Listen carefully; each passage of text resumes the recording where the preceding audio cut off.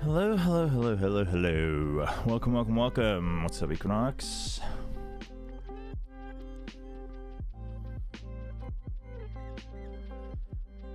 Hello, everybody.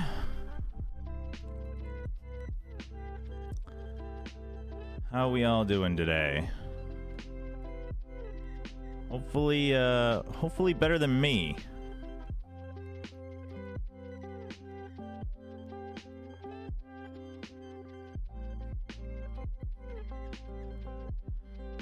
I forgot Chobra picked GE over Nongshim, his own team. It was something. Dude, Paper Thin ruined me. It's done. It's over, chat. It's over. I've only got this channel left now. There's nothing more for me. It's GG. I lose if Nongshim wins. I lose if Nongshim loses. It's over.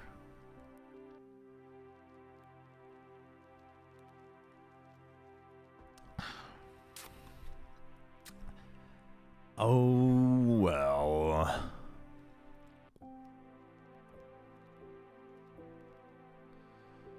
What can we do?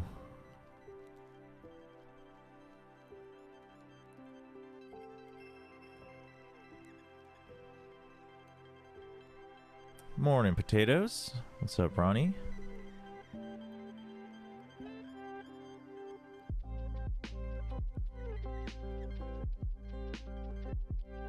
Trying to...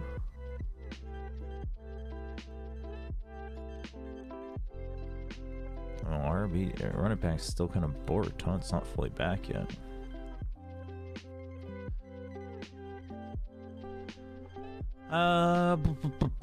We are going to check out some of the other Corrode games that I haven't seen yet. If there are any cool ones that you think are worth checking out in tier 2 or even game changers that you've seen, I'm down. I'm down to check it out. But we'll kind of see what's up. See who's got the best Corrode.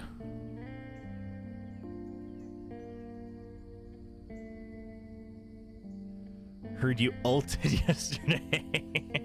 Yeah, I finally collected my 9 orbs, and then I ulted, and freaking Paper Thin just 0-pointed me, and it was over. I know this may be a bit weird, but maybe look at Envy's Crow. They have a very unique interpretation. I mean, is it just how they normally play things, which is comfort picks into... like, Envy plays... I don't think they just play, like, whatever Valorant, but, I mean, theirs is very much... I mean, Envy could be an interesting one. I don't think I would prioritize their VOD, but Envy could be an interesting one, just because... I think there is value in looking at teams who... on any map, in any meta, like teams who play comfort picks, because sometimes that can lead to a better actual understanding of the map itself. But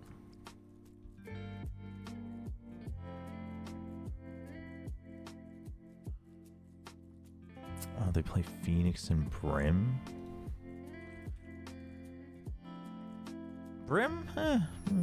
The thing with Envy, the thing with Envy is they're kind of stomping through, so it is kind of hard. It is kind of hard to actually gauge other than like personal performance. Again, not implying that they don't play as a team at all, but I'm just saying it's kind of hard to see if, and it's also probably generally not something that other teams would be able to do, but I'll put it on the list. I think 100 Thieves everyone has said they've liked. I will probably take a look at NRGs again. What's up, Wendler? If we win Thursday, I need you to champion the go on a run for us. Oh, damn. You're going to break my curse? I'm down, dude. I'm down, Wendler. Well, I mean, again, I think for Envy, that's fine. I think Envy, if you're mechanically so far ahead and you have comfort picks that also bolster that strength, then you play what you're good at. I mean, it's the old Paper X theory, right? I mean, if it works for you, you do it. I don't know how much you can see if their Corrode was good because I don't can zero. Yeah, exactly. Like, if with teams like Envy in tier 2, it's sometimes a little iffy just because it's like at a certain point it is just kind of farming. But there's always, I mean, you know, unless they didn't use a single piece of utility, there is always still a little bit to be seen. But I feel like Envy is a team that's better to look at if you're looking for like tech rather than comp and map theory and whatnot. But I'll keep it on the list. I think 100 Thieves is overrated a bit from people who don't understand the map flow. See, I'm not... It was weird because I was kind of in agreement on Plat Chat with Sliggy until he specifically said he thinks 2 recon is necessary, which I don't agree with. I don't dislike 2 recon, double recon, but... I don't know. The more I never even considered it, but the more I see KOs pop up, I'm kind of digging the KOs.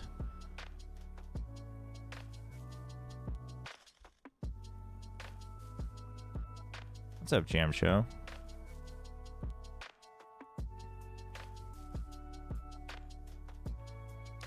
Play 2 recon against a proper comp, you get run over. Yeah, I mean, it's also like... Yeah, I think the way you put it is correct. It feels like you're relying a lot on gimmicks because it's not like... I mean, Fade, sure, kind of, but it's not like her Prowler's refresh anyway, so it's not like you're getting... You're constantly going to be able to clear the corners again and again and again. And then if you play... I think... That's why I think things like Gecko and Phoenix are kind of bait, because it's like... I mean, how many times are you really going to clear each corner one step at a time anyway? At some point, you have to take contact and then just keep map control. I really think... And like a lot of Valorant players will hate this, but I really think Corrode is the map. You have to think of it like CS in terms of how are we actually maintaining control of the map. Obviously, you know, agents matter, but either way, YFP is a good tier 2 and 18. They were probably better than the bottom 3 ever. Seems. I mean, sure. I mean, I'm just curious to see what else I've missed. Just because I don't think... there hasn't been anyone that's really... Like, I've looked at it and been like, yo, that's the comp. At least for me, right? Like, I haven't seen a single team where I'm like, that's the one I would play 100%. Heretics playing Waylay Yoru was exciting until I realized, just like every other Waylay agent, they didn't understand how to use Waylay on attack. Frustrating. It's frustrating, man. Which Corrodes are we watching? I'm not sure. I think we'll still take a look at 100 Thieves though, just because everyone's talking about it. We might look at Envy. And then I'll take other suggestions. There's been a couple in China as well.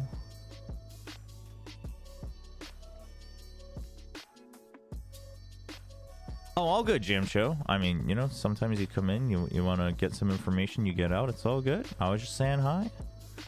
Wasn't trying to guilt trip you. All good, all good. We just need to wait for Paper X to play Corrode. The funny thing is I think the way I think about the map, Paper Rex is a team that has the skill set to execute it. And yes, I know they're different now. I know they're not the old Paper Rex, but I don't think they will play it like I would want them to. If that makes sense.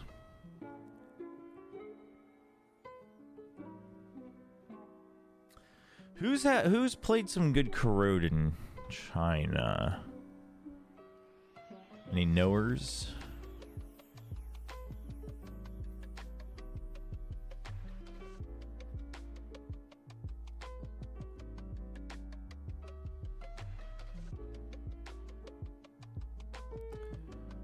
Corrode. DRG plays Yoru, Gecko, Clove.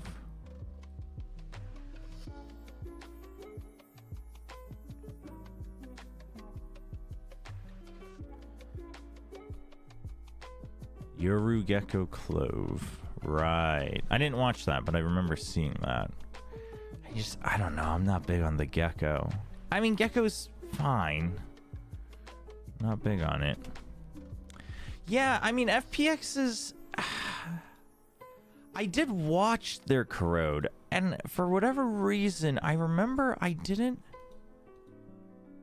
really like it. Oh, maybe I didn't. No, I swear I did. No, this was week 1, right? Yeah. Before the break. So I did watch it.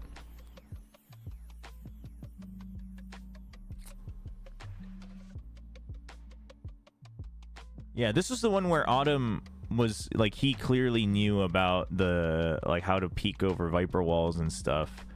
I mean, it was fine. It just really felt like FPX played on Corrode and Wolves never did. That's what it felt like. Tech played Neon. I think Neon's fine. Astra. I do like the Astra, just as in a vacuum. Nova played Vice. I'm surprised we don't see more Vice being tried, honestly. What Trace play here? Chamber, Yoru, Vice. So just the Ascent comp, okay. Tai Lu have the best Corrode in the world. I don't buy it, but EDG's played it twice, eh? Neon KO Gecko. Right. Right, that was... Yeah. No. And then what did they switch to? The Raised Deadlock. Huh. Raise, huh? I mean, none of these are screaming to me. Chobra, have you not been fired after yesterday's top 10 intro? Not yet. What's up, Loner? Great job hosting Platchat yesterday. Thank you. I mean, I didn't do much since I actually legitimately didn't watch any or much of America's, but I think the main comp is Omen, Viper, Neon, and Ascenti plus Scan as flexible. Yeah, I mean, that's fine. To me, that comp doesn't scream to me that I need to pick it. But that one's fine. I think that's like the safest route. I'm not so convinced if I like Viper. Honestly, I wish there was more Astra being tried. Because my gut tells me that I might prefer the Astra over the Viper. Whether you were cooking America. I mean, it's easy to bait things in when you don't know what you're talking about. How was Genji's Corrode? Well, GE's Corrode was fine. It's very similar to Genji's, and Genji played it better. But I think in that matchup, it wasn't even so much like understanding a map. I think it was just a bit of a team diff. But Genji plays it well. And I agree. Notion played the deadlock well. Notion played the deadlock well, but I'm not convinced.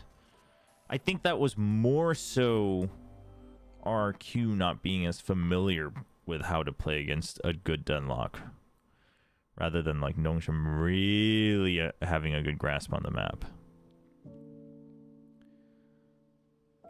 Paper Thin's waves by waves. It was good.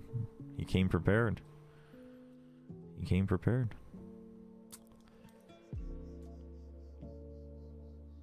Team Liquid. I watched the Team Liquid game. No? What did they play? Why does it not stick with me?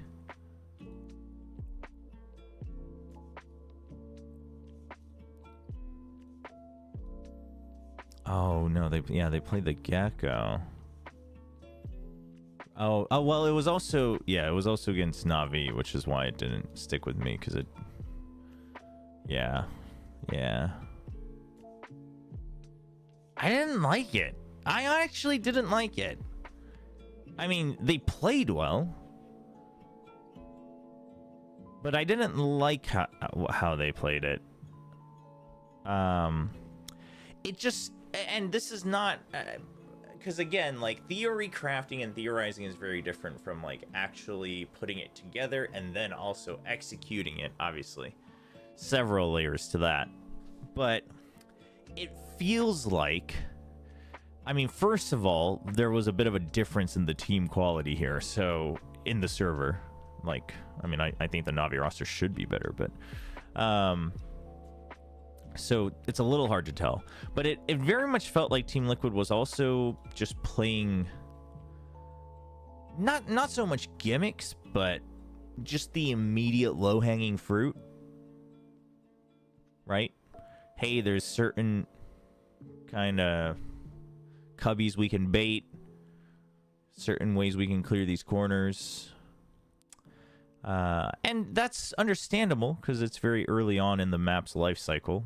But therefore, I'm not really seeing any. Yeah, I'm not really seeing any map usage. What about Waylay instead of Neon? I actually really like Waylay. I mean, I kind of like Waylay on almost every map in the pool right now. I really like Waylay on Corrode, but I'm actually not entirely convinced that I would automatically pick Waylay, like if I was making a team. I think Neon's pretty decent. I think there could be more argument for Raze, but Raze is one of those agents I can't theory craft very well on my own, because I don't know the limits of the blast packs until I see it.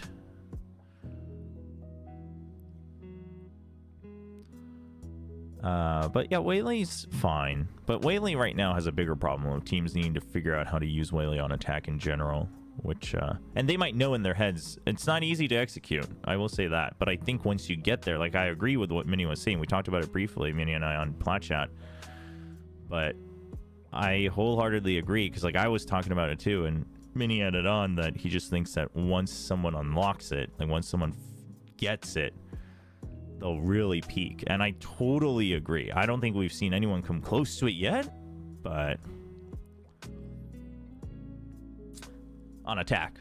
Defense we've seen. I mean, Heretic's defense was good. Forsaken's Waylay on defense on Haven was good. Okay, we'll check out a couple of these. But before we do that, chat, we haven't done a couple dailies in a little bit. Let's do a few of these. Oh, that's going to flashbang everybody. Sorry. All right, today's Scrandal. Holy. Germany. Ball it out with the sausage in a roll. Lots of mustard. Versus chicken strips and waffle fries. Waffle fries are... and chili mayo? Hold up. That's easy. Wow, only 2% though.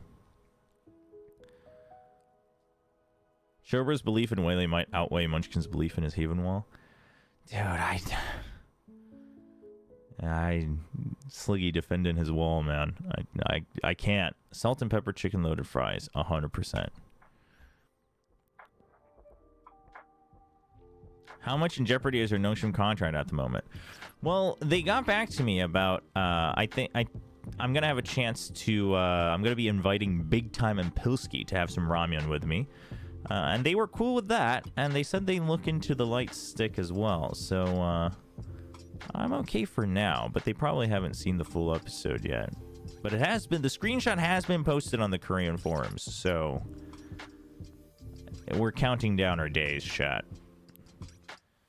I should probably just spend all of my stipend this weekend and just order boxes of ramyun. What am I going for? 2 pork belly sandwiches versus chicken and chips? Wait, what? Wait, this can't be real. This can't be real. Why is this 42 pounds?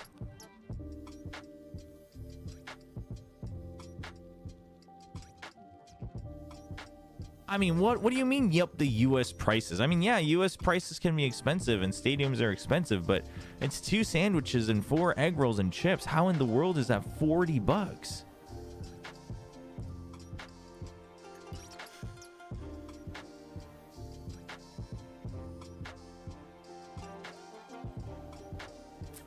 I think you have to go for the chicken and chips. Yeah, that's a ripoff. I mean, there's not even that much pork belly. Dude, why is this bun so big, man? Why is it so big? Why is it so big? I mean, how big is... I can't even tell because of the camera angle. It's crazy. Go for the... I mean, pie chips and gravy. This actually looks pretty decent.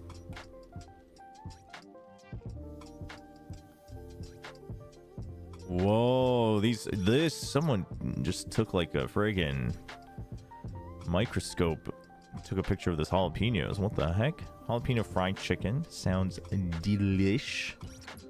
$7.80 versus a smashed cheeseburger with bacon, and it doesn't look terrible. I mean, the standard is low.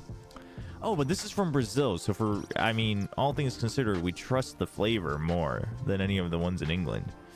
Double the price. Ooh, what are we going for? I personally am big on jalapenos, though.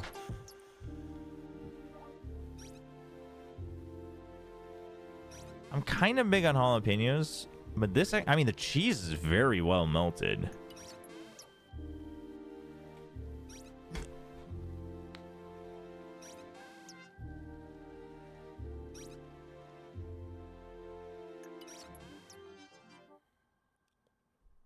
It's over. Duck heart versus sausage chips and curry sauce. Sausage chips and curry sauce. Peri chicken and halloumi wrap.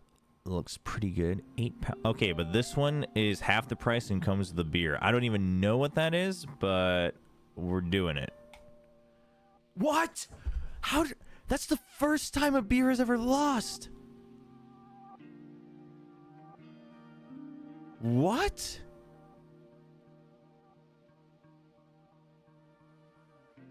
How? What? What was even in that?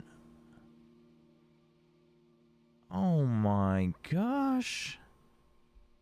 Dude, the world's just out to get me, chat. First, Paper Thin says he's always believed in Nongshim. Now, friggin' Scrandle people aren't voting for the beer. Dude, what the heck? Teriyaki pork skewer from Korea versus a bratwurst. I mean, honestly, the bratwurst and pretzel actually looks really good. But this is cheaper. The picture doesn't do it justice, though.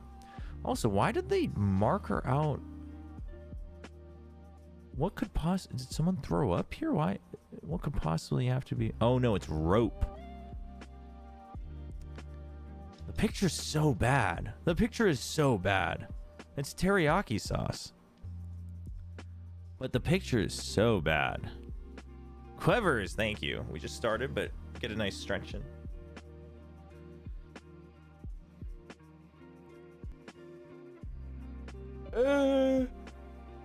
Half the price? All right, we'll see. We'll see if people are more picture-based or text-based. All right, they are text-based. We'll take it. The chicken and chips is back with pie, mash, and liquor. Chicken and chips for sure. Last one. Whoa. Okay, this pie looks good. Pie, mashed peas, and gravy. This actually, the presentation is pretty good. £9 versus Zapikanka, which is a bread, cheese, mushroom paste, and tomato sauce. We mean ketchup, right? This looks like ketchup more than tomato sauce, but this is only a third of the price. It actually doesn't look half bad. Ah, the pie looks good. I can't win, chat. I just can't win. I just can't win. It's over. It's over. The year is done.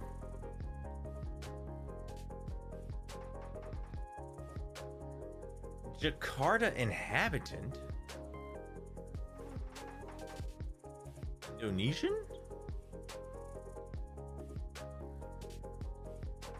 Okay.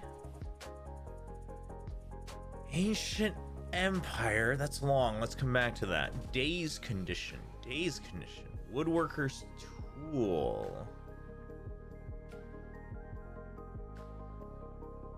Woodworker's tool? I don't know. Orchestra leader. Conductor. That's an easy one. Flowering shrub. Dude, what are these hints? Negotiating? Dealing? Okay. Give a speech. Orate. Infant. Baby. Oh. Hydrangea. What am I looking at here? Days condition? Stupor. There we go.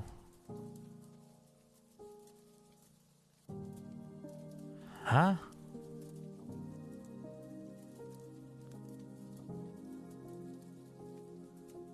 Woodworker's tool. Ancient Empire.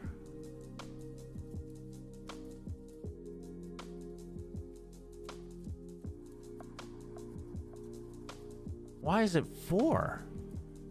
How am I gonna get 4 out of these?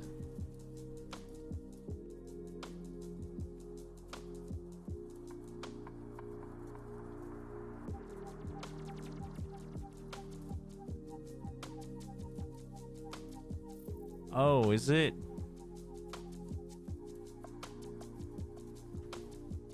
Well, let's... Okay, so then it is... Ah! 2 1 letters.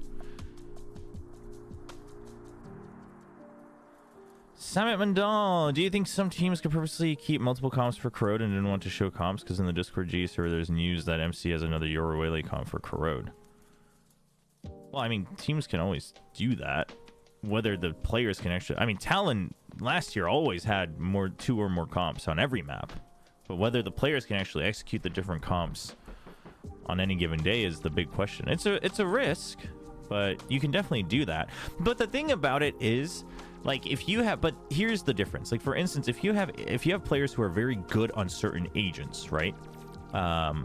And you don't really have to change how you use that agent to understand the map well. So for instance, like Chamber, it doesn't really change how you play Chamber no matter where you play it, right? You're always meant to take aggressive angles. You're meant to take risks so you can TP back. And then you just have to know like certain ranges for your trademark and then op angles. So, like, if you're playing, let's say you're playing Chamber Euro on Ascent, and then let's say you played something else on Corrode, but you could probably, the Chamber player probably has no problem shifting to a Chamber Euro on Corrode, because the concept remains somewhat similar, but you'd have to make sure, like, that they're warmed up, etc., with their angles and crosshair placement, etc., because that's very different. But, yeah, I mean, that can work, but... I think it takes a pretty good team, or like I think it's almost better to have let's say you have like a comfort pick comp, right? So let's just use Chamber Yoru as an example.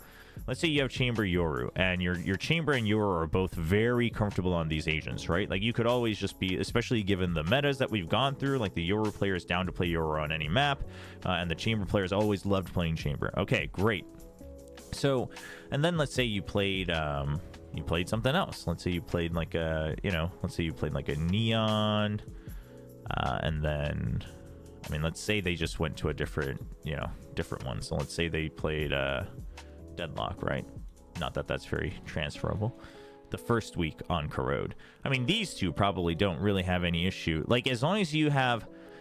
Sorry, I went the wrong way. Basically, what I'm saying is, as long as these two, the Chamber Yoru, you always have a Chamber Yoru comp on every map, and then you have like a map-specific comp, then you could always keep this in your back pocket, scrim it just a little bit each week, and then the week you want to pull, go away from the map-specific one into this one, you can like scrim it more that week, and then switch it up, right? So like you can do that. It just... But it's not easy. I don't think it's easy. But if you can do it, it's very strong. Need to see a team play Phoenix? A couple of teams have played Phoenix on Corrode. I'm not big on the Phoenix, but...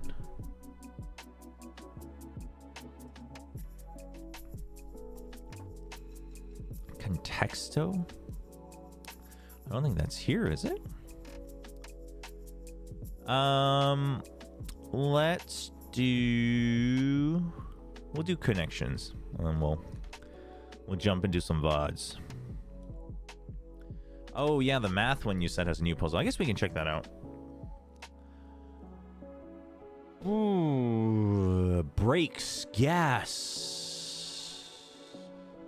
Sure. I think that's bait. Iron. Fold, ruffle. Raise, nettle, sail. Promotion, raise, sail. Deal? Special? Wait. Types of discounts. Yep, there we go.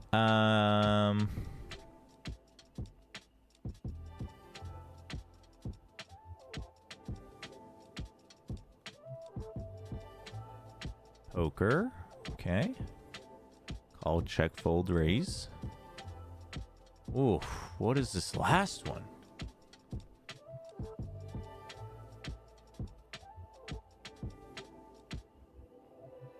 Fist. Dude, where does fist go in this?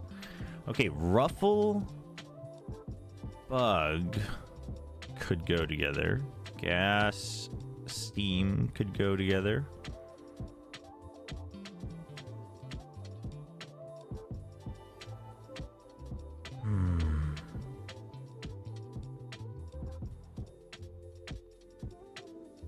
Bug, dude, bug and fist are really throwing me off. Wouldn't it be way better to play the comfort Yoru Chamber pick initially on a new map and then switch to map specific when you prep it more? Well, I mean, it just depends. It depends. But if it's a new map and you want it to have something specific on it, you want to test it out early. It depends on what your practice regimen is. But I mean, I'm not saying you should do this, but I'm just saying you might have like 2 maps where you prioritize the map specific one, 2 maps where you have your default one, but then you can always switch in the default one into the maps that have more map specific ones. Bro is using the S22 cam? Yeah. This is not a proper camera. Chat, what am I looking at here?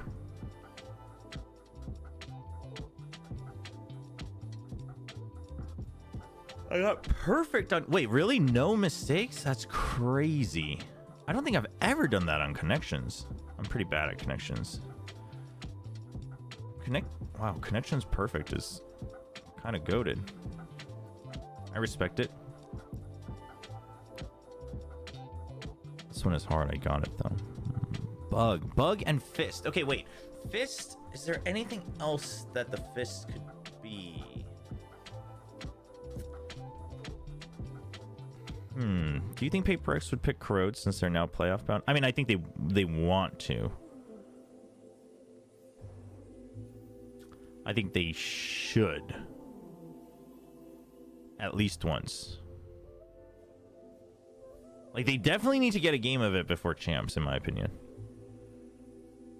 Assuming they go to champs. But, I mean, it's very weird way that they wouldn't go. Well, bug, nettle. Actually, where does nettle go in? This is weird. Fist. This has to, there's something at play here. One of these is going to be another weird one.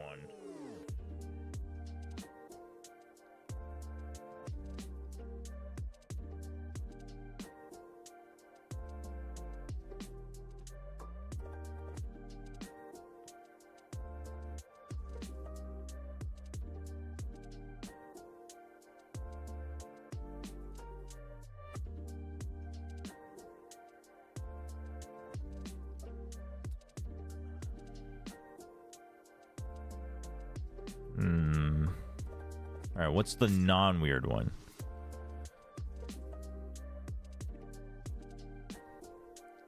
Steam iron breaks gas. One away.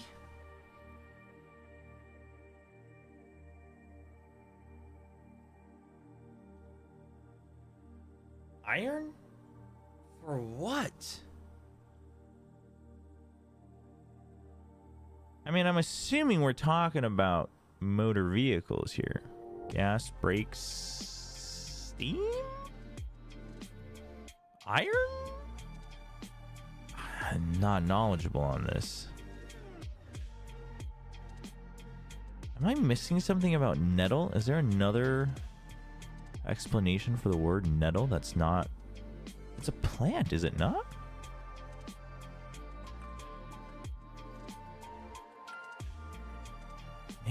Maybe I'm just silly.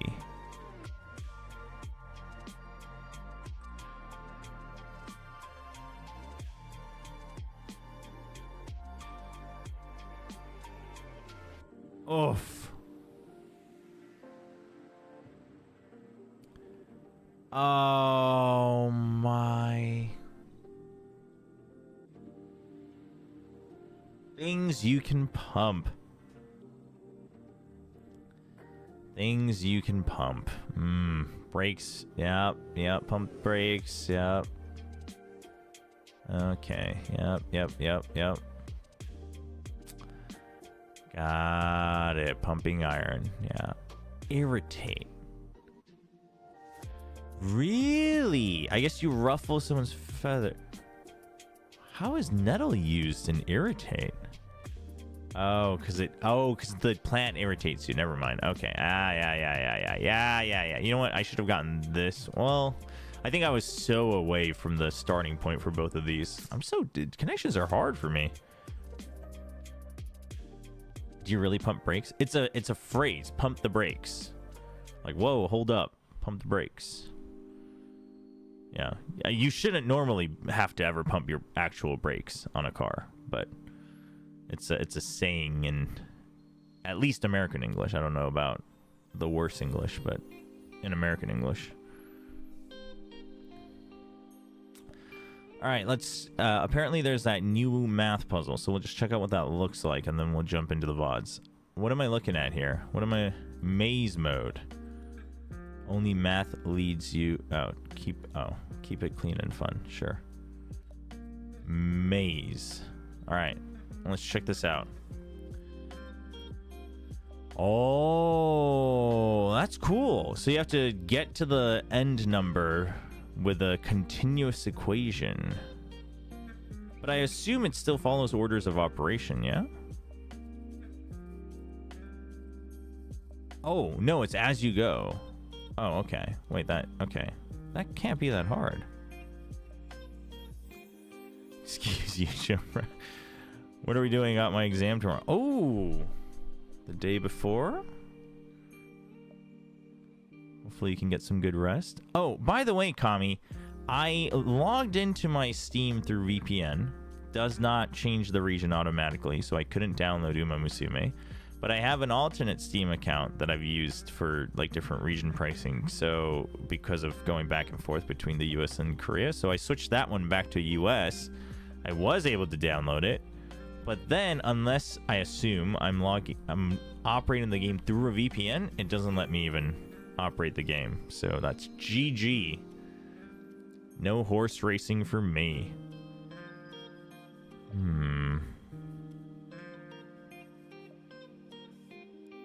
It can't be 3.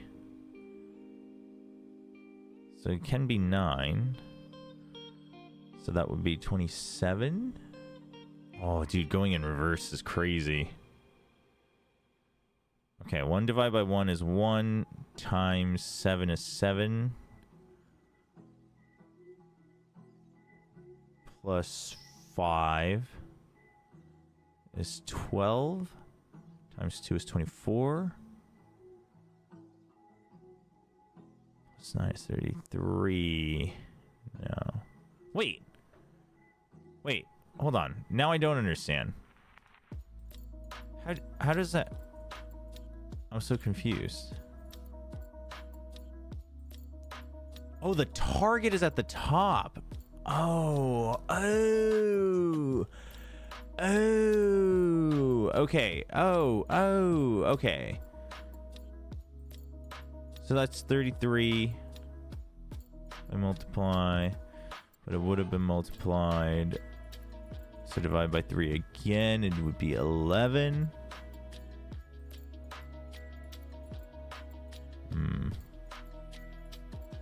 Either way, I would end at... Well, no, I could go here. Oh, that's easy. Easy. All right, let's get into some VODs, shall we? I'll be honest, I'm not that excited to watch this 100 Thieves one, but... I mean, this one's a bit of a wash. This is the only time they played it, though, yeah? We'll watch it. I don't think we'll watch the entire thing, though. The walls, but the ult is very good for the Chambers art. Time for Samsung match start. Load up fast with Samsung SSDs. Here come Crew again, and we're not quite... That was too fast. I was working on it. That's my bad. Can you play it on BlueStacks? You know what I'm saying? I mean, probably. But is it really? I mean, is it real? I mean, I can play it on the Korean. Just so we're clear, I can play the game on my own. It just makes it difficult to stream it if I can't play it on Steam. I can play the game on my own, just on my tablet and stuff for the Korean server. Yeah. So double recon. We were talking about this earlier. I'm not convinced that that's actually the way to go. I think that's just the easy, low-hanging fruit for the time being. But what I will say is I think Chamber Yoru means that these can focus on their gimmicks without having to, like, hard clear corners. And they can also just plant the Chamber Yoru, vice versa, into good positions. Only having the Omen, kind of bold. But I guess if you have a really good in Chamber Yoru, I guess that's okay. Other side seems to be the more, like... Crew's the more defaulty idea, the base idea that everyone goes with. Which is Dive Duelist, Omen Viper, and then a Sentinel. Let's go Kesnitz on smokes. Why are we like this?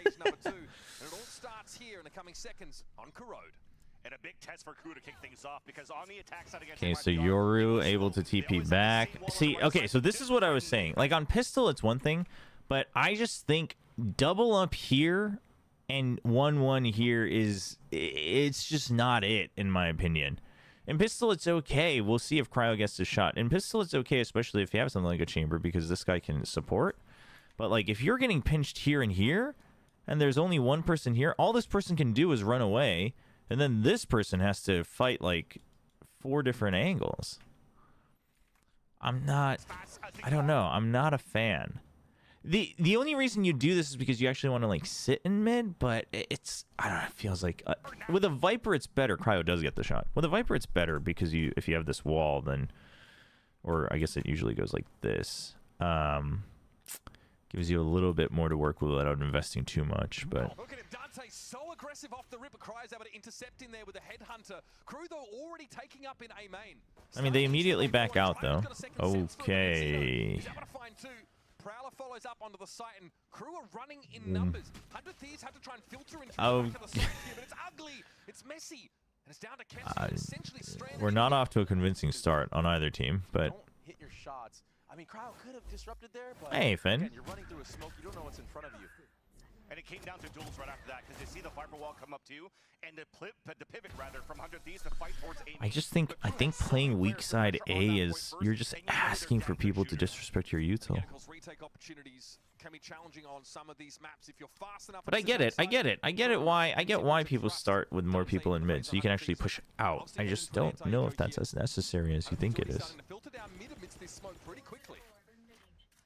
Kind of have to. You have to pressure this mid. Shy was deposited there on that last pistol round, so already a lurk of threat, and 100 Thieves are trying to find that right now. But look at this pressure at A. All of Elbow being taken. This is a. Oh wait, was this a TriCast as well? Something that Crew has been doing a lot too last week was pressuring on the sides and then try to hit mid a little bit later. This, of course, an anti-eco, so you are staying as a group. You realize that A site's open. It's a free plant. You know the stack somewhere else, so just play your 5 players together here. They get to cross for free. Yeah, I heard Babyface voice. I was like, wait, you're back already? We'll be sitting back to be hard to split this A side and retakes, guys. It looks Oh no, was that Valen? I thought that was Babybay. Flood through Link.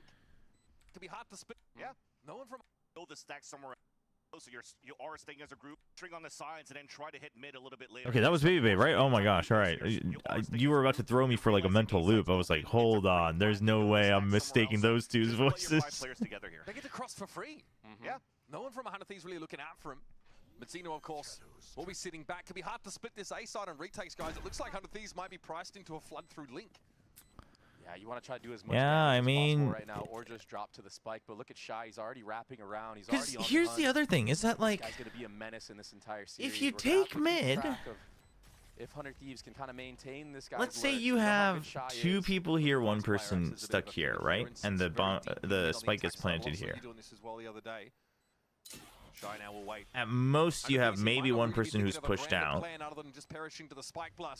And so you have one here. I mean, Paranoia came through there. Kesnick gives a good account, but goes down to 20. I guess you could do a 2-and-2 retake if this person is retreated. Alone by the looks of things. Kess out the game though, and that will be the round. Not much more to be said. 100 Thieves with 3 out to the blast. You're just gonna have to keep an eye too. If we just commit a Harbor Cascade, we can take mid with 2 people. Are we VOD reviewing 100 Thieves or Crew? I mean, Crew got crushed, so... And people have been saying that they've been liking 100 Thieves Corrode, but after seeing the scoreline, I mean, I don't know. I think that's a little biased, but... We might not watch the whole thing. I'm just trying to see if there's a team that I really like their Corrode. He's dangerous with this weapon. This B main spam, it's so underrated. But Xander on stream today said the double initiator was initially Asana's idea. They are gonna meet. I mean, I think, just so we're clear, I think double initiator is fine. I think double recon is a bit of low-hanging fruit.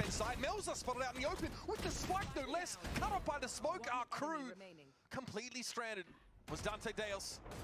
And that gun round falls over very quickly. I'm kind of, now that I've seen it a couple of times, not that anyone I think has done it that well, but I'm kind of digging the idea of a KO. He likes to TP all the way up. I think I'm kind of digging the idea of a KO. By that is signs of good prep. Exactly, that the prep is right there. I feel like playing this double initiator, trying to find the scans against the opponents. Why? Because I think, for one, I think there are some good ways to throw pop flashes like over and stuff. Two players are actually focused on breaking that info or breaking the info darts. Then the other one's just going to play down by the push of 100 I think the 0 point. I haven't done enough testing, but I think the 0 point can get decent value if the other team is playing a hard Senti. Right? But if they're playing a hard Senti, they're relying on that. Like if you're playing a Vice and let's say you're stationed on B, or you're playing like even a Deadlock, right? Let's say you're playing a Deadlock, you're playing on A. Chances are that you're playing around that util, right? Unless you're doing double Senti and you're like swapping back and forth. Yours is just a better KO. On this map, I don't know if I buy that. I just think on this map I feel like they just they accomplish things a little differently.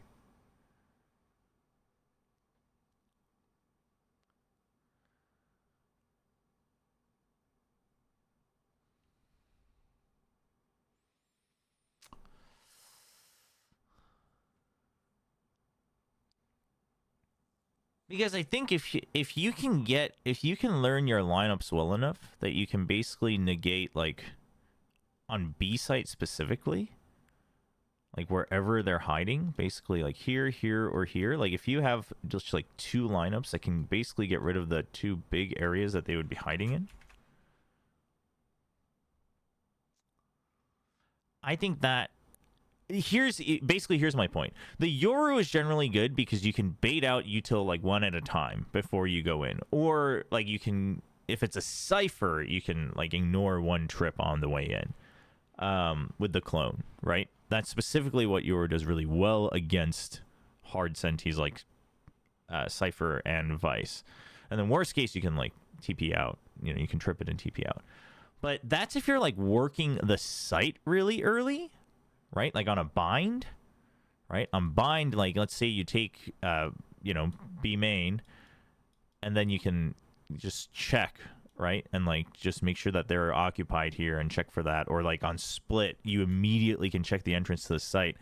I don't think it's that as easy to do that. I mean, on B site you kind of can, but there's still so many more things that you'd have to watch out for. So many things that you'd have to clear, that I don't know if you're really getting as much value on a macro level from Yoru's benefit on the attacking side.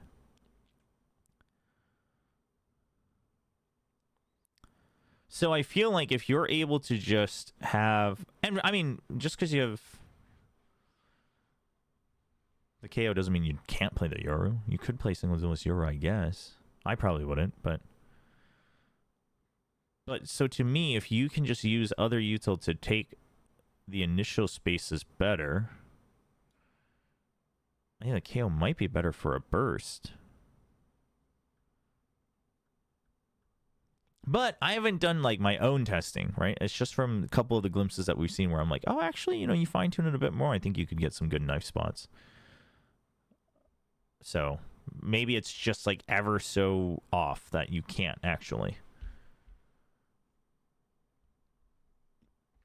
But I feel like in that world, the KO burst has potential to be better than the Yoru burst.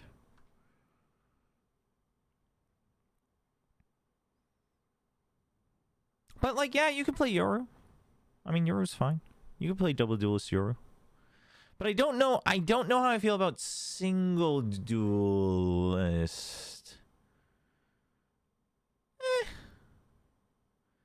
But if you're gonna, but basically I feel like if you're gonna play single duelist Yoru, I actually think double initiator, double smokes is better.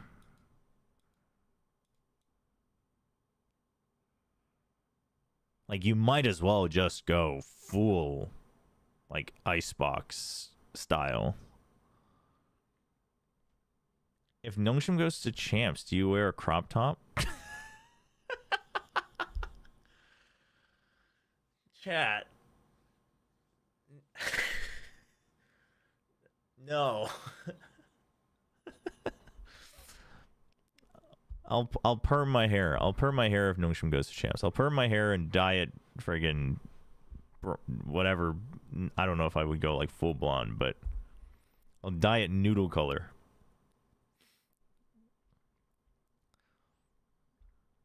Double scan opens up so much for Yoru on attack. I mean, I might just be hating on double scan because I feel like, well, I mean, it is low-hanging fruit. That doesn't mean it's necessarily bad. I'm just waiting for a team to grow parents in zero duelist. Yeah, on this map. Beautiful Bold. counter come down on the defensive side. Arsenal hope that the birthday buff might be in effect today. 22 years young. Still going strong here, of course, in Americas.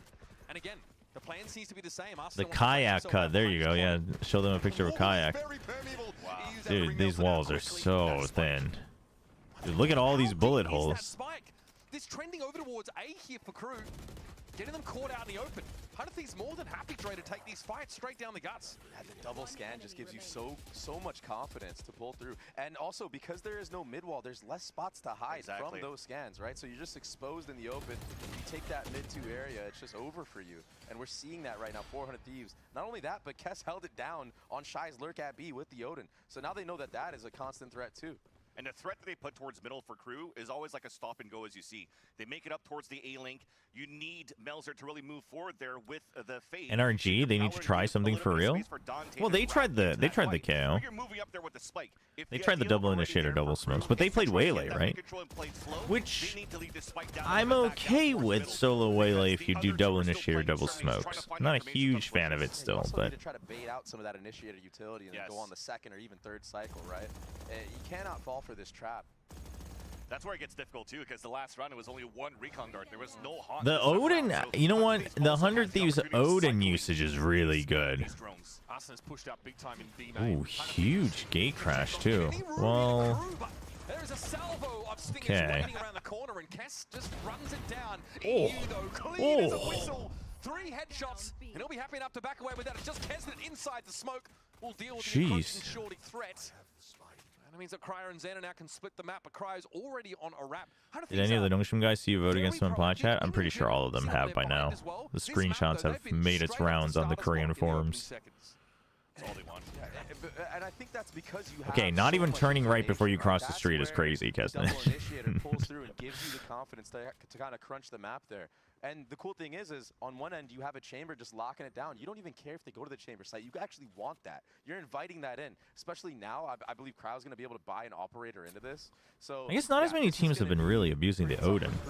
That I like. After this next round, if they From 100 Thieves.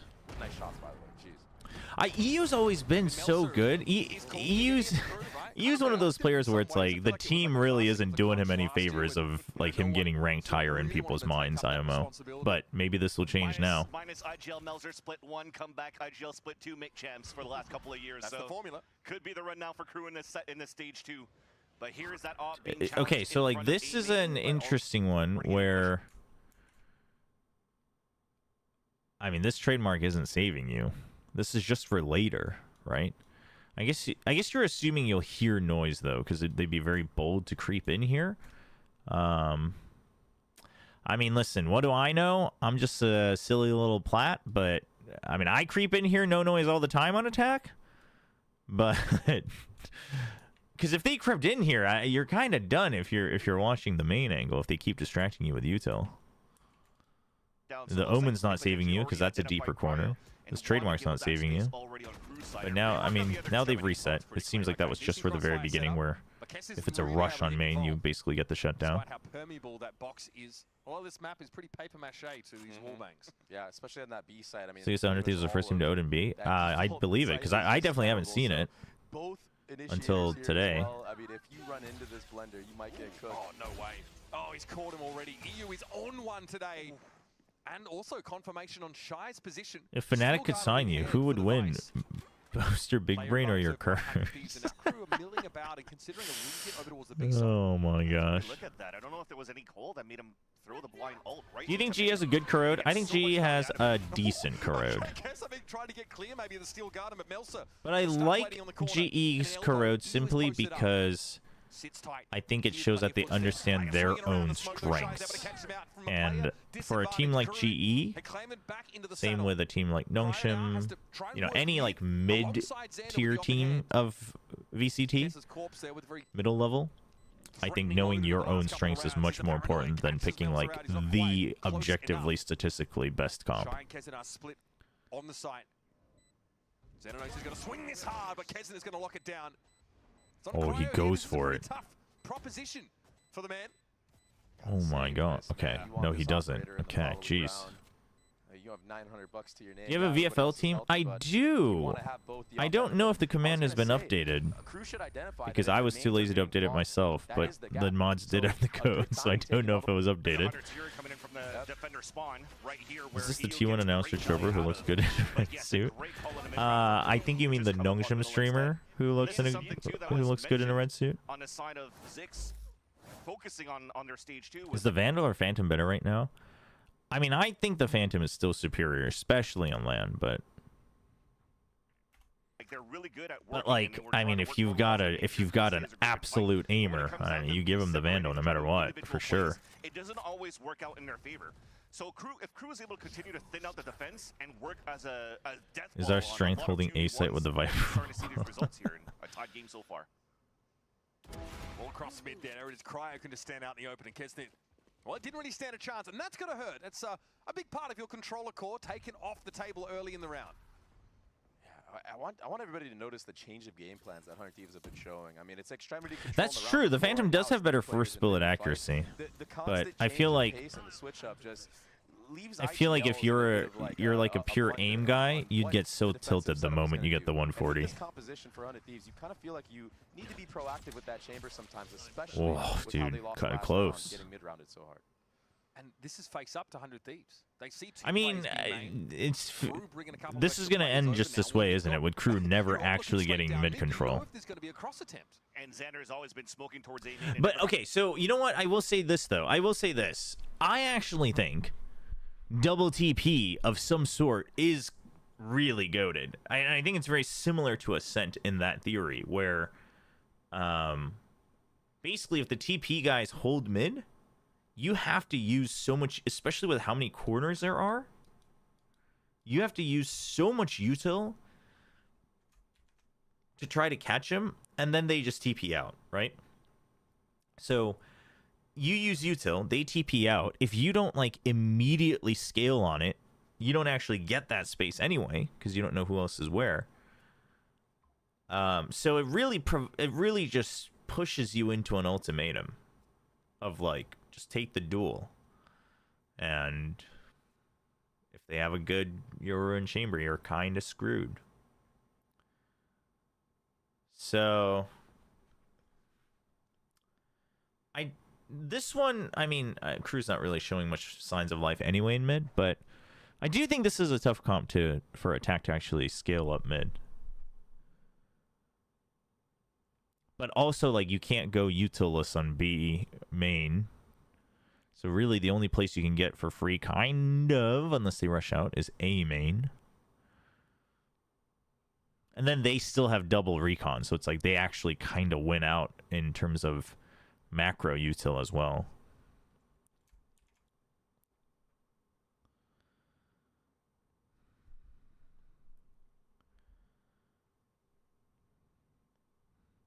Phantom 140 gives you psychological damage to the user, but if you can get over it, it's the better gun.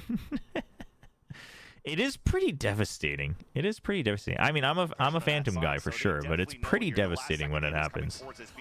They have both initiators play. Han briefly know here the last second hit is coming towards this B site. They have both initiators play.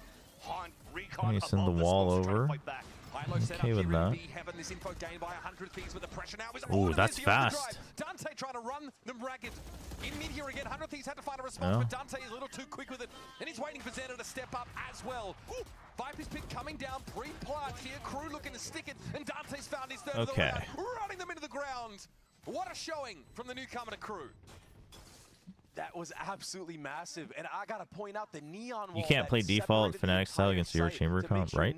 No, I mean, you kind of have to, but you have to take the peak is what I'm saying. The reason the chamber Yoru kind of works really well is that you at some point just have to win the duel. Like, you can't actually get free priority with util, right? Because if you use all that and they simply just have to click one button, like the moment you use 2 or more skills, you've lost the value battle. But the difference is on, like, let's say Ascent B, you'd at least like secure that area for sure. But even then, like, what are you going to hold on to with it? Because now, let's say you only use things that are on cooldown. They still have their cooldowns. They can re-clear you. So you basically start a turn behind. So at some point, you have to overcome that with a fight. Which is like, I mean, yeah, it's a gun game, but I do think that adds a lot of mental stacks. Now, the question is can you do the same on your attack? Can you just take the duel and take the space for free?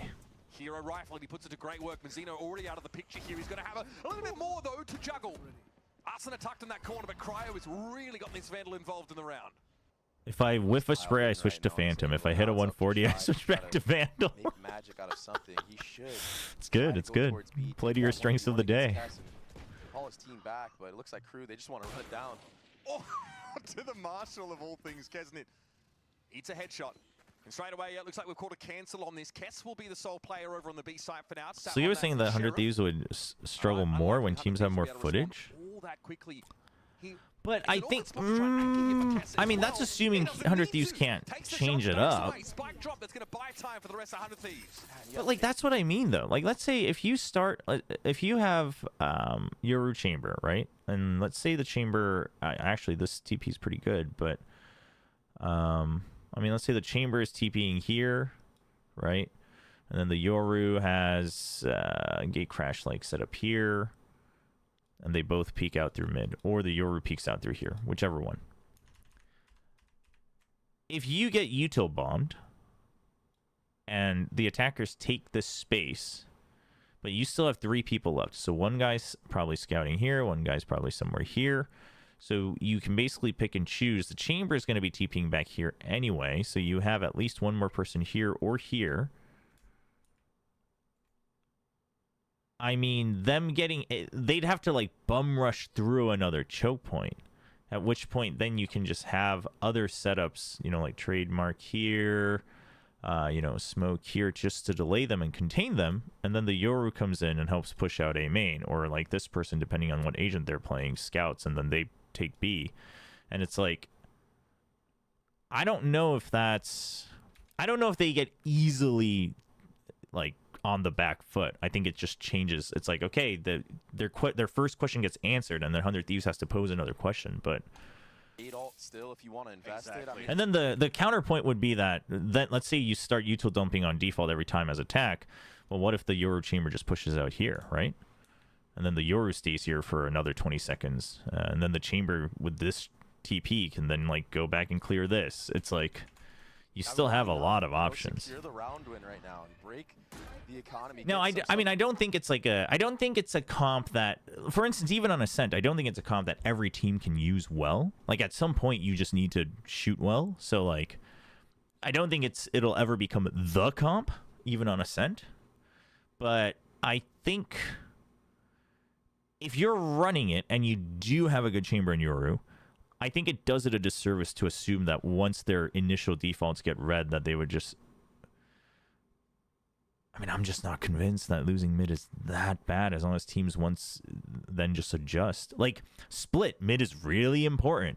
But for a while, once everyone started to really understand that and the attackers started really taking mid, you realize that the defenders just had to push out. And then, like, the attackers were just contained in mid, and they couldn't do much because it was still choke points, right? So I don't know if that's as... I mean, here it's a little bit different because there's like 4 ways they could rotate, but... Roughly aware where Shy is going to be, but now that heaven position's about to be taken up. I don't think it's as bad as it seems. Nice and quick. And it starts off, fans, with that Cryo 2-piece there sat in A main. Really holds it down. Very lucky here for 100 Thieves, and a good read to put Cryo at the right spot to get those opener fights into the anchored site on the A side. But that said, I do agree with what you were saying, Trey. The decision... All right, we're going to have to... Well, you can't contain yourselves. You're just so trigger happy. Gets the kill. Now he doesn't have to use his ult, but if it did come Where are my down, channel points? Those 2 players still inside the site. The other 2 are still full rotating. Oh, no, this is Fossabot. It's not a channel point. Maybe we should make it a channel point. So, smart decision making for, again, a rookie player on the side of 100 Thieves and putting great value into the roster. Where's Fossa? Yeah, and it's another gear up all towards A for Crew. They want to run it back. They said, oh, we lost the last round when you guys didn't have guns. I guess we're just going to send it when you do. Let's see if there's an open global cooldown. This is going to be fast. Immediately, yep, TP towards the backside of A for Kesnet. He's going to stick it. However, EU ready for it. It doesn't matter. Kesnet is able to get the better in that duel. Traded out eventually by Xander, who does get there. A site not quite open yet. Xander still stood in the way, but Shy's able to bolt. Why is it my goat? Thank you for using your points. Everybody get a nice stretch in. Straighten out your backs. Straighten out your neck. Straighten out your shoulders. Mel's are also going to eat a prowler straight away. And there are too many angles to account for here. Tour de Force claims one. And that'll be 100 Thieves responding to that hard, fast hit from Crew. And it just looks all too easy for 100 Thieves right now on this defensive side. What do you think is the best Korean lineup of all time in Valorant? Of all time, like a roster that existed? Coming from CT, I feel like elbow control is not. It's like Fugazi. It's not really real on this map. It's like, okay, the defenders. I mean, out of a roster that existed, it would be last year's Shenji, I guess. Now, if it's a crunch, I understand a little bit more, but there's been no pressure towards that connector for Crew. So we did see Crew try and set up for maybe like an A crunch with that. Can you predict Paper X Corrode comps with that team? But I wouldn't be surprised if they try Waylay Yoru. I think they'll play the Yoru. They could do Raze. They could do Raze. They could do Raze.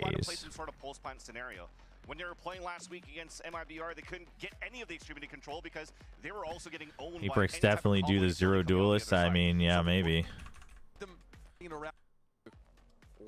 Oh, that timeout's gonna get me demonetized. I always forget. It's so annoying. But it is what it is. Double initiator utility is so good at getting info on mid. You have Cryo with that outlaw as well. You know how much damage that does against light armor.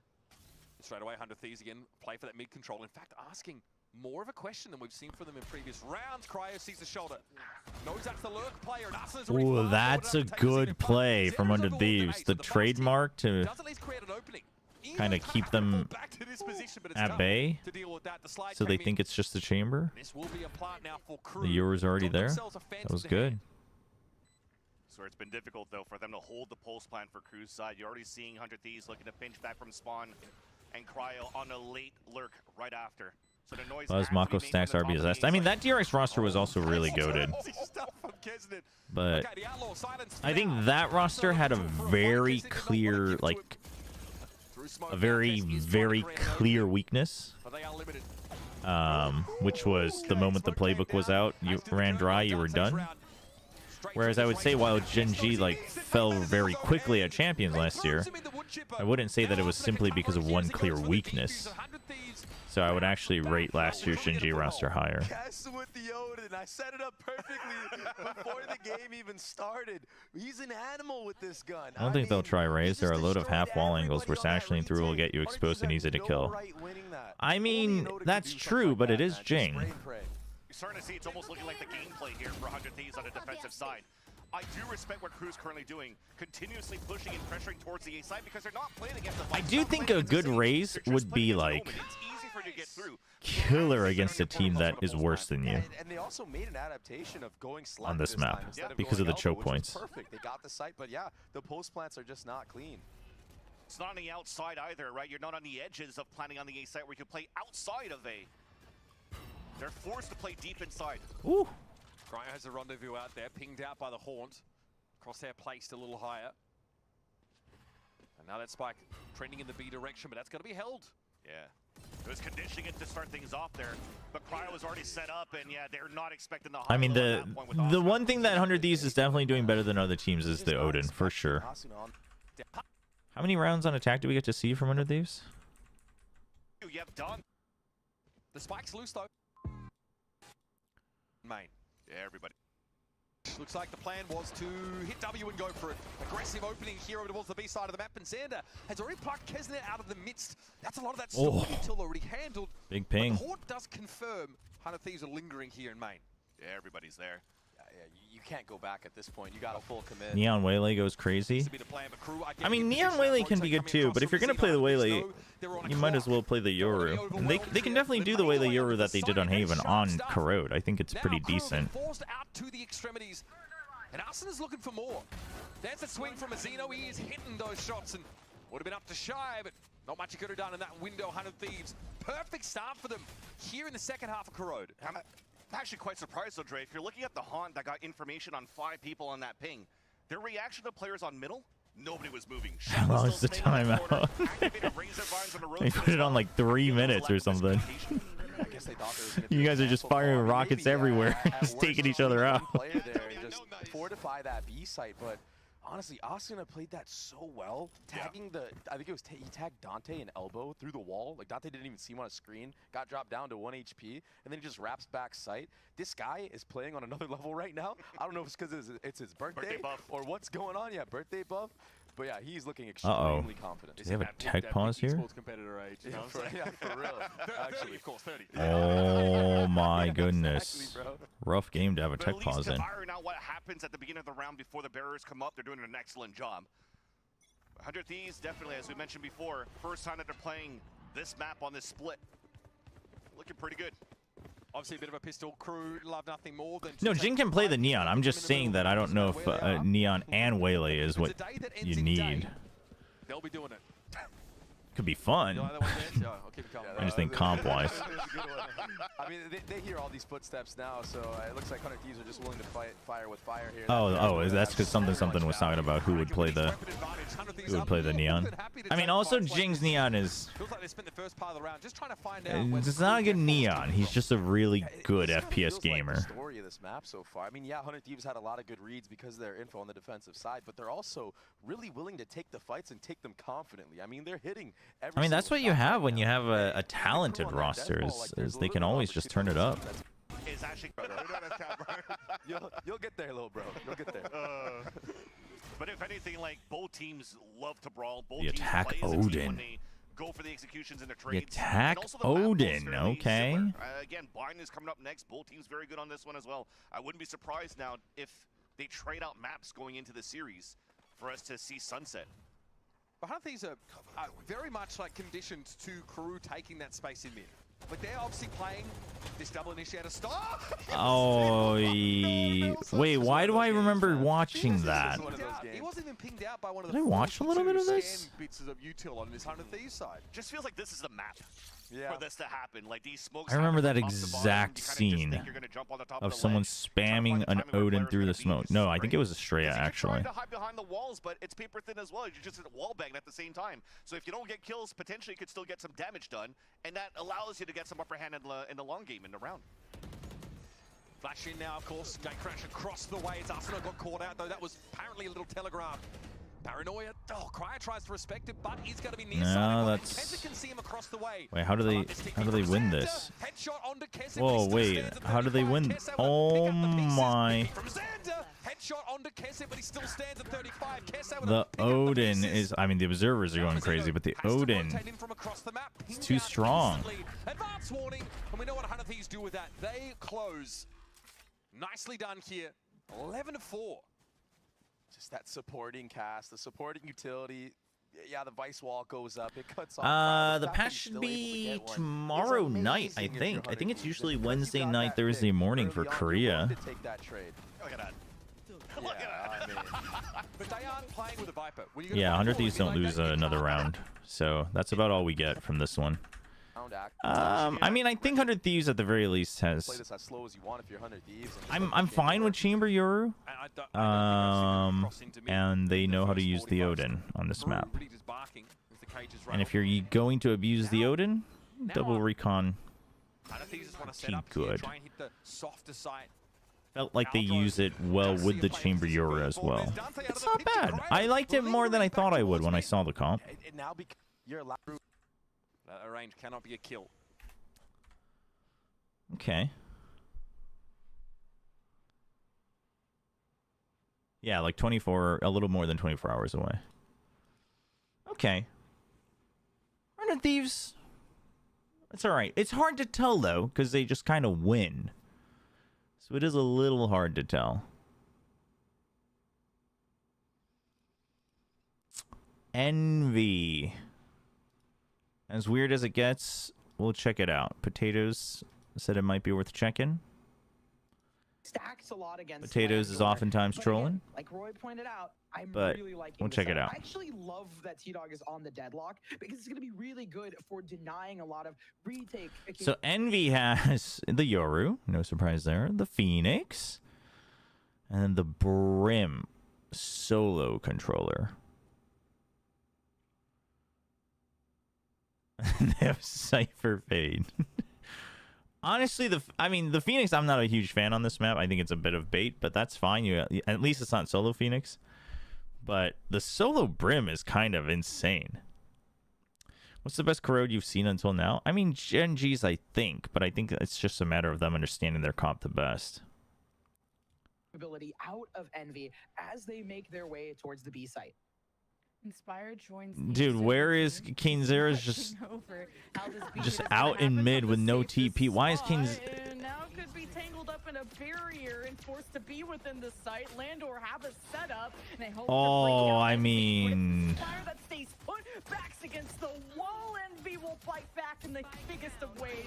And Landor flashed up with How is that a nowhere to go. flawless? That was an insane flawless pistol from Envy. What? I love how I'm like, oh yes, T-Dog, I love it. He's going to throw the barrier mesh, and it's going to stop them. And then Envy aren't running comps, they're running players. This is also Still true. playing in front This of is it. also true. Like, what do you mean? But I want to see if it... Wait, what Which the... is the correct thing to do, right? Me. There's a truck that moves at the beginning of the round? He's like, I'm just gonna play in front of it, which is the correct thing to do, right? Play it on the site. What? More than that, Landor just didn't even clear the corner. Is that not It's the correct crazy? thing to do. What do you mean?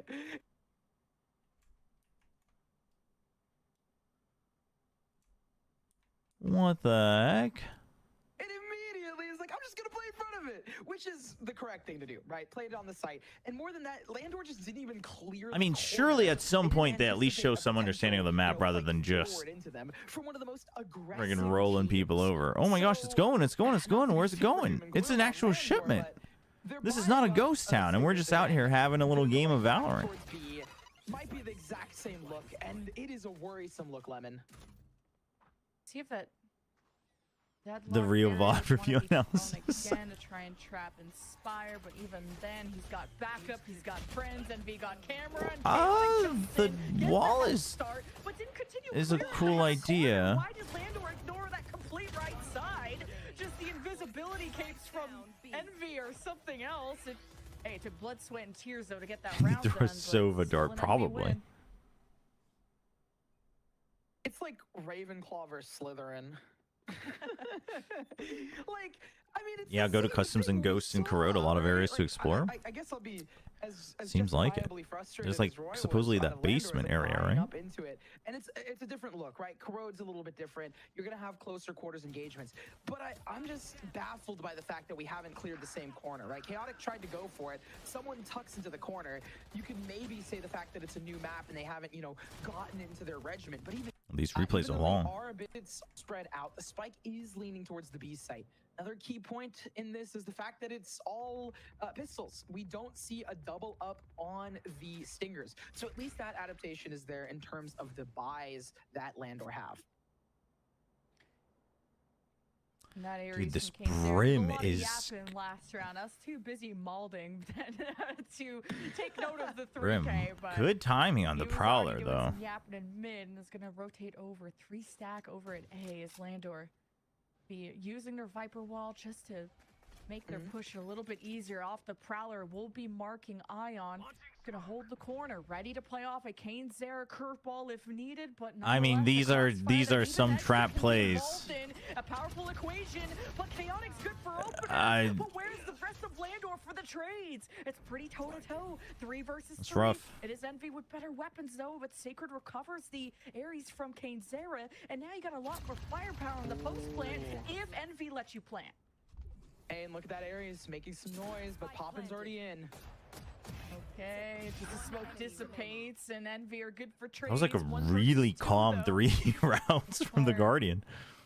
Have to push in. At least he'll be isolated against T-Dog, and Moose is injured. And really, Trap, Landor just playing for their life, so trap Prime is plays. against Inspire, and T-Dog is better. So Trap plays Landor as in won't be going down without a T-Dog. fight.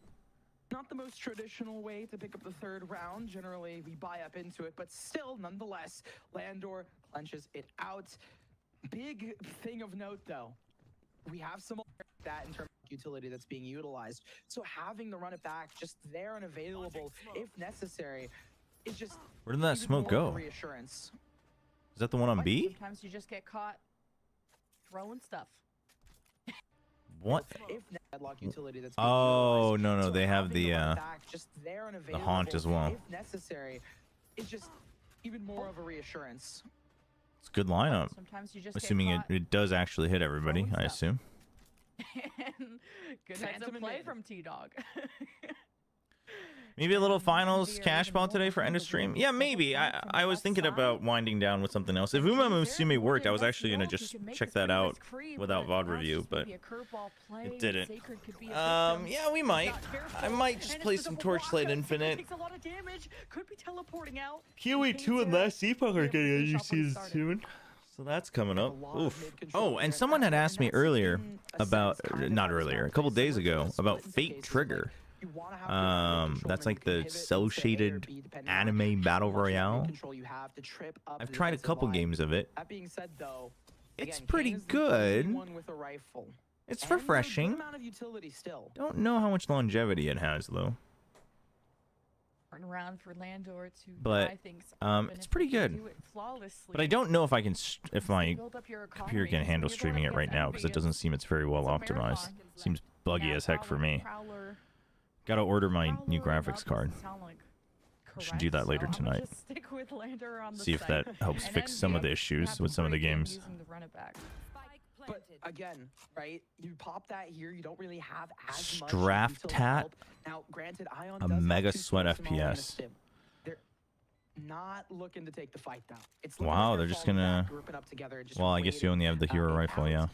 There would be an entry point, but so early in the game, I don't think they want to risk it. Yeah, if people haven't But tried it out, I Fate wouldn't be Trigger, worried to say that you should you risk can it like this early get in the keys game. by just I mean, watching it's Envy. Shroud, basically. They're known for taking fights and going aggro and doing It's all pretty that good. stuff. It's worth but a shot. It's not going to happen, not at least not for Kane. Expecting a bit of a weaker half from Envy just I with the do double think duelists, less it's. I initiators, do less, think Fate Trigger is you know, just borderline. missiles, and just based on how they had a 6-6 half against YFP to even in the Borderline previous getting rid of map. too much So, friction will be for a Landor battle royale, carrying but 4 rifles over, which always bodes well because hey, T-Dog can always buy a PS4 grand. Another thing, Even because more. of how Envy, Ion just fragging out and going and getting all the eliminations. Lander has they're the gonna keep solo steamrolling like that. The raise. moment you kind of make I don't things know out, about and you kind solo of go for an raise. ego check, challenge them, it immediately starts to kind of falter a bit. Hopefully, Lander can keep that up.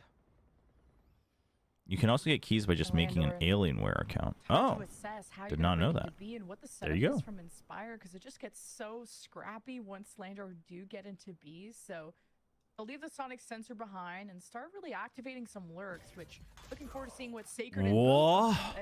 Moose can Okay. find. And well, From the cam, huh? they'll leave the sonic sensor behind and start really activating some lurks, which Oh, that is. Oh, he's quick see with what it. Sacred and and Moose can okay. find, and well, Peekaboo and Sacred gets taken care of. Try to get a bit active on Chat, that. am I cooked if I instinctively But put a slash instead of a space unfortunately, between now that Fate means that Trigger? if they do decide to go towards I B, when I it's gonna first be heard it, I down thought it to was right? related Sonic to sensor's the only thing that protects the that main with the choke. slash. I was like, And then huh? Poppins and And then I KZR realized it here. has nothing to do with it. I don't think. Run it back. Kane Zera. Oh, the clone after. He'll Exeter still dies. Awareness from Landor. And Kane Zera still alive. Showstopper. It's What did not I Kane Zera just for Kane. watch? Man, good awareness from Landor. And Kane Zera. Dude, why are we not just? Kane Zera just doesn't want to bait too much either, but man, good awareness. Oh, he gets walled off. Dude, why are we throwing the wall? Hold on, this isn't why we're watching this game, but this is a moment. This from Landor. And Kane Zera still alive. Oh my. That is rough. Showstopper.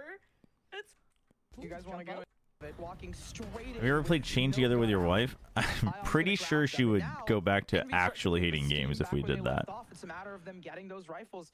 I guess it was the right call to leave Kane Zera alive into there, because if you look at some of the other ultimates as well as the economy, it's right. You also now deny a crucial ultimate from the enemy side. There is no raise rocket for the entry, but there is a bit of not a default. Sorry, stack towards B. Dude, is that is long range though? He smokes from inside A to mid. Perfect chaotic for wanting to make the space with the double satchels in. Yeah, I mean, I don't think we have to watch this too much more. It really is just one smoke at the beginning of the round, take that space with the Phoenix and Fade, or Phoenix and Yoru. They have good Cypher setups, and then they just out frag. Not convinced about the comp. Chat, who's gonna give me joy? Whose Corrode is gonna give me actual joy, chat?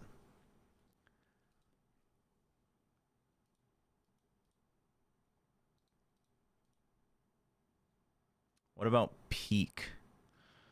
I mean, I think she wouldn't like the art style. But just so for those who don't know, my wife doesn't play games at all.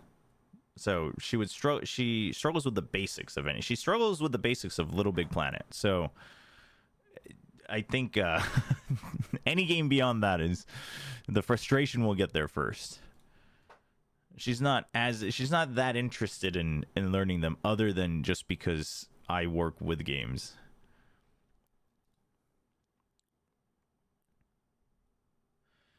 Furia. I mean, G2 would leave.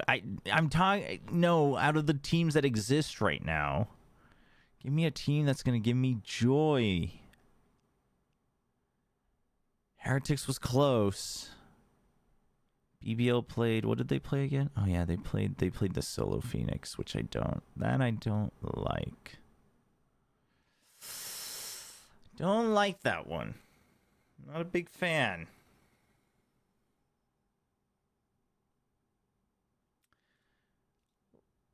Let's watch this one again a little bit.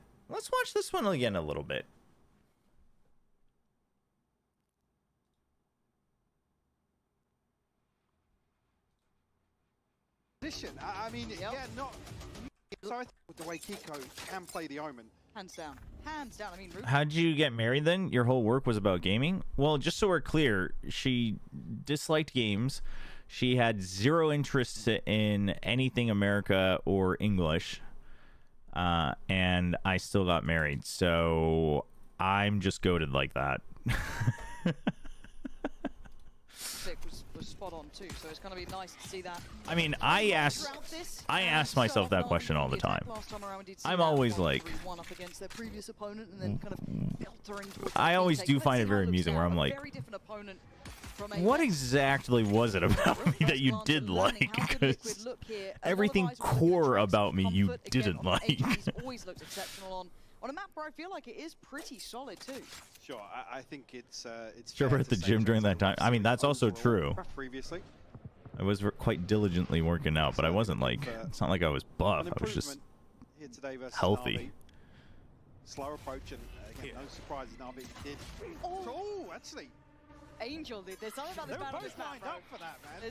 No, but she did say she did say a couple of times that basically the initial like thing that despite all of those things on paper like not being something that she's a fan of, the initial thing was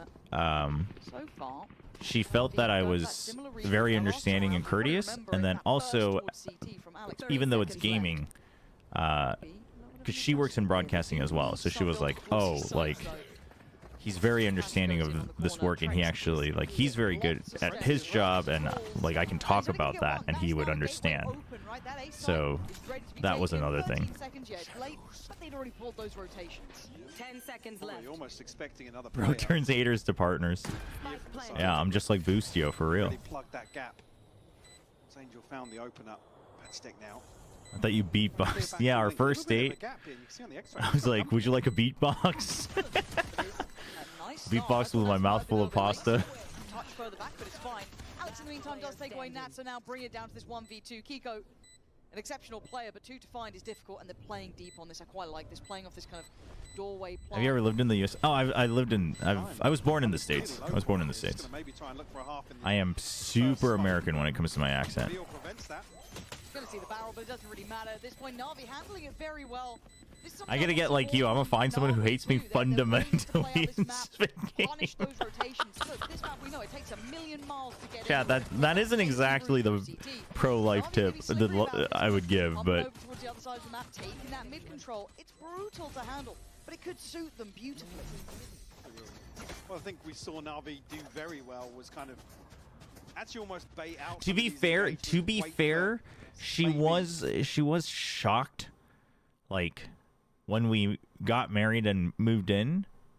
She had a bit of culture shock initially with how much time I actually spend at the screen, like whether it's playing games, watching games, casting games, etc. and there was a very large adjustment period to that. So I think the gaming part, she was just like, I mean, he works in games. I don't really like games, but he like broadcasts them, and like I'm sure he plays them, but you know, and like, you know, sometimes like I would let her know like, hey, like I'm gonna be playing like a 5-stack with the other casters, so you know, let me know if you really need to get in touch or something like that. But otherwise, like if she called or something and I was playing games, like I would just pick up and I would just let her know. I'd be like, oh yeah, I'm in the middle of a game. So I think she, before that, since she was never interested, she had never really seen what that entails of like either working or in games, or like that being your sole hobby or whatever. So initially, for the first couple months after we got married, there was a large culture shock adjustment period for her where she was like, oh, like you spend time with Valorant / other games like all the time. And but now she understands that too. And I also try to make it as clear to her when I'm like gaming 100% for leisure versus like, oh, it's fine if you interrupt me, but this is like, you know, I'm kind of half doing it, you know, just to, whether it's like to get used to the game or whatever, versus like I'm actually like studying VODs and stuff. So we try to find some compromises there. But yeah, and then afterwards she's tried to show interest here and there, and like if she finds something that she thinks is cool, for instance, she thought Power World looked really pretty, so she tried it a bit, and then she got very excited with the fact that you could pick up a stick and hunt the monsters. She was oddly excited about that. She was very oddly excited about the fact that you could hunt the initial chickens in Power World with a stick. She was not very interested in the whole crafting aspect. She was very interested in the hunting the monsters aspect. And then she thought Final Fantasy VII Rebirth, when I was in Costa del Sol, because I was playing it on the TV, she thought that looked really pretty, and she was like, that makes me want to go on a vacation. And she was like, can I play? And I was like, sure. So she rode the scooter around Costa del Sol. And then she's played Little Big Planet, 1 level. It took us a long time, but she enjoyed that because it was cute. So she's getting there. Oh, she also tried the tutorial in Valorant for 45 minutes. I think that puts it into perspective, like how little she's ever played games. It took her 45 minutes to get through the tutorial of Valorant. And then she was stressed because of the gun sounds. So we're good. But is she an Aerith fan, a Jessie fan, or a Tifa fan? Or did you poison the mind already to choose Aerith? She didn't comment on that. I think I asked too. I was like, you know what's a really big deal in this game of like who people like? And I think she was just like, I think her answer, this was last year, so I don't remember it, but I think her answer was something along the lines of like, they're both pretty. And then she was like, yeah, but Cloud is, no, he's not my type. I do remember she thought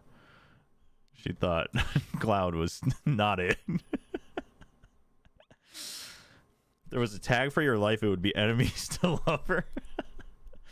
But yeah, those are her gaming escapades so far. Neutral space across the map, but hunting monsters. She thought Monster Hunter Wilds looked really cool until I started slashing away at the monster for too long, and she was like, well, that's very violent. Like one of those previous game flashes. The man who's been doing it for 20 years. Yeah, you give it to Angel, because look, we've seen some of those flashes. Cloud, the best initiator in EMEA catching strays. We're back underway, so thank you for your patience, and it looks simply. She was at T1 Homeground, and she thought that was really exciting. She is like warming up, because she also just never really followed any sports, but now because she like visits some of the events I do and stuff, she actually is like really warming up to the idea of just sports in general, and she's like, oh, I get it now. Like I mean, I still don't get Valorant very well, it gives me a headache, but like I get it, the energy is contagious. She thought Homeground was really fun. And I was like, oh, that's great. And it looks like we're into repeat here. Alex, she kept asking me, she was like, Now, The Korean casters in the arena keep, and like all the fans, they keep screaming Tongho. Who's Tongho? I don't see that name on the ID screen. I was like, oh, that's DH. That's his actual name. She was like, oh, like that dude's popping off. He's the guy that just like got those kills, right? I was like, yeah. Oh, you're learning how to watch. Damage done. Shao still gonna have the ghost. Has she considered Splatoon? Actually, no. Could be a good one. Again, I mean, sure. Yeah. She's a PG-13 type adult. It's not so much that, but she's very sensitive to like Seen here really kind of dial into the Omen overall. gore and or like gun violence, like even in movies and stuff, especially just the sound of gunfire. So like in movies or TV shows, if there's like gunfire, and like she like gets really stressed out. Again, you kind of got that on both sides mirrored here to an extent. I think Kiko is But also just like Valorant, it's just like watching it. She was saying like, I mean, they're always changing POVs, and then there's like so many things to look at. Like there's the mini map, then there's the scoreboard, and then there's like all these colors. And obviously, since she doesn't play, that's like it's even so much more. So she's like, that's what gives her a headache with like POVs always switching and whatnot. Terribly wrong, but you know what I mean. They should be going through the checklist. Is it broadcasting aspect? I mean, she's always interested in that too, like how esports does broadcasts and stage work and whatnot. But she also just thought it was like cool, just how like enthralled the fans are and the energy and the cheering. And it was funny because for those of you who saw, they had T1 had actual cheerleaders there as well, like at the front of each section. And like every time the T1 cheer squad would like initiate a cheer, the cheerleaders would like do the cheer to like actually be a cheerleader, like a actual proper cheerleader. And she was mentioning how she was like, if it wasn't for them, I would have been like actually just tired because it was like a long day and I was getting a headache. But every time they would cheer, like they just put on this big bright smile and they like go so big on the whole movement and the cheers, and like that got me to want to cheer. And I was like, oh yeah, I mean it works. Holds down for one, plays Intrex. Well done. 9 seconds though, and Liquid still standing strong. It's Shao to break back in, but time. 4 seconds. He's run out of time here. Nothing more to be done. Minecraft. I don't think Minecraft would really. I think she would be interested in the concept of Minecraft, but it has to be like, it just has to be fancy and pretty. You know, like the environment. She's a big fan of like the whole fantasy environments and like the adventurous environments, like the forests and the mountains and the ocean and whatnot. That's why she liked like Monster Hunter Wilds. She liked Final Fantasy VII Rebirth. She liked Power World and like the bright colors and whatnot.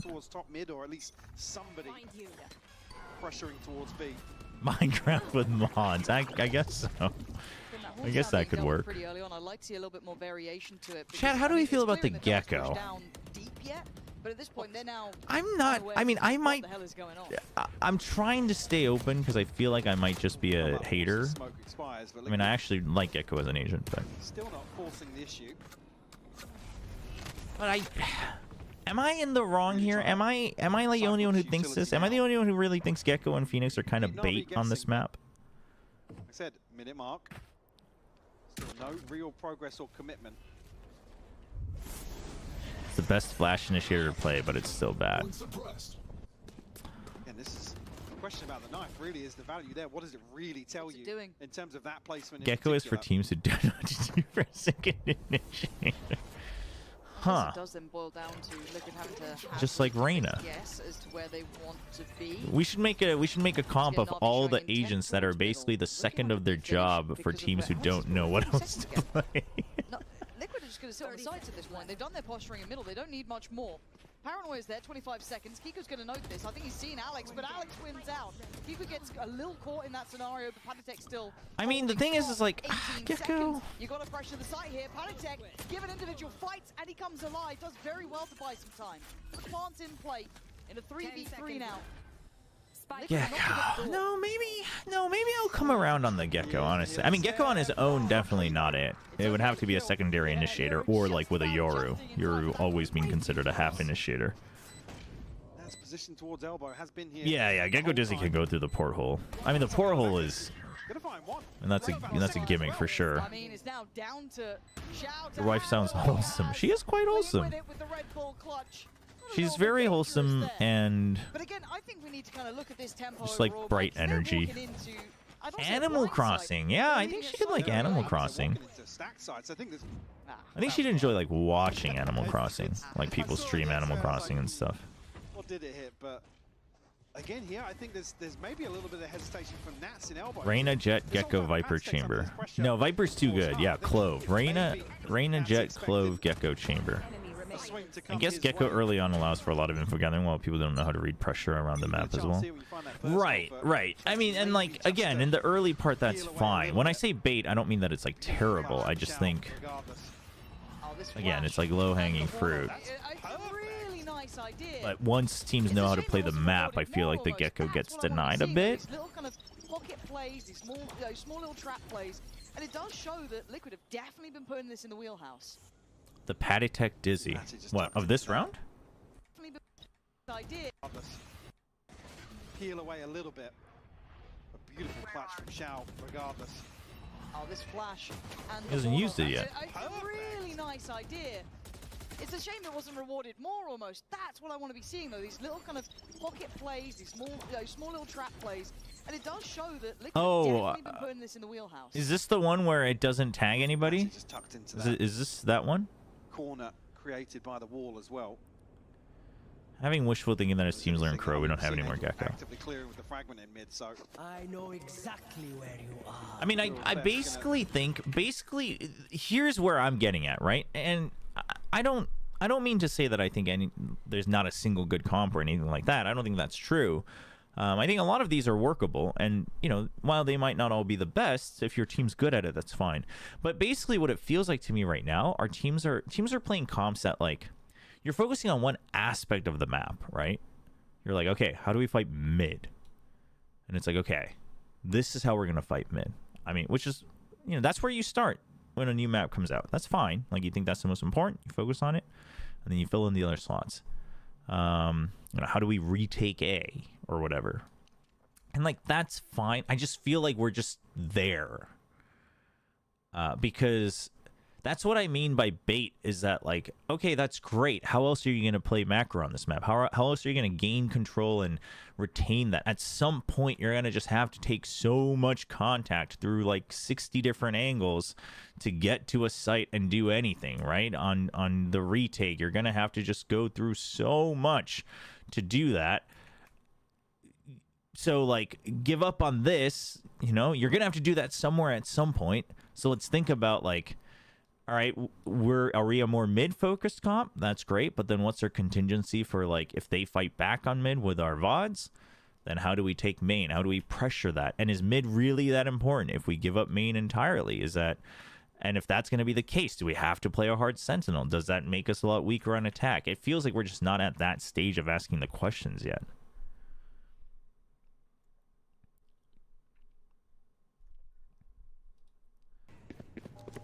I hate what Gecko did to something. Suddenly made everyone say something as GOAT initiator. I don't know who you're talking to. I don't really know anybody who said something was a goated initiator. I just think Gecko enabled him to still op while not having to think too hard about his util.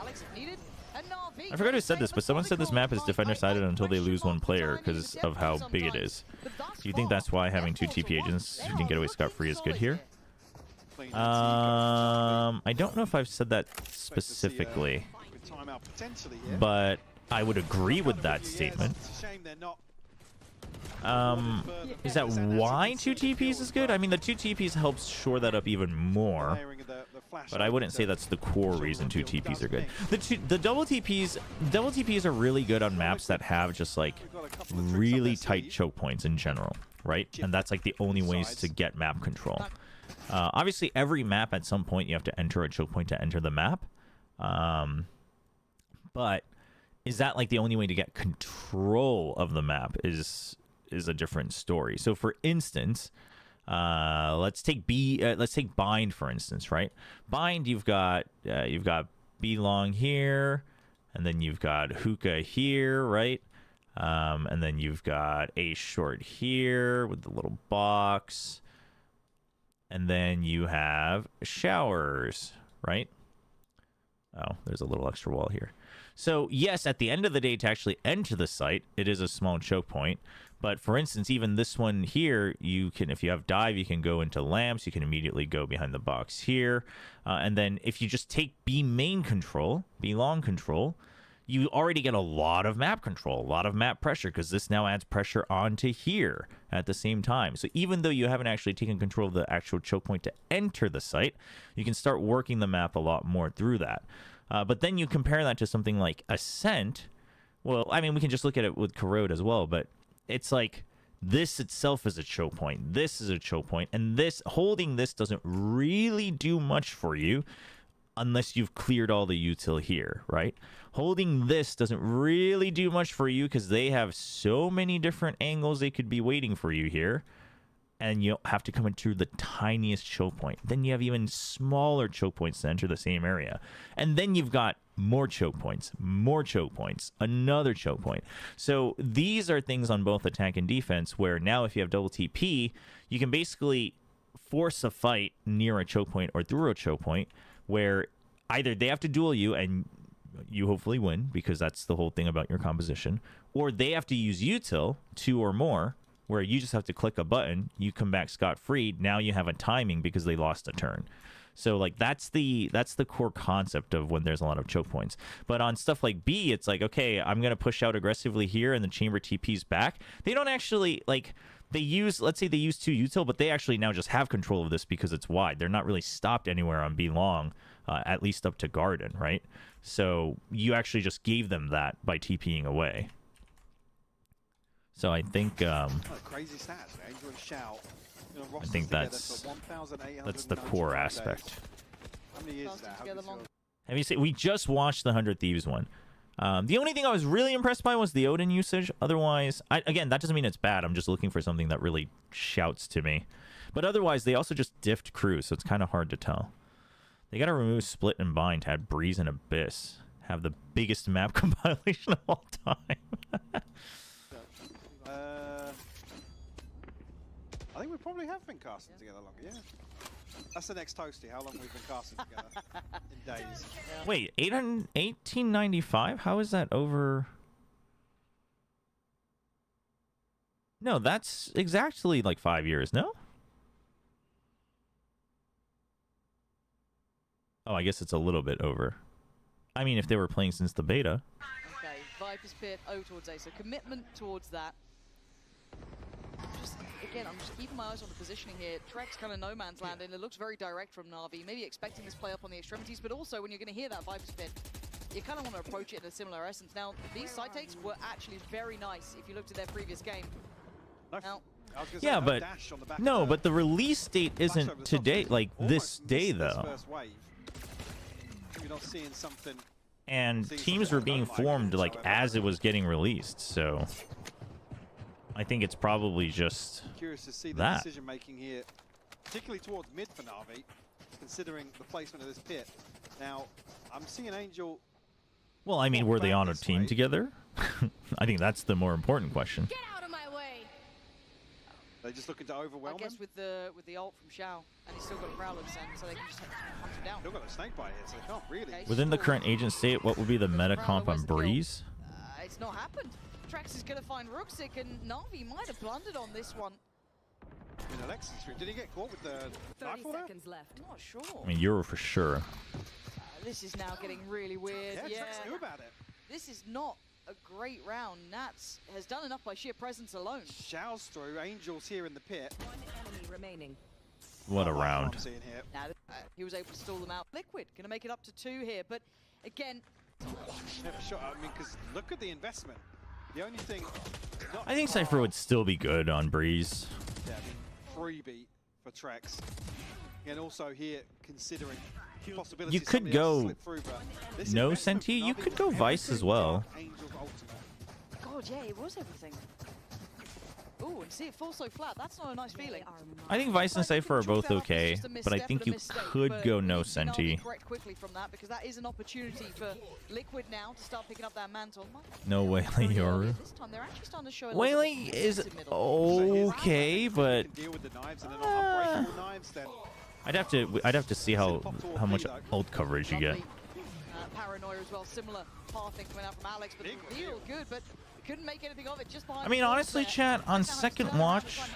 As this connector play back in from middle is going to be right with Liquid players. Well, okay.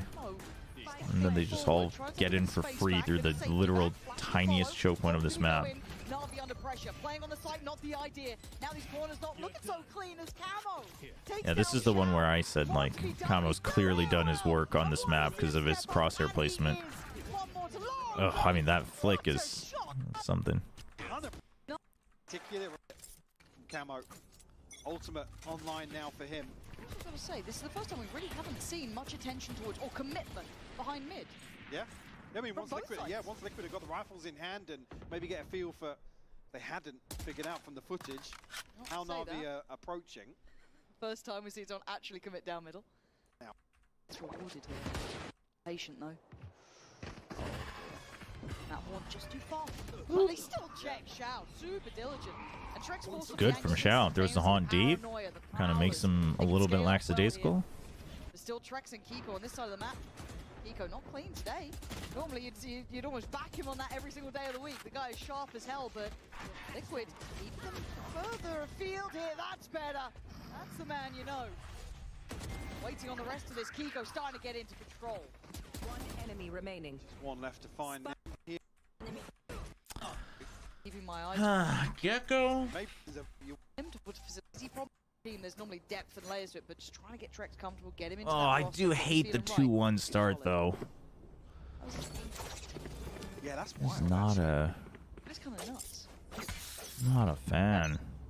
I have to start reinvesting that Haunt to mid now that we've seen someone like, you know, Camo slipping down and what have you. And Trex gonna find Rooksy this time. That was, that felt silly. Absolutely scot-free. Well, Ryan stepped away to like work on Deadlock stuff for a while. I don't know if he's still coaching Deadlock. He was coaching Deadlock for a little bit. The thing about China is that, like, because of the overlap with Pacific and the official coverage of it, it's a very, very long game if you want to benefit from covering China. Like, even after EDG 1, it's a very, very long game. And even then, the ceiling is lower because the Chinese fans aren't going to watch the English content. I mean, they might check it out, but then they'll just rip it and put it on their channels, and they'll just talk about it in their forums, and you don't really get anything for it. So, Ryan Central, sorry, YouTube was asking about the guy who used to cover China games. Okay, catch is just yeah. So if the TP's maybe half a second later, then maybe Trex doesn't get that kill. The Deadlock pro scene kind of imploded at the moment. I mean, I think we should change the narrative here. To call it a pro scene, I think, is a little disingenuous. When there is no actual official sanctioned league, nobody is actually a pro, even if you're making a salary. I'm not saying that like they don't deserve to be pros or they're not putting in the work or anything like that. I'm not trying to disrespect the people who are putting work into it, but you're working with a product that is not official. I mean, you know. Yeah, this is that Dizzy, which is that one is crazy.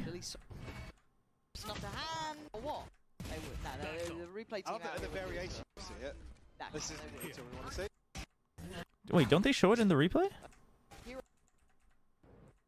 Another.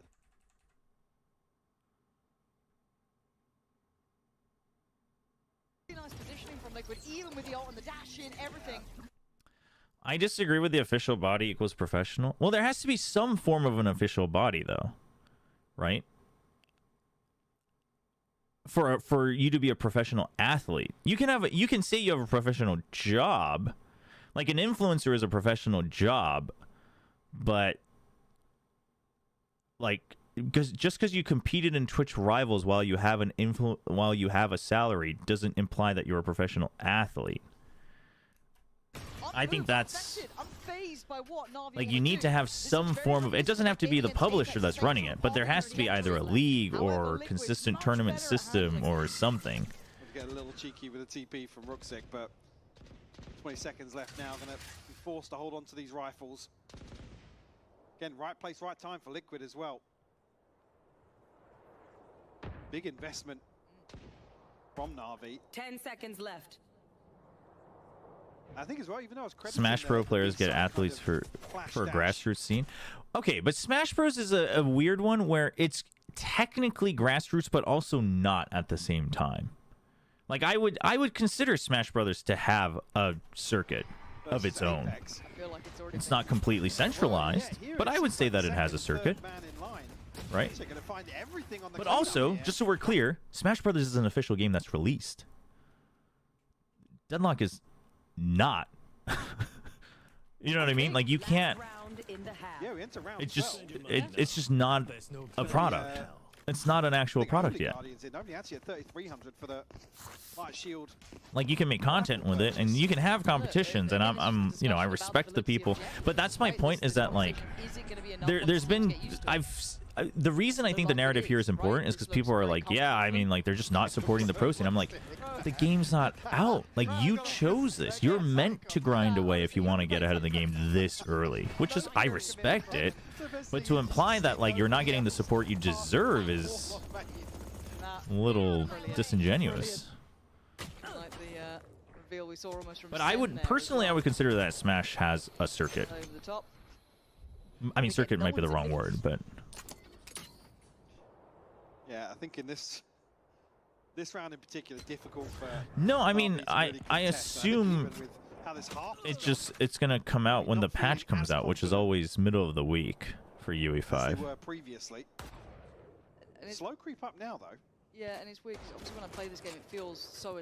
No, I don't want to say attack. Yeah, well, average Jonas, like, straight up just uprooted and moved to Deadlock. So far, it does, But he seems to be enjoying it. Deadlock was fun. I'll have to go back and check it out at some point. Funnily enough, the presence of the pro Deadlock scene is causing a ton of problems for game balance. Well, yeah, and that too. It's just like, you start to, like, champion around that you're pro, and these orgs start signing, and it's just like... I mean, I doubt that, I don't know. Knowing Valve, I don't think they're being too shaken by that, like, from the actual dev team, but yeah, you don't really get much room for error. It doesn't exactly help the narrative building. But also, I mean, Valve isn't, in the long run, they won't care. They'll go their way, and then if they just don't think it works out, they'll just kill the game. Or otherwise, they'll stick with it for 10 years, and eventually it'll turn into a good game. Yeah, Liquid certainly finding the recovery here. So closing out 8-4. Have to see how successful they are in the second half. They have a generally accepted ranking in Smash, whichever knows the Season 4 tournaments in, so it's kind of a circuit. Yeah, exactly. Like, I would say that, like, people are in agreement of, like, what's a major tournament, right? People are in agreement of, like, what's a title. It's not centralized, but I would argue that that is set up properly. Obviously, it's kind of a, you know, it's kind of a straw house, right? Like, one thing falls and it could turn into dominoes, but... See a knife to shut this down immediately.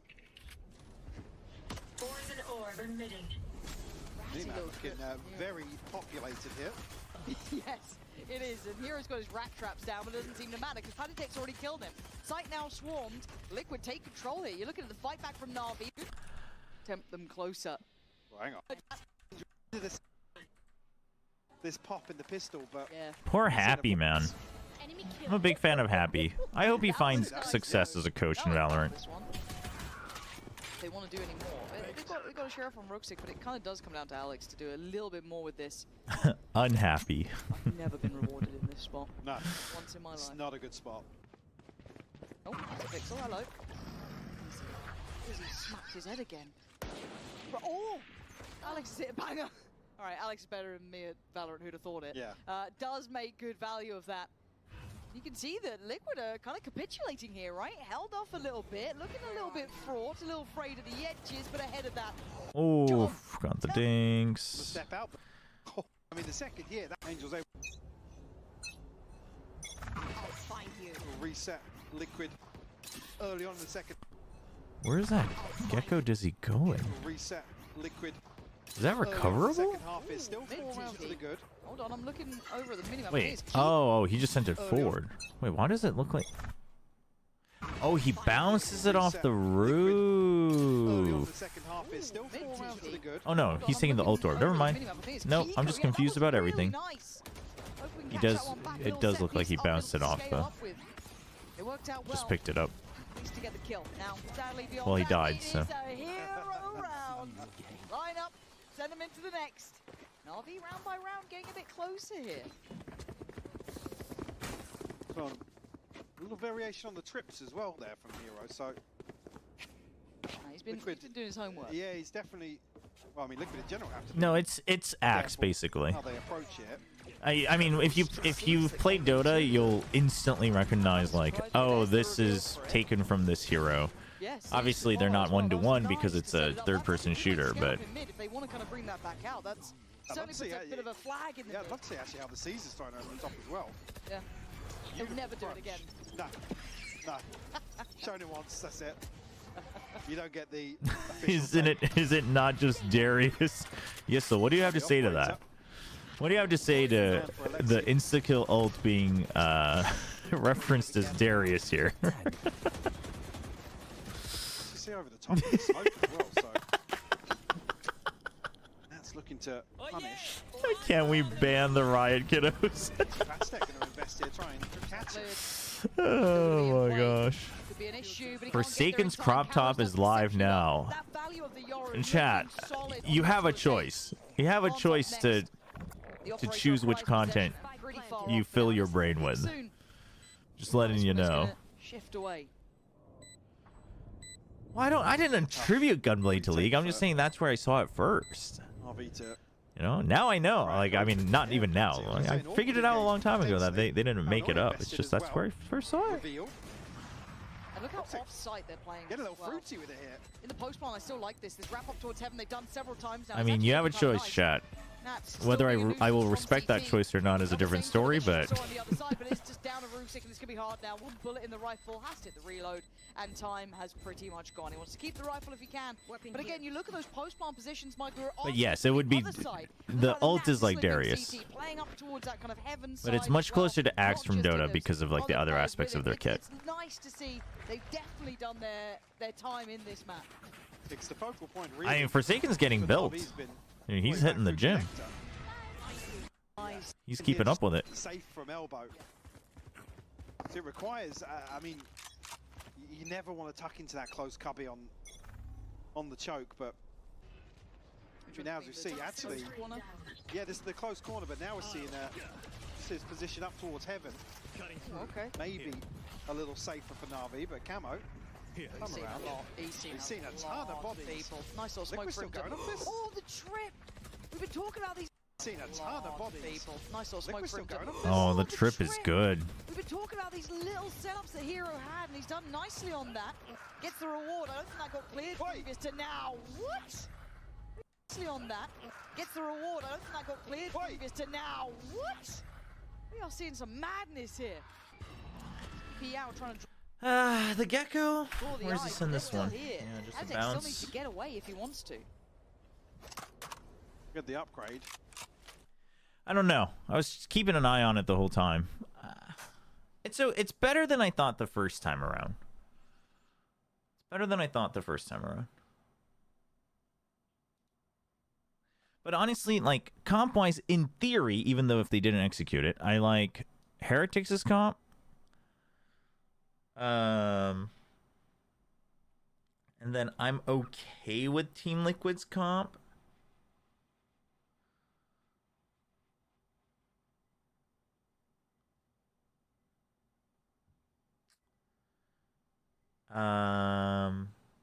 Yeah, I'm actually okay with Apex's comp.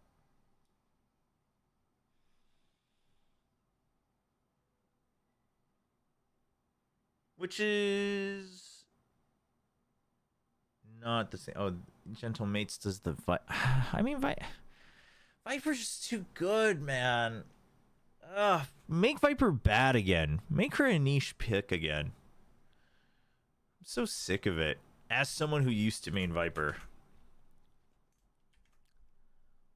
And then in China, I don't really think there's anybody that I'm like, ooh, I like this one. I mean, Trace does the Yoru chamber. Yeah, that one's fine.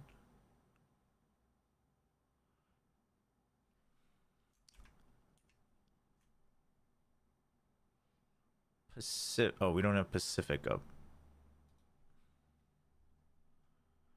Buff Viper.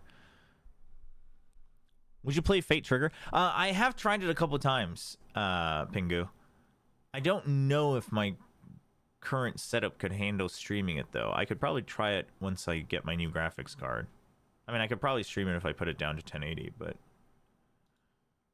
it's okay. I mean, I've enjoyed what I've played of it. I don't know how the longevity of the game will be, but it's all right.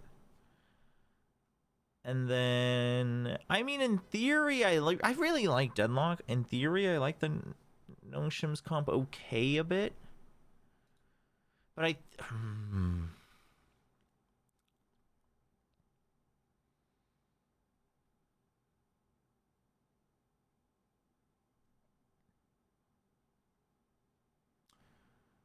Chat, hear me out. If you're gonna play Deadlock solo Senti,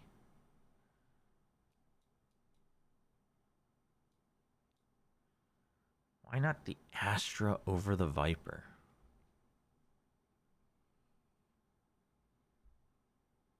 That's my take.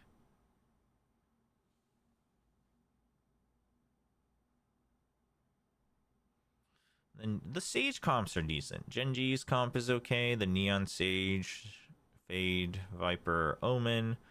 Global's is okay. Yeah, I forgot. Global also plays the Raze, but they play it with the ISO. Yeah. Globals definitely has more weaknesses, but they lean into the ISO, so I'm okay with it. I wouldn't play it, but I'm okay with it. I get it.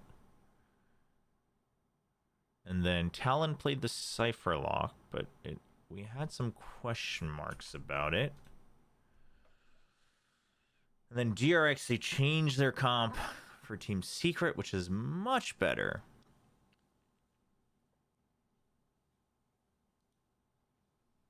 And then T1, Omen, Fade, Yoru, Astra, Chamber. Yeah, T1's is pretty decent. Actually,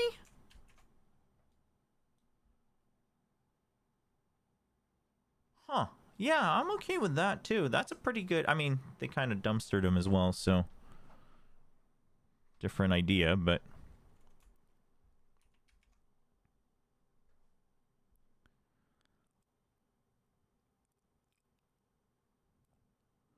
you should not be okay with Team Liquid's calling Gecko's ass. I mean, they use it better than I thought.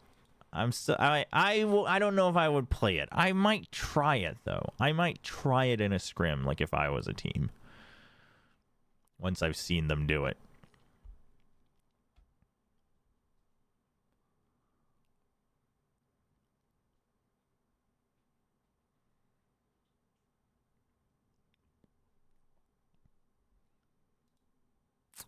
Hello, Tushar. Yeah, but honestly, actually, yeah, there's a couple. I'm honestly pretty down for T1's Corrode. I think Astra is getting overlooked. I think agents that I think need to be tested more on Corrode, that teams should be trying more on Corrode. Astra, Waylay. Oddly enough, Harbor, although probably not optimal anyway to begin with. And I don't know, for me, KO a little bit. I guess technically Deadlock. I'm surprised we don't see more Deadlock, but we see a decent amount, especially in Pacific. But I think Astra and Whaley definitely people could try more. And actually Vice. You know what? We'll take out the KO. Vice, Astra, Whaley. Not necessarily together, which together is fine, but I think that probably needs a little bit.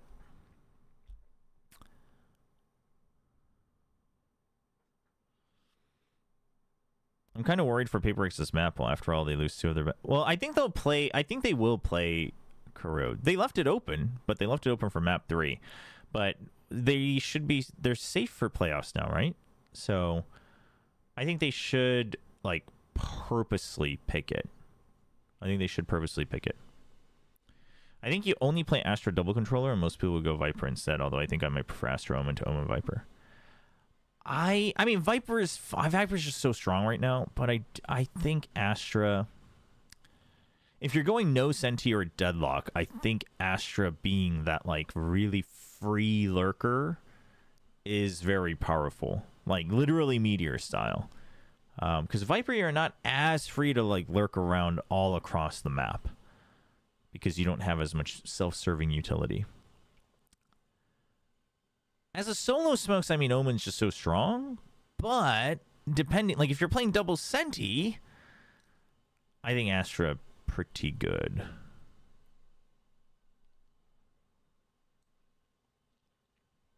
What's the first Worlds chat has watched? You mean League of Legends Worlds Season 1? Fnatic, baby.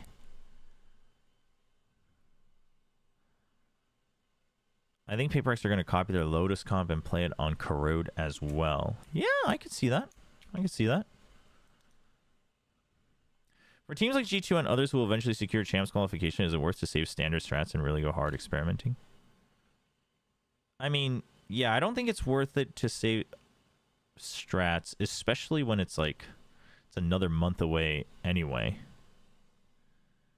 Well, if for G2, it's actually even better to just use it, because you can't tell if it's saved or not because they have a sub. You know what I mean?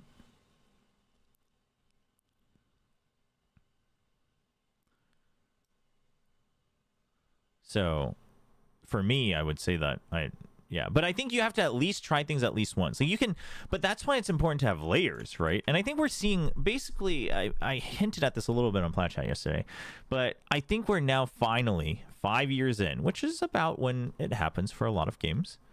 5 years in, we're seeing now the gap of, like, outside intangibles, right? So outside intangibles, aka whether it's like vibes, you know, mental, coaching structure, performance coach, etc.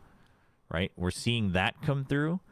And then we're seeing, I mean, we've always seen this. DRX was always the biggest example of this, or being on the losing end of this, but like layers, and I guess in some ways you could say like efficiency, right? So I just mean, like, for instance, let's say you have a Gen G, I think really opened it up for me last year, where they basically had a default comp that they played on nearly every map. It was always the same setup, the same idea, the same philosophy. And then they would tweak like 1 or 2 agents here and there, but that made it so that they could actually create more layers on every single map because the basics were the same for every single map. So you could do that way, where we talked about it earlier with like how to do comps and stuff. But then you can also have, you know, the same starting point for different strats, and then you add on 1 or 2 things, you know, depending, and then you get flexibility. So you could always test out the basics of your strats, your defaults, your initial setups. But then how you adapt from there could be different. Maybe you've tried one thing, but now you feel confident enough to do the next step in another official, things like that. So yeah, and G2, yeah, I mean, I guess G2 also has the benefit of being able to experiment freely as well, but I think you know, that doesn't exclude strats that they have to begin with, because in fact in some ways you can mask it even more, so there's no point in like overthinking it. But I think like basically everyone agrees that no matter how hard you try, like even the Nungshin boys during some of the chats, I think it's in the Ivy one, like he was telling me, like you know, we try to take them as seriously as possible, like with pressure and like do or die, etc. But it's just never the same. So getting that rep in of what you prepped on stage makes a big difference. And also getting that rep in against a team where you are not entirely sure what they're going to be doing and having to adapt live on the server with something on the line is very different.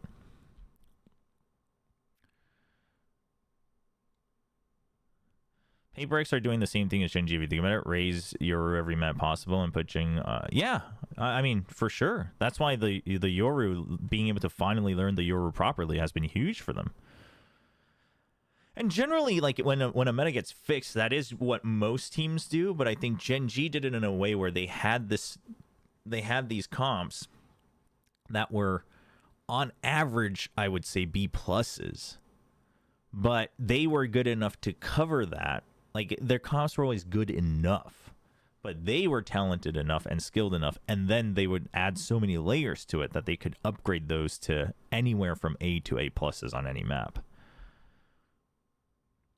I think showing good strats, that shouldn't be easy to counter in virtue of being good, also puts the onus on enemies to... Yes, I mean, also true. Also true. I remember people were saying old Astro with 5 stars is busted. Didn't she have 5 stars today? What happened? Well, some of the other numbers got tweaked as well. But that's why with her 5 stars returning, everyone was very excited about Astra. But I think Omen is just so strong right now, and then Viper is so strong. Also, previously, you know, Tejo was still running rampant, and you know, how many people do you have? But Omen's just so strong. But Astra's fine. Like, Astra can be played on a map. It's just, it depends. Omen has maps that where like Omen's just always gonna outshine Astra because of the paranoia. How does Foxy9 keep getting away with this stupid tournament? Don't get me started. Don't get me started, stuff. Don't get me started. Don't get me started.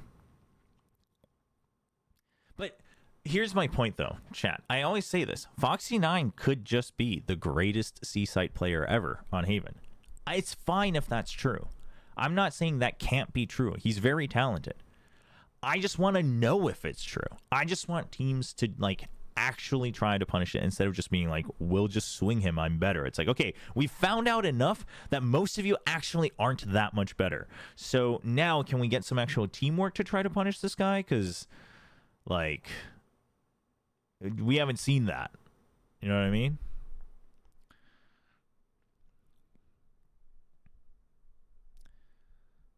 Imagine Omen still having the slow fast flash on the one way. Oh yeah, the fast flash. I forgot about that. I forgot that was a thing. I mean, the one ways were stupid OP in hindsight. It was cool, but stupid OP.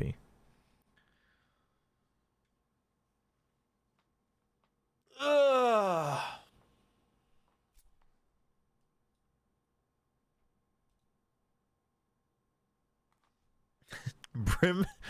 Brim not getting any performance other than Unbind is insane. Thank you. Thank you for the hydrate.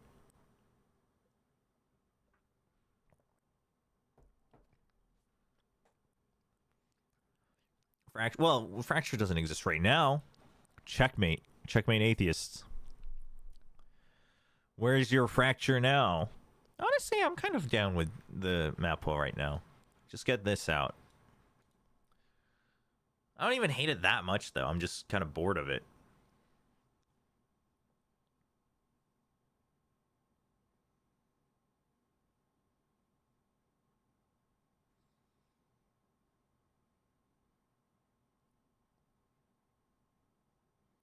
One of my favorite thoughts on saving strats for showing strats is OG and the Big 19 showing IO1 in groups, and every single team after that just had the biggest brain stress trying to plan around it.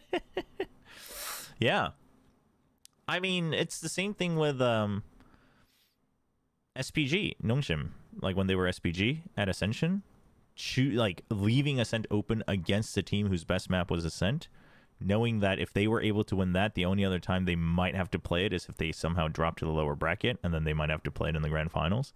So you play a comp that's designed to specifically fight Riddle Order.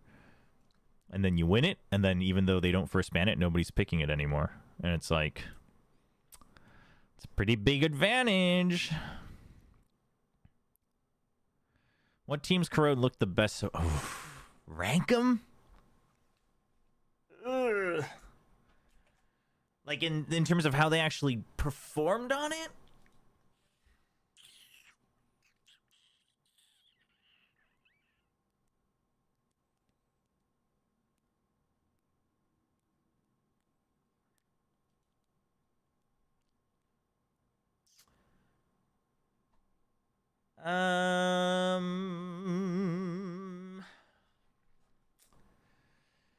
In terms of how they performed on it, I mean, but this is also because some of these matches were just diffs. Probably these three. Honorable mentions would be NRG and TH in terms of their comps, but I mean, TH, they did not perform their comp to their maximum potential.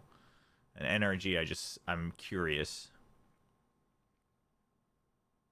No, Heretics does not deserve a spot in the top 3. Not the way they did it. The comp is fun, it's good, and I know they can do it better, but just teams and players are still not comfortable with how to use Waylay on attack. And I don't think it's easy. But I do think if you're going to pick it, you have to try it. I think if you're going to pick it, you have to show a bit more. What about the GE comp?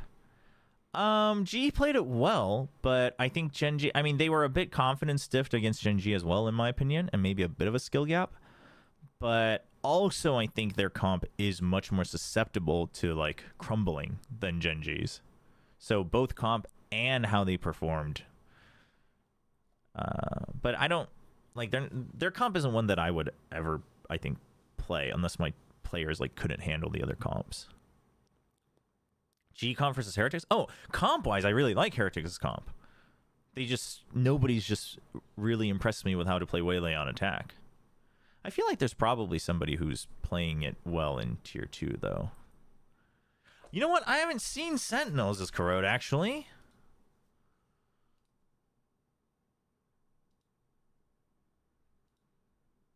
Who did they play it against? Tell me it was G2, because Furia doesn't count. Not in their current state. Well, the comp is fine.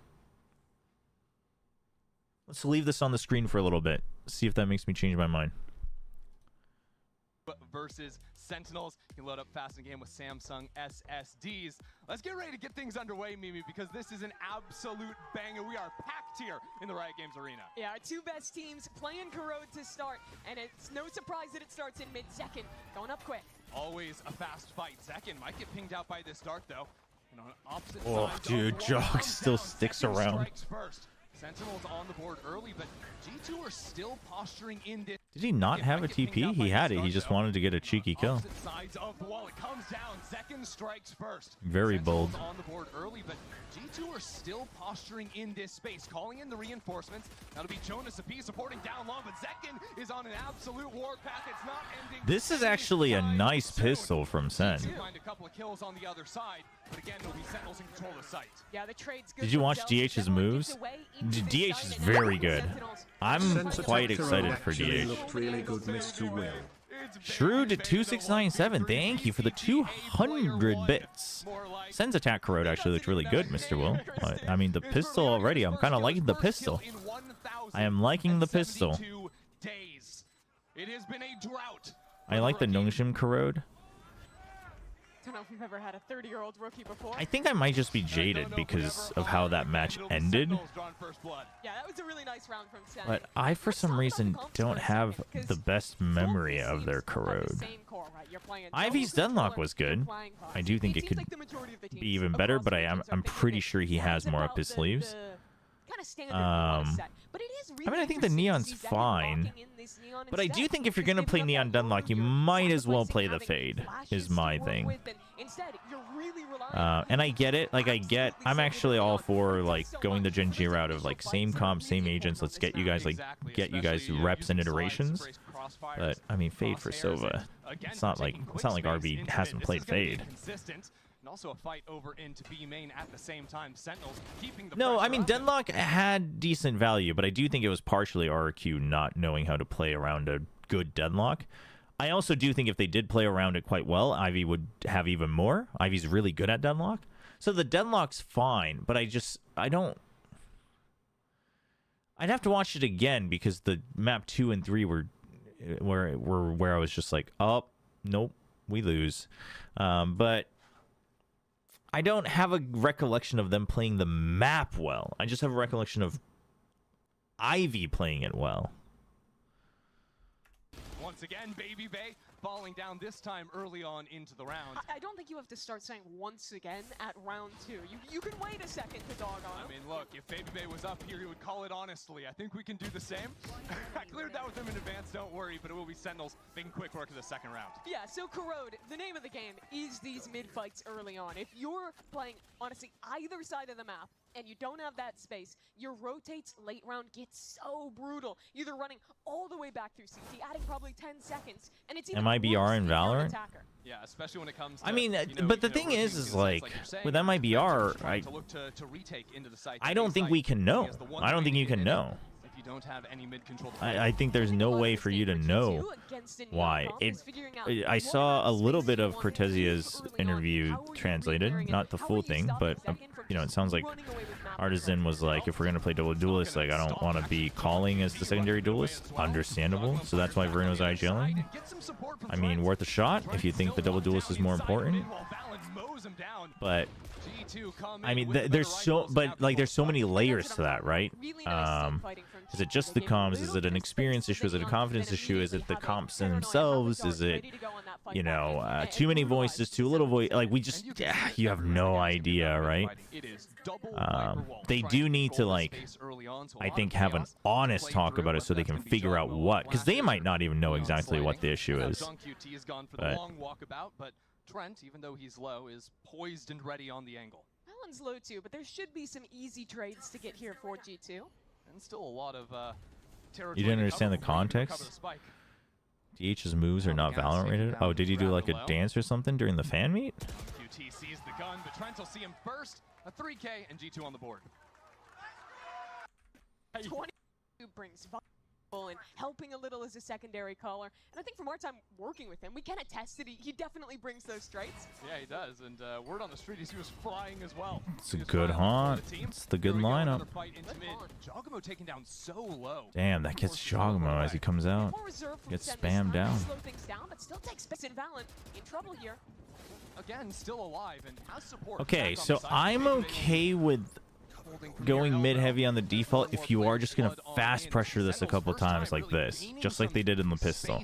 And that's doable with the Neon, because the Neon, once you can just get into Link, you're pretty self-sufficient with the relay bolt on that first corner. Oh, and then they plant, and then they re-clear mid so they're not stuck. And now you can just sit and wait for that re-clear to come and try your best to punish it. I'm kind of like an Ascent where once liking it. You can dabble back I always did like Sen's macro in general. They've just obviously had swings up and down. And now both lurks trying to test some space as I well. have seen the simple news. He's back on BC Games. Has already fallen. There's a pinch coming. Pinches on pinches as that lurk has slipped through B as well. This mid fight to determine everything. Two players on opposite sides of the wall. But how prepared will Sentinels I want to watch on Twitch, but my sister took my phone to talk to her friend, and now I have to watch on the TV. Damn, sibling problems. Perfect road into this side and plenty of time to get set up in the post. I think B is one of the most difficult sites in the game to retake right now, because if you are just coming in through spawn, you are pretty much, through mid rather, you are just going to get... It's good. From John. But like, how many times do they do this, and how else do they adapt here? Defenses, right? You can be holding all the way into main, then you're falling back, then you have the next layer here, and then you're finally falling back into the site. It's really tough for attackers to deal with. Once again, fight out into mid. This time some neon walls getting into the mix. Sen feign this time. They double back into B main. So even the neon wall used to really pressure and draw. Single thorn, no viper wall set up on this map, so it'll just good. Be the open smokes coming in. But because G2 kept top mid control, they will actually have fast rotates to help. When do Sentinels want to pop? It'll be the orb for Narrate. Nightfall now ready, and here it comes. All of Sentinels into the mix. Second leading the charge as those Thorns do delay for a moment. Those rotates you mentioned from G2. Already 2 players approaching in from That's good. Sentinels not comfortably onto site just yet. Trent has made his way here. Keep your eyes on him, but Narrate is already waiting for him. 2 kills. Oh, and the that's defense rough. starts to fall apart from G2. Really nice fighting there. Sentinels take a pause, decide, hey, we have to deal with one of these corridors first, get there too, and now a big advantage. Good cover as well. Can't quite find the angle from heaven. Sees a few players, but his own teammates are dropping like flies. There's time to play with now. VCTA player 1 is so funny. Given up. Now he's getting re-cleared. Narrate playing so aggressively. Big pick. And all of a sudden, Valen with 3. Hold on. On for a clutch. Wow. But down to 15 HP. Valen just can't get it done. He makes Still wonder why only a fraction of teams are using Odin on this map. I mean, I don't think they've used it enough. Quite enough to win it out. That's really nice conditioning early from Sentinels, showing that same So SPO finally joined as Boom Brothers and Franchise. He just so secret immediately tried to replace. I mean, team fighting to deal with these extremities early. Oh my word! That's nasty. The wall pen needs a little bit more consistency. Very nice. Yeah, welcome to Corrode, guys. Yeah, that. I mean, didn't need the Odin for that. Depending on who you ask. Our Odin players, you know, if you're talking to Alexis, money available. Really takes just. It feels a lot. No option. Your lurks later. Old Sentinels succumb. What the heck is going on here? Getting to play double smokes all the time again. And that's kind of where the meta seems to be headed. So this could be deeper than just a Corrode thing for the Sentinels. G2 still start 3 into mid. I mean, Zespiu's got some dance moves too. This time, just look to contain. It's not just his red hair. Change too much here on the eco with 4 sheriffs in hand. You see how brutal that They're just always watching for the haunt. Always having to invest a flash, some piece of utility to get ahead of it. Viper's meta in this map for now. But as a double controller, Viper solo would be very tough, I think. Now walk-up is going to just be in mid. Narrate low, but that'll be the advantage. Super passive hold over towards B. Narrate doubles back into Okay, so you had the ult and you went big on the previous round. Another opportunity here. So now they're just going to send the Prowler. Especially to try and creep forward, go for a re-clear, Try to spread them thin. Bit of a gamble to try and get themselves back into the round. And more than likely around a guy like Jogamo, the only hero rifle to play with this one. G2 react to it pretty fast. Quick enough. 2 players here, but not the weapons to really Baby deal Bay's with got to this run. Jogamo with the hero rifle is far away and already Ooh. losing out on Jonah makes this pretty rough to hold for G2. Yeah, these are the G2 sheriffs, not the G2 stingers. It's a very different story, except not Vines are huge there, but I mean, you only have a sheriff. For some support, but it's just not going to be there. Sentinels making quick work of this once again. And they get the spike down, easy peasy. Spike planted. Jaw can hunt a little It'll be bit just here. like Sliggy's Viper wall on Haven. Dude, All that about guy, man. that last one, He's got to be stopped, man. looking for, because I think about like to overwhelm. I dislike it. I dislike it. This is the super early mid fights. Yeah, some things make it a little bit less predictable. I mean, to be fair. But No, I dislike it. On the map, things could start to change. There's still something in mid. Yeah, and oh, okay, Trent's going to be bringing an Odin to the party. A lot of ultimates to play off of as well. I don't like the Odin through the smoke in the choke point. Going for the flash dart combo, but You're just asking. You're just asking for trouble. Sentinels gearing up for a split into these G2 players, but 4 already have rotated over. How do they? Oh, they just smoke it. Okay. G2 players, but 4 already have rotated over with the double teleports. Paranoia now. The Sentinels wait to find their mark. Trent in a ridiculous position. Who's waiting for him? I don't think anyone. And now the site is getting mucky. It's getting yucky. That ultimate is down, and Trent is tearing them apart. 3 kills already. Oh, was he out of ammo? It is down, and Trent Yeah. is tearing them apart. 3 kills already, and with a classic, Jogamo will trade him out. It's I like that wall. The problem is never throwing up a single different wall once. I mean, I don't like it enough. I need that to be the once in a while wall. John holds outside, tries to look for an early peek. Jonah not But giving yeah, it. They'll the just problem wait for isn't that the plan to wall play is like plan. absolute trash or something. It's just Timings. basically the real problem for anyone who is wondering, because we talk about this a lot. The real problem I have with Genji's Viper setup is that it just simply doesn't get punished, and there's a very clear way to punish it, and it's not punishing the Viper. It's punishing Foxy 9. I just want to know what they do in that situation. Jonah P takes him down. That is nasty from Jonah. In the 1v1. Chobra, would 5 duelist meta be entertaining? Making noise doing so. Yeah, I think you would get bored of it way quicker than you think. Than it should have, because it was such a good start to that defense. I know I shouldn't say this, but it would have been a G2-0 with Leaf. I mean, I don't think that's too crazy to say considering it was a 2-1. So they still have options to look for a combo between those I mean, two obviously we'll never know, but you're already seeing how much having the Odin helps solve this snap. You have to put a hell of a lot of less resources into mid when you can just spam it on down. And Trent is the OG Odin abuser, isn't he? You think back to all those rounds he was playing Sova on Ascent back in the day with the... I mean, that's Lakia Erasure, man. Lakia was friggin' post-plant spamming on Haven. One misses and isn't finding a way to connect. This could be struggle city for G2. The Sentinels bring the heat over towards the A side. Jaw has to go big in this spot. Stuck into the corner, groups towards main with his teammate. A good reposition. Well, I mean, Baby Bay did fine. It's just, you know, if Baby Bay did fine, then Leaf probably pops off. Nice shot. Which matters more, Twitch followers or average concurrent viewers?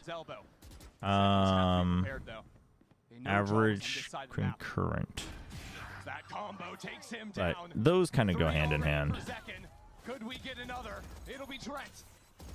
Back into things. Flank coming through. The off is holding it. There's just no chance. By the way, the ticketing guys finally kind of gave me closure with the Tokyo tickets. They said I just wouldn't be able to log in the app. Wait. So how do you redeem it? How do you redeem your ticket? Sentinels somehow come out on top of that one. Really? You just have to hope that the email is good enough? That is crazy. But surely, they should have multiple people with that issue so they can resolve that. The correct answer is subs and memberships. I mean, true. Honestly, average concurrent viewers and like ad time makes up a huge amount. Like a huge portion. Not a huge amount, not for me, but a huge portion. But like follower count is a number you can float around for, you know, sponsorships or paid streams and things like that. Second in the half already. I am liking Sentinels' attack though. I like that basically they really use. The reason I like Sentinels' attack is because they use their comp to overcome the difficulties of this map. They're using the Neon for the speed, they use the Fade, and the Viper to just early on in the early halves do fast hits on these mid areas. So G2 has to start respecting it. They still throw some of the passive util, then they take easy main control, and then they have decent executes. So the overall flow chart of the map on their attacking side is pretty good. For some weird reason, whenever I hear your voice, I always think of TI8, probably because I watched back the TI8 True Size so many times. That's crazy. That's awesome. That's crazy. TI8 was one hell of a TI. Chobra, are you casting next year? Ask me in 5.5 months. If you think any of these orgs are getting their casters 6 months out of time, you have way too much faith in esports and humanity. Yeah, so I have no idea. I would like to, but also I would love to stick with Nongshim and continue building more of my own content as well. Actually, timeouts called going into an eco round from G2. And I like this purchase coming through. Put Jaw on the operator. OG stands. First of all, set him up in mid, put him in a position to try and punish that Neon as Zeki. I mean, yeah, it was such a dude. It was so perfect. Like the build up, the story, the gameplay. TI8 was goated. Especially taking liberties over towards B in the early round. That's where Jaw's gonna like his chances. Op duel here. Oh. Takes it easy around the Dude, I would corner. love to try casting the Sees the finals, first though, because shoulder. it's such a different game. Celsius out I off always and find gone it by very Bingo fun to learn to cast different But now games this because opens you up just a learn really so much good about play broadcasting in end. general. Pressure applied in mid, and here comes the Like, execute. dude, I loved casting Kart Rider. Such a shame that it didn't last longer. There was actually so much to learn and so much to practice in terms of casting that game. I mean, that's... I mean, for one, Zekin is friggin' going ham on the neon. Bye-bye to G2's chances But in there... this round. Honestly, Goodbye, like... Tipped by Sentinels' Celsius. attack is really pacey. Also, this op, man. Good report, but already Zekin is flying. Pressure applied in mid. But now this opens up. Takes it, especially taking liberties over towards B in the early round. That's where Jaw's gonna like his chances. Op duel here.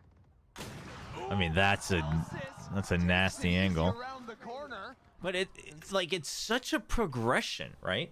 So pistol, you come in with a dedicated strat that just hits fast with the util, and then the neon is basically just creating space, allowing for trades step by step. They still go for a pacey pinch, by the way, which I think is important. Then a couple rounds later, they go for the fast hit into A link with the singular haunt.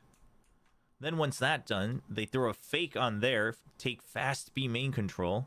Then they cut all info, but they still have this here, so they have to re-clear mid. Force G2 to go back to a default, and then they hit B. And then they go back to doing a couple fast hits in mid. And then now they have the op, which can slow clear one side, forces them to spread out then, and then you just take full main control because these guys are still concerned about mid. It's a really good flowchart of rounds for Sen. It's really good. Sees the first shoulder. Didn't have Celsius out-opping Jaw on my bingo card.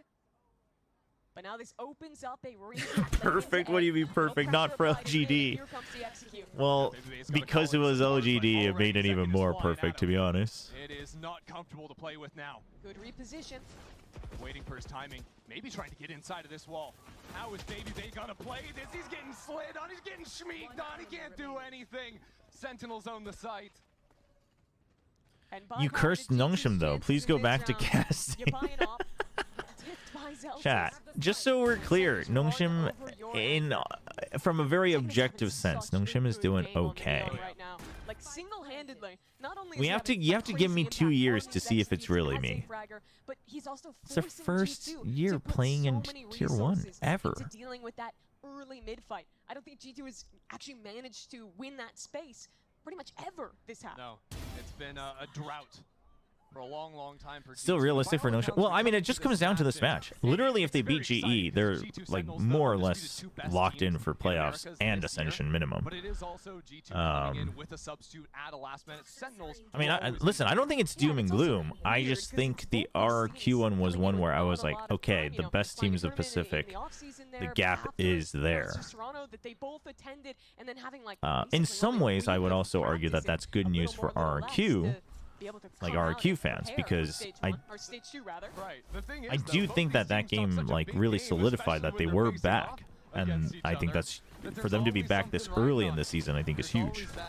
That want to win. I think especially Sentinels, you never live it down if you lose a series like this. So very good to see them coming in. And to not mince words, I think what you're saying is you cannot lose to G2 with Baby Bay. You can't lose to G2 without Leaf after 2 days. He's a caster. He's 30. He hasn't played in. What do you mean he's 30? What does that have anything to do with these Zoomers, man? These Zoomers. Is all I'm gonna say. G2. Chat, insanity. This time around, wall to play with. Yeah, why do the RQ boys have good mental? I really think Crazy Guy helps a lot. I mean, they also have a mental coach as well. I think the coaching staff is very good. Ewok's always very cognizant of stuff like that, too. Pumps the brakes for a moment, waiting for his team to come out from behind the wall. But they talked about it where they said, like, you know, they went back to just being an underdog mentality because they realized the pressure was too much for them of, like, having to perform. So that's good. into a double op kill, shutting down the rotators in. I mean, Jemkin's always had pretty decent mentality. I think Xfero's gotten a lot better. I would say that he was one of the better ones from the OG RRQ roster, but in terms of mental, but he's gotten a lot better. Crazy Guy's definitely consistently had pretty good mental from the games that I've seen, like even before this. Monyet was always going to be the big question. I feel like Cushy, yeah, there were a couple times where he crumbled under pressure, but not even crumbled. He was a little shaky under pressure, but he seemed always pretty rock solid. So Monyet was always the biggest question in terms of mental, but I feel like they've been working on that with him a lot this year. I don't know what, but it feels like it. We see the results of it.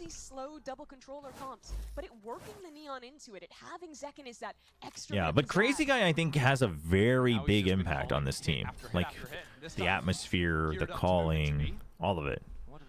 He seems to be a real good leader. He's the type of leader they needed, I think. Like, very proactive, commanding when he needs to be. Oh, I mean, the movement was good. He couldn't even shoot his gun.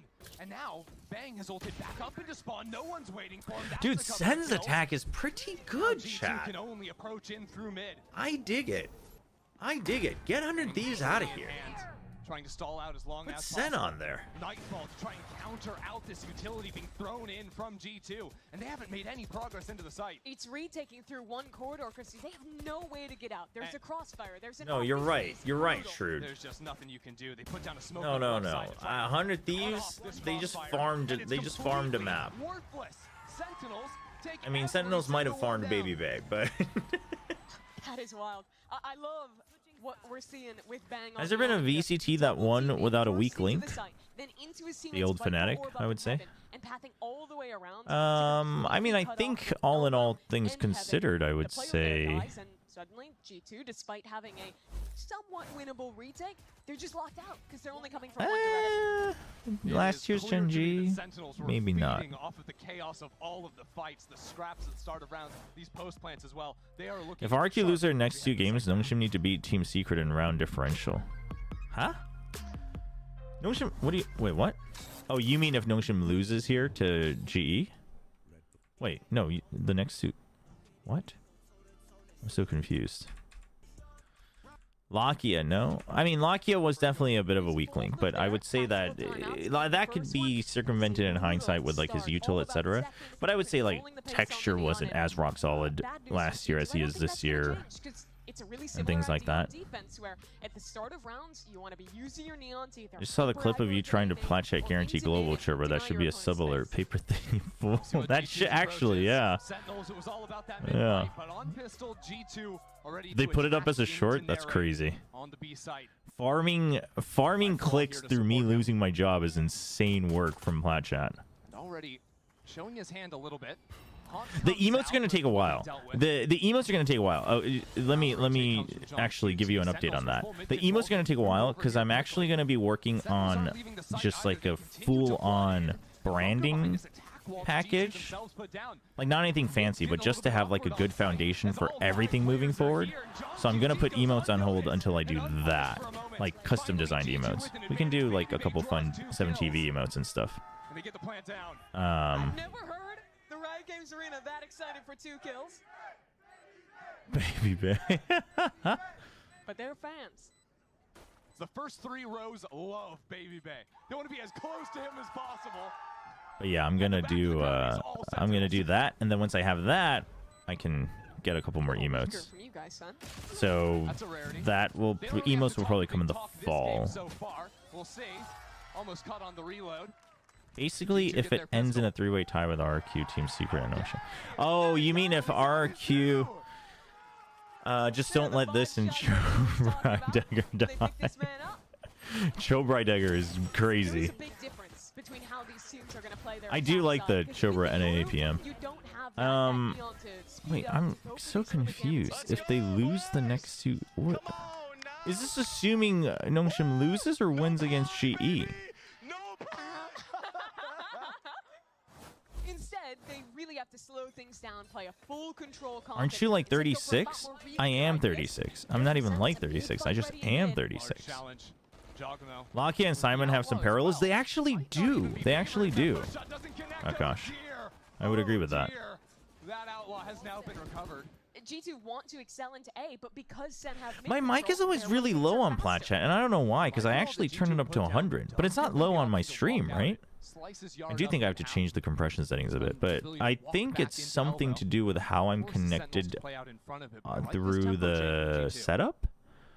But Kurt and I talked about it, and Kurt said he raised my volume a bit more, but it's still very low compared to everybody else. Concern is where that Lakia Simon with work ethic. That is crazy. Dink down. sees Celsius, he was all the way back in spawn, throws Thorns to A John, and suddenly an orb, a Molly. Nongshin would need to beat GE because I'm assuming Gen G wins their games against Team Secret and Nongshin. Right, but Kami, you gotta explain the full thing here. If Nongshin beats GE, they should more or less, regardless of whether RQ wins or loses their games, Nongshin should more or less be in playoffs. Where do G2 want to fight? I'd like to see them take elbow here, but it will be a brawl. Yep, they want to get up in front. So if RQ then drops to 2-3, it becomes a round differential instead of a head-to-head tiebreaker. The rest of G2 follow suit. It's 2-on-1 second, a little bit too low to make a go at it.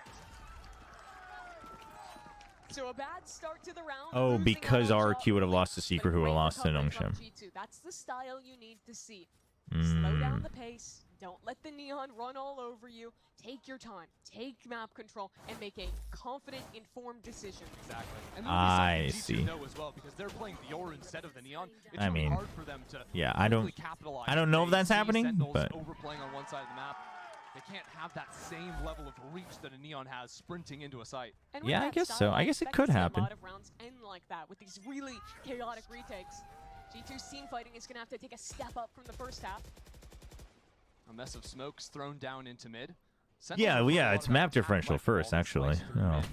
Also, they like updated the tiebreaker rules for stage 2, so I don't know how that changes things. Cheeky ones on this map. You can jump up on this. I still can't believe nobody risked the Simon pickup. I mean, I think he has a buyout until end of stage 2. I think that was known. I think that's like official. Omen smoke as well that they knew the angle of. That's something G2 have drawn up in the Maybe it's an average America's production cosplay by Kurt. Can Nongshin not get relegated even if they lose against GE? It's possible with points.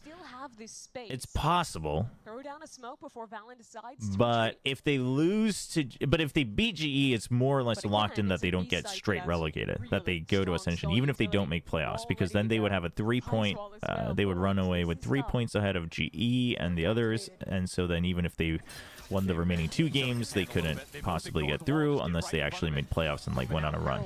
So, but if they lose, it's like possible, but they might get tied, for instance, with like GE or something in points, in which case it gets a little iffy. Split up. Trent is one off the ultimate, but he has a fight against Nara. Yeah, that's what Susie VLR was saying. That they changed tiebreakers again, but I think they simply changed the 4-way into 3-way tiebreaker rule, because that like kind of screwed over Nongshin last stage. And it didn't feel that good, but it was, I mean, like I get it, but it was, you know, it caused a lot of confusion. So I think that's what they cleaned up, but wow. He concedes it. Just a couple pixels forward, he sees Valen underneath him. That could be a kill, that could be an honest shot at the round. All right. Have RQ play Corrode? They played it against Nongshin. Nongshin made the comeback win. All right. I mean, Sentinels' Corrode attack pretty good. This ends up getting very close, right? Oh, not that close. But they lose the bonus. Honestly, yeah, forget Under Thieves. Sen, Gen, T1. Honorable mentions, Nongshin. I'll put 100 Thieves here. 100 Thieves, TH.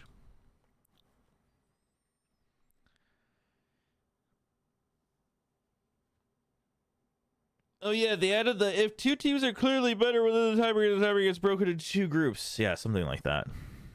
Riot should bring back LCQ. I mean, LCQ is fun for viewers.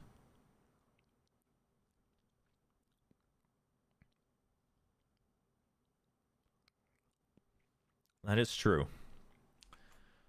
But Sen's attack is very good. I don't know if that it's good enough that I'm like convinced that I really like this comp, but they use this comp to its advantage, and I do think they understood. Like, that's the first time I feel like I've actively seen a team that wasn't just like obsessed with mid to the end of time,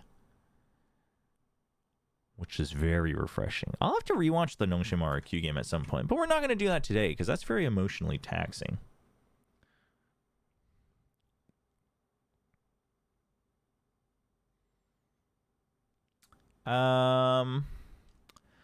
Okay, so where do I stand on Corrode? Where do I stand on Corrode? Basically, I would like to see more Vice being tried. I'd like to see a little bit more of Deadlock. I'd like to see more Waylay. I definitely want to see more Astra. And then secretly, I kind of want to see more KO.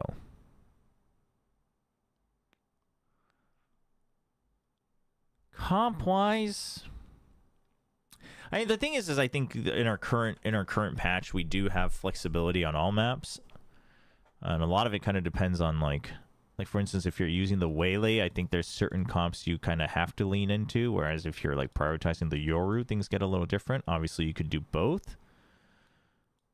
I think Waylay Yoru works really well. But if you're doing this,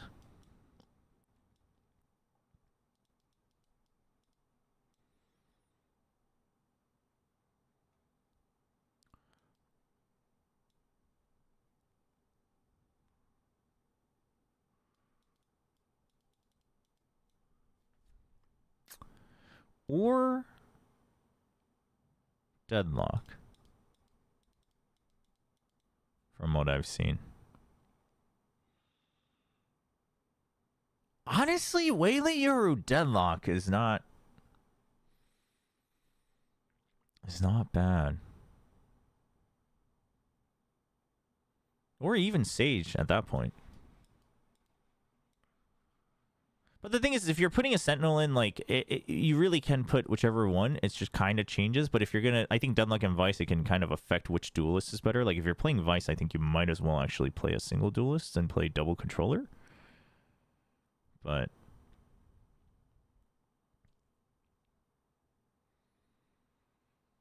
yeah, no, I've seen the FPX Corrode. I'm not big on it.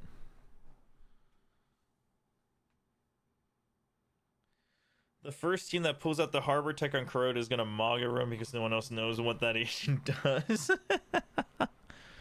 What double agent comp would you think is best then? The safe answer is controller. The safe answer is controller. Honestly, I think double Sentinel has a good place on Corrode.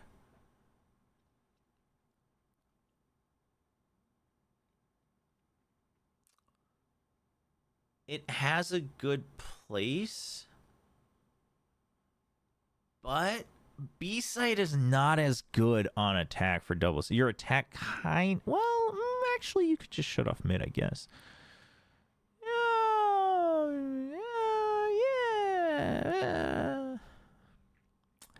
I think double Sentinel... Because the thing about double Sentinel... Well, unless we're talking Chamber as one of the Sentinels, that's a little bit different.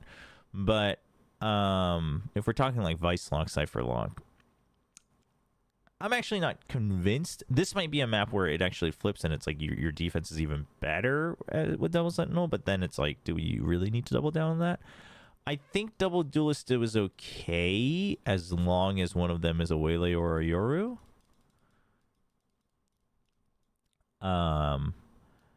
And then 2 times Initiator. Like, honestly, I think if you're going double Initiator, you might as well also go double Smokes, is my opinion.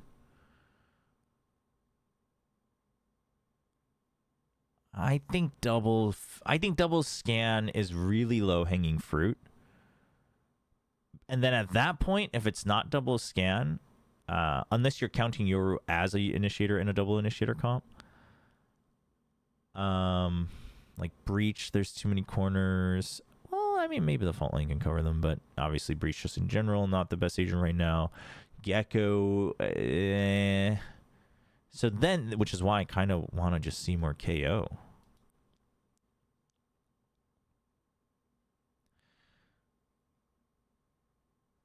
Reyna having a chance?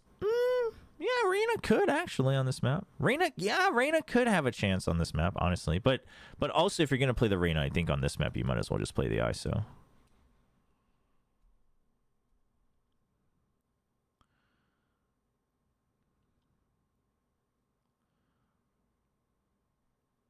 I think 0 Sentinels is fine. I think double Initiator, double Smokes is fine. I think double Smoke, double Duelist is okay as well.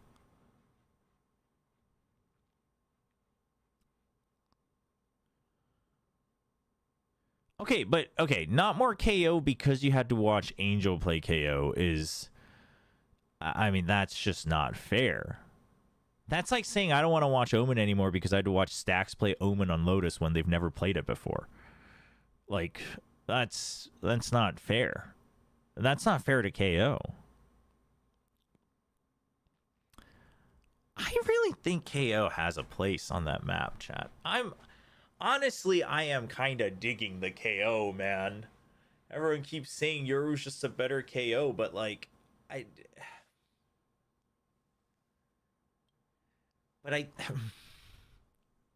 it's like back when I was talking about when Teo was OP, my whole Waylay Phoenix one. Yoru is just infinitely better than Phoenix across the board. This is true. But if you have a Tejo, I mean, the way Yoru works would be a little different. But I think if you have a Tejo and you have a hyper-aggressive team, the Phoenix actually just benefits from the hyper-aggression. And I think the Phoenix is, in some ways, is better at just self-serving fighting, like in a 1v1 once you're holding an area. The like one case where the Phoenix is somewhat better. So it's like, yes, the Yoru is better, but in a certain comp, I don't know if that necessarily, on a certain map, I think the Yoru is just safer.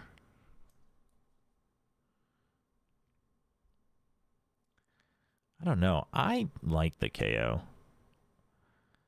I like the KO. Because I think the other thing you have to consider is like, I mean, it could also simply just be a style difference, but the way a Yoru is able to keep and maintain map pressure versus a KO is very different, because the KO can still do, like, if you're doing enough research, long range support, like pop flashes and knives.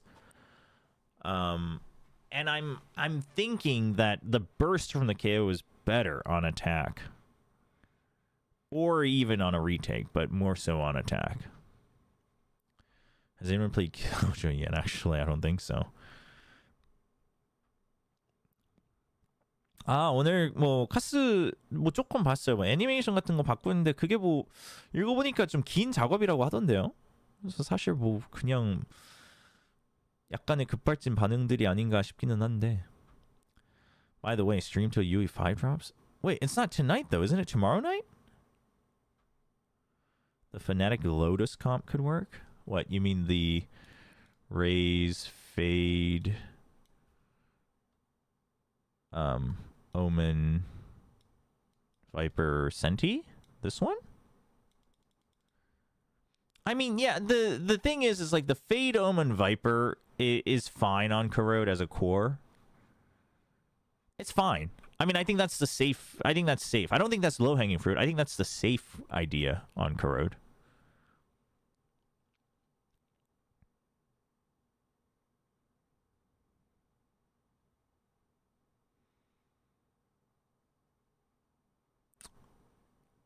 But, I mean, for one, I'm kind of sick of the Viper. Dude, use more Waylay, man. Just use more Waylay in general, man. Waylay's so good right now.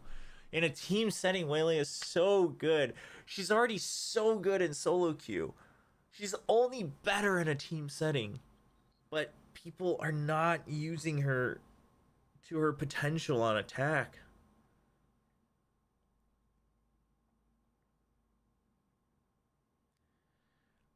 Dude, I was so happy that Minnie said it, because I was very cautious to say, because it felt like Minnie was kind of cautious, and I was like, I mean, I'll respect it because maybe Minnie's like cooking up something with somebody and didn't want to say too much about how he thinks Waylay should be used. But so I was kind of just trying to gauge how far Minnie was willing to talk about Waylay yesterday. But he mentioned the one thing that I think is kind of holding people back is I don't think you need to use the dash to get in. I think that's overrated on the current Waylay. Right? Because the moment you have to dash to get in, I think it hampers what you're able to do. Well, it's either the dash or the TP. I mean, the dash probably, I guess it kind of depends on the map and also your comp. But, like, you definitely do not need to use the TP on your way in. And I think people keep using the TP to get in. I think you should be using the TP early on in the round or in a post plant to get further reach. But, like, just what I said just now alone is actually a huge mental stack, right? Because, like, you can be using it to get early space, then the next time you use Initiator Util to get that space, and then you do a full burst on the site, but you still have your TP, so you leave it, let's say on Corrode, and then you hit Heaven, and then you TP back, and it's like, you still have to re-clear it, but then your teammate might have taken this since you cleared it before. Like, it's very good. It's very good. Do you think Fnatic play Corrode since Pearl is gone? They have to, otherwise they're going to have map pool problems.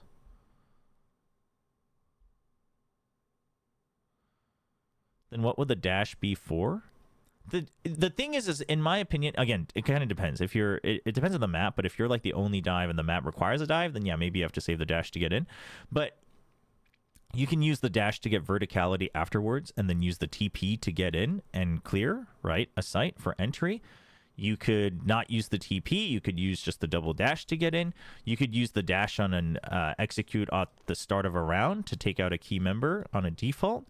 And then you could use the refract, right? The return to get into the site. Like, you have so many options. You have so many ways to do it. If you're only using the dash, if you're only using TP plus dash to get in, like, you are using literally 1% of your brain. Like, let's use at least 3%. But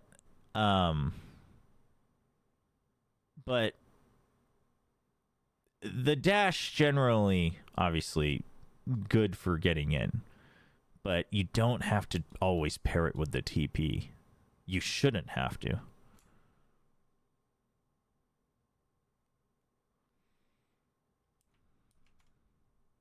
Do you run with full 4.2 or something? Huh?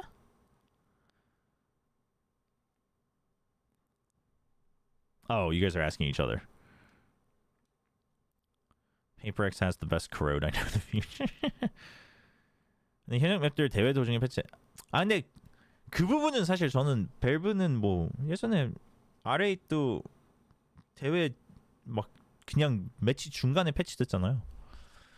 뭐 물론 그러면 안 되지만 밸브는 어차피 e스포츠가 메인이 아니기 때문에 자기네가 운영하는 게 아니잖아요. Someone's asking about the Valve patches.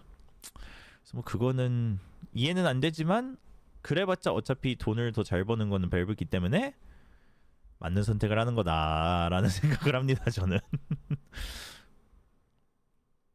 I don't think Waylay is the worst op character either. No, Waylay is a pretty good op character, to be honest. Because think of it this way. Jet is still a really good op character because you can activate when you want to get back, right? But Waylay, if you clear initial area with other teams' util, you can now put the refract here and go even further as well. So it's just, you just have to think of it differently, and it applies to different maps. But like, and you can have verticality with the dash if you want. Granted, you can't do it before the round starts, so that's a little unfortunate, but Waylay's good. And then the saturate, like, way better delay or self-serving fight than Jet. So like, and then the ult, huge ult. I mean, it's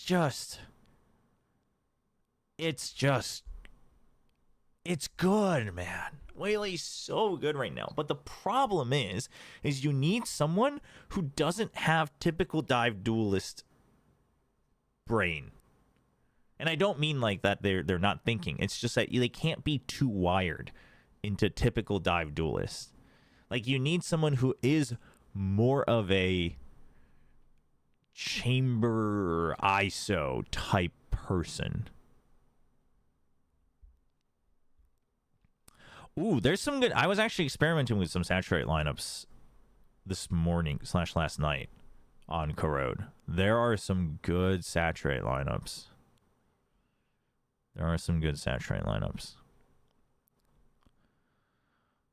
So, yeah, Whaley's good. But I guess the point is that I've already just said like 50 million different things. And so you need someone who is like thinking about all this, and then you need an IGL who can utilize that round to round to really start adding on the mental stack against the enemy. And I think this part is currently underrated in Valorant. Like, it's everyone... It happens naturally because that's just what happens when you're IGLing and calling and everyone's adjusting round to round.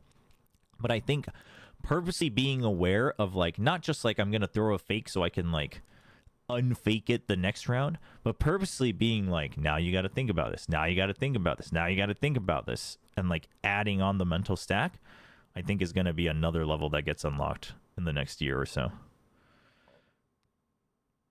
Chat, can we talk about how Saturate is a 4-second hinder and Breach can only have a 3.5-second stun? Well, I mean, yeah, because Saturate doesn't actually change the colors on your screen. I mean, that would be too anti-fun.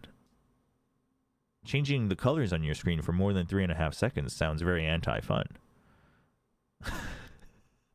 But Saturate will allow you to still enjoy Valorant in Unreal Engine 5 for the full duration of the 4 seconds. In fact, you'd be able to enjoy it even better because you'd be turning slower.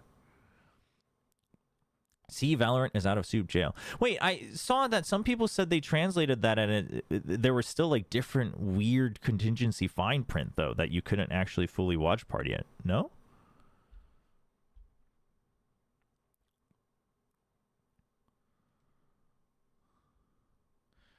Forsaken may be the best Waylay out right now. Not until he changes how he plays it on attack. Otherwise, he's tied with Woot, in my opinion, from what we've seen so far. He's shown some of the best of it, but I think on defense, it's much easier to understand that and execute it. It's still better because a lot of teams aren't doing it at all. So like, it's still better. I praised him when he first pulled it out, but then I saw his attack and I was like, well, that's disappointing. But like Woot's was really good. I would actually almost argue that I think Woot had a better understanding of the actual agent itself. Well, I mean, the set plays I guess aren't just him, but it's a small sample size, so we'd have to wait and see. I mean, also Forsaken played it with, like, you know, having arrived a day before on the plane, so. But as Lee said, I guess Woot and Team Heretics also only had one scrim of it, so we shall see. By the way, I know Champs is still a while away, but I don't know if you're casting. Well, I'm not casting for any VCT stuff this year. They wouldn't hire someone to cast that hasn't been casting the VCT League. So, like, they wouldn't suddenly just hire someone who's just been doing, like, YouTube content to cast, right? Even if it's not me. Obviously, I've casted before, but I think that would be also just not good. Even if they gave me the offer, I'd be like, well, that's a little weird. Like, you have, like, 12 to 16 casters that have been casting your league the whole time. But we'll see next year. We'll see next year if I'm given another chance. You say that, but they hired Steel. But he had been casting EMEA. I mean, not every week, but he had been casting EMEA.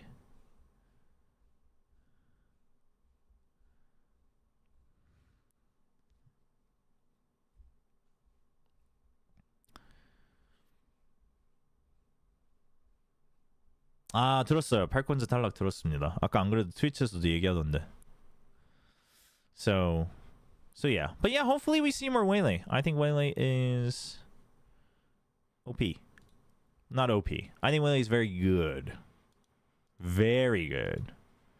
Much better than people are giving credit for.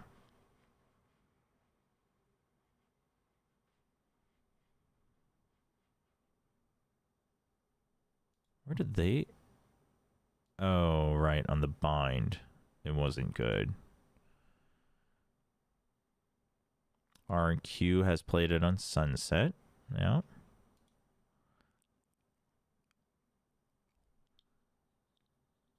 They played it with the Breach. Not a fan. Brax played it on the Haven, and then Corrode. May had the same thing. The Waylay Yoru. I mean, we weren't really exactly using the Waylay. Who do you think will be the first seed from each region going into champs? Basically, who do I think is winning stage 2? Because that should automatically make them the first seed, I believe. Because 3rd and 4th will be the ones that go with points. All right, bold predictions, chat. Bold predictions. Who's going to be first seed?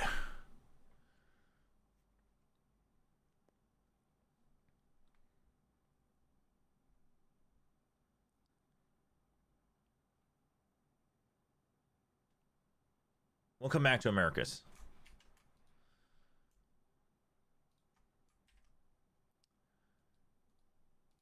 VCT China.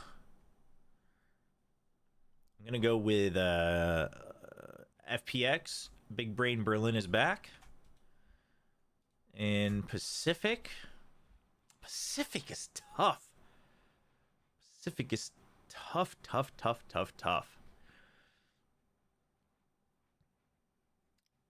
Pacific is tough.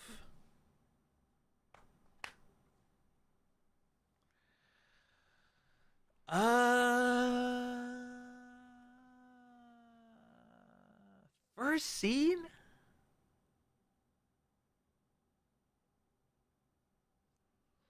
I mean, I think it's between Paper X, Shinji, and RQ still. There is a part of me that's like, I don't know, T1 might claw back in.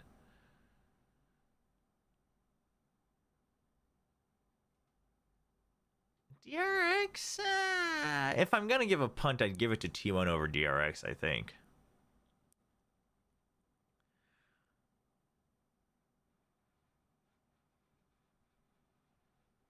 C9 is the best until they lose in Cillian playoffs.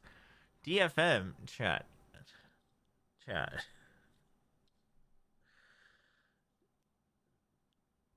What has Sliggy done to this world, man? What has Sliggy done to this world? I'm gonna go with...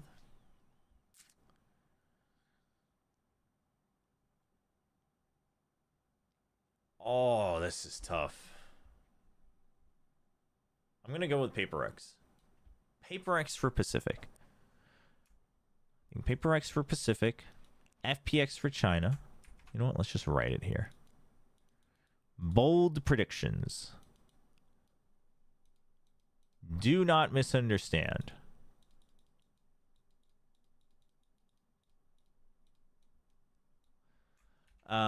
Americas? Dude, where's EMEA? I forgot about EMEA.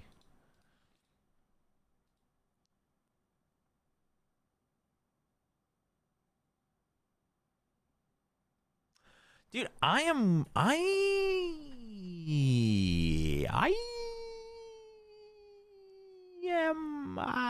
such a Fnatic fan, but I am willing to give Team Liquid a bit of a...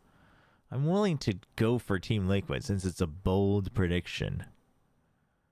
Giant X is a crazy one, but it's a fun punt. Giant X is a fun one. What's up, Seraph? But I'm gonna go with Team... I don't really... I think I just don't like how Team Liquid plays, to be honest.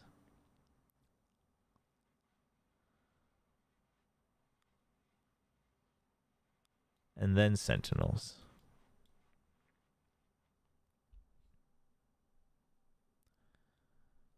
These would be my first seed bold predictions.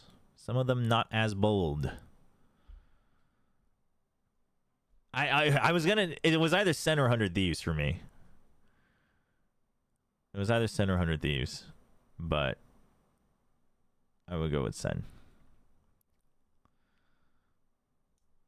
I mean, if you want spicy takes, if you want spicy takes, you want the Shin Red version. Shin Red version. I go with T1. I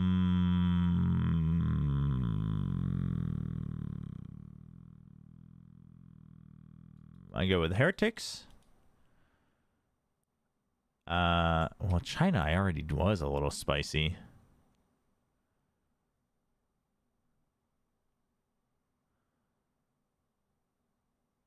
I mean, still go with FPX. And then Americas?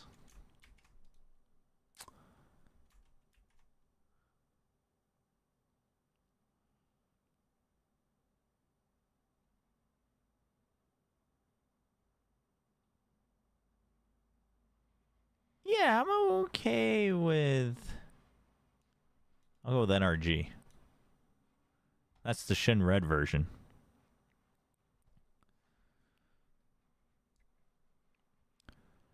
Honestly, though, first place in Pacific hasn't been a good sign for the winning team. True. I mean, 100 Thieves is like, to me, 100 Thieves, I like legit think 100 Thieves has a chance. So 100 Thieves isn't spicy enough for me. How is Heretics spicy? They've still never won an EMEA.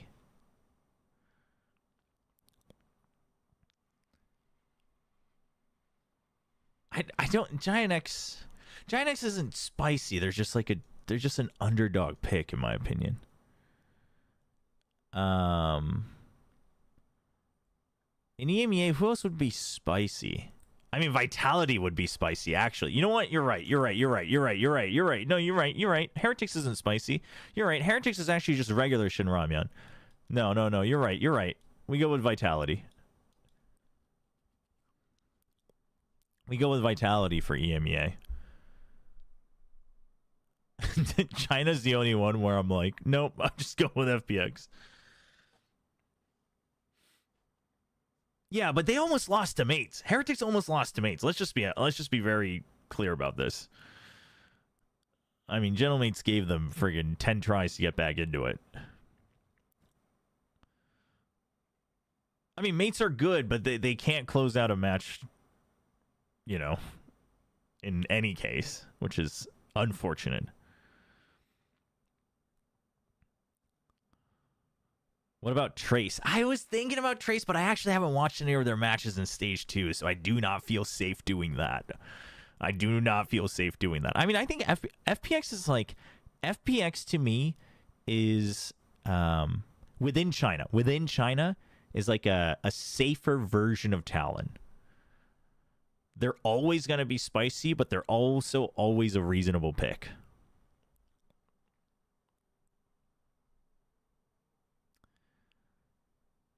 The good thing about Mace is that they will be up 12-6, so they'll have 6 chances to close it on the day they pull through. Oh my gosh. No. Dude, this is pretty spicy, though. Dude, how is Energy burnt? Energy's not burnt. They got a shot. I honestly, I vibe a little bit with Energy. I'm vibing a lot more with 100 Thieves. I'm vibing a lot more with Sentinels, but... Wolves might not make it to champs, which would be a darn shame, because I think they're very good for the scene. CFAT BB is so good for the scene. Listen, chat, if Spitfires didn't pull the most horrendous throw against DRG, all gamers would be 3-1 right now.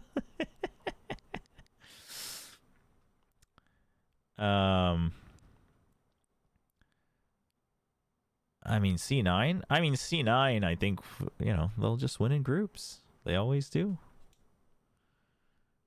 I did predict them, but, I mean, Sen should be favorite, I think. Like, ever so slightly. Yeah, I think so. I think EDG just has a 6-man roster. I do think whoever wins Mates versus BBL will get out of that group. I think I remember thinking that. I'm so honestly, chat. I think the EMEA matches this week are kind of bangers. Wait, you think Mates or BBL, whoever wins that? Oh, because Foot will also not make it. I actually agree with that. But Foot did beat Mates. So, not sure. BBL, though, if they beat Mates, I think they make it through. Could get a little messy. But honestly, these two matches, I think, are kind of big. Giant X will be a good test, I think, just because Foot obviously looks terrible against Vitality, but they're all fraggers, so who knows? And then Mates versus BBL, I think this is going to be a bloodbath. I think this is an exciting match.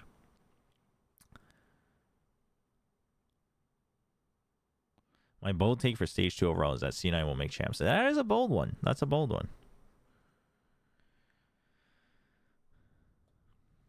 But yeah. Dude, this would be kind of a crazy first seed lineup, though, no? Okay, what's crazier, chat? T1, Vitality, or NRG? What's the craziest? How would you rank the spicy levels of the Shin Red? What's the spiciest first seed take? No, FPX gets a bye. FPX gets a bye. Vitality, NRG. Dude, do you guys just hate NRG? Why do you hate NRG? Well, actually, there's a couple of reasons to hate NRG, but a couple more votes for NRG. NRG is the spiciest. Really? You think? So you think the consensus sounds like T1 is the least spicy out of those three? Which comp archetype currently has the best win rate on Corrode? The actual win rate? I'd have to look up. You can probably find it on Run It Back, though.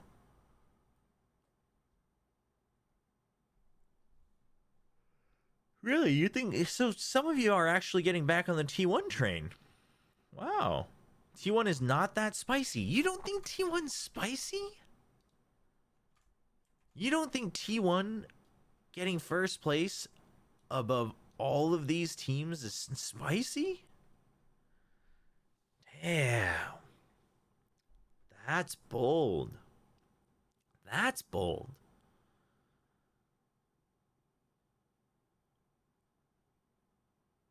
I could see T1 beating all of Paper X, RQ, and G, but I can't see NRG beating G200 these. Oh, I guess if you think of it that way, though. Yeah. No, I get it. Yeah, that's a simple way to think about it.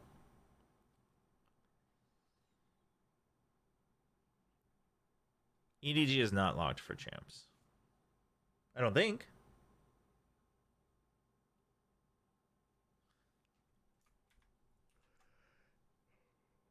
Isn't G2 the only one that's actually 100% locked for champs? Yeah, oh, there's no way EDG is locked for champs. That's actually crazy.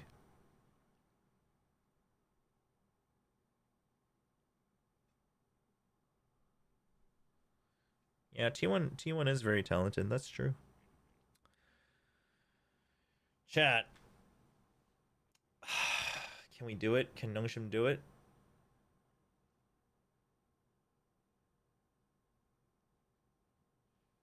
Wait, this is wrong. Why is this wrong? Liquipedia has the right points. Dude, wait, what? What the heck? Why is VLR so bad sometimes?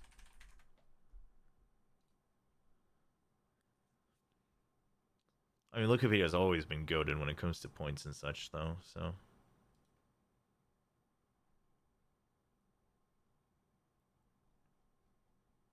I always get confused when I come to Wikipedia, though. Where do I have to go to see the full thing?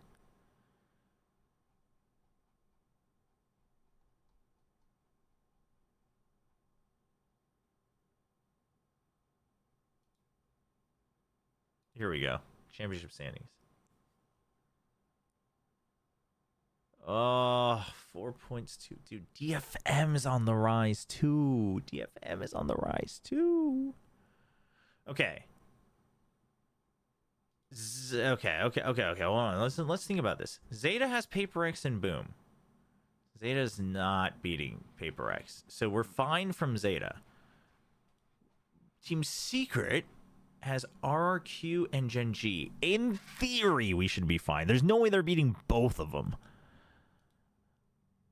DFM... Oh,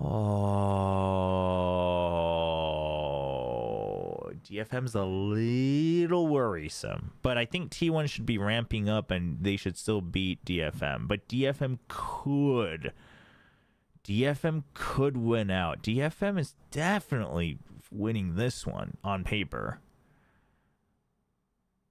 Oh, and then GE is us. And I mean, like, even if Nongshim loses to GE, it's not over.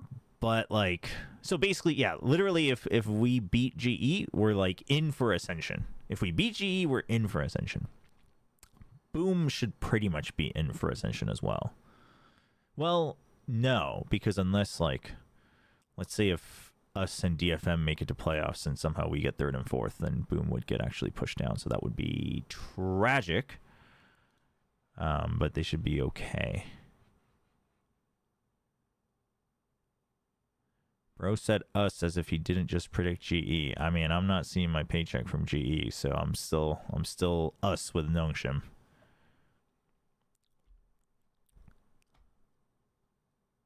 Okay. Yeah, I mean, yeah. So no matter how you spin it, just win this one. Just win this and we'll be fine. Just beat GE and we'll be fine. Just do it. Just do it. Just win.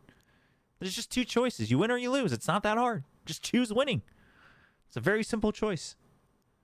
Just choose the W. All right? Simple. Very, very straightforward answer. Boom is in already. Huh? Also, have you discussed DFM? Not much. What would you like to discuss about DFM? How is Boom in already?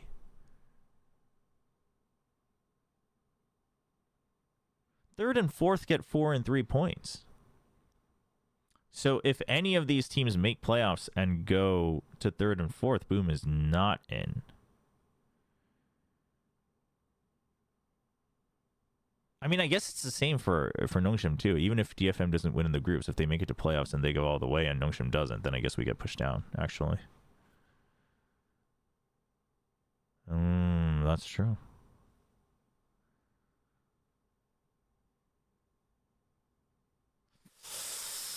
We have to win. We have to win this one.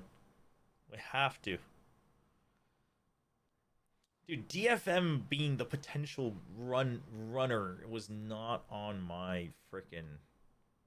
What happens if you're tied in points?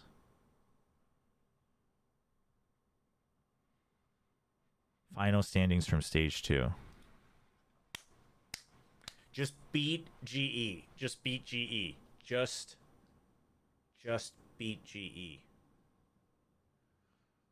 Literally, then we're fine.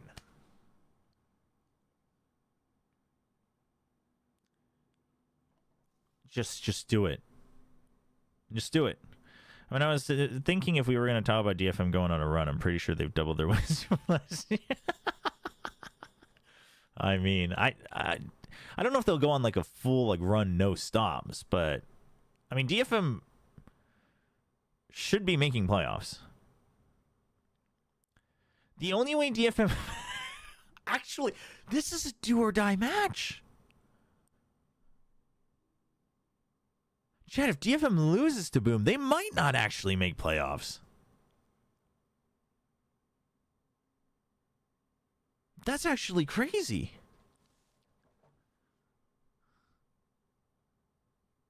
Oh...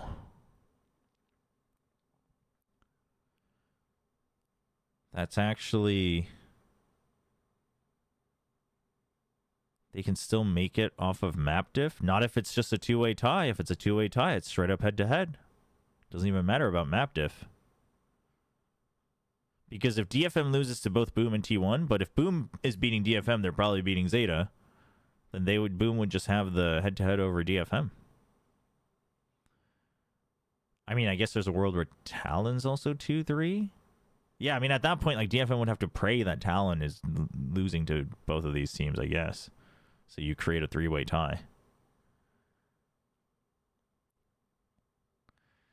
Yeah, but it's Talon's winning week, chat. I don't know why nobody understands this.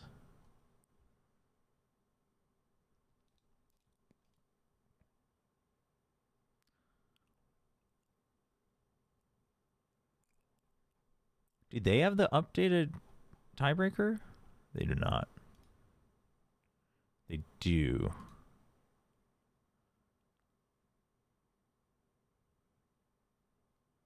Yeah, okay.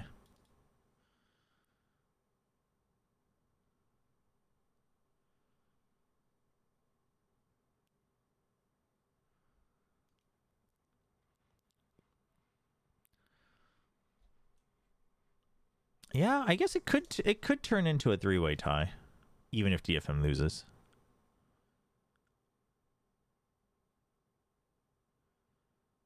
But even then, I mean, then it depends on if it's like 2-0s, etc., map diff.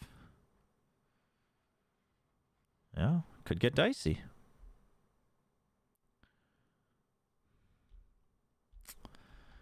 But for Nongshim, just PG, man. Just PG. Just PG. Just PG, and we're like fine. Who has better maps? Kind of. I mean, that is the rough part about the regular season, is the sample size is so small.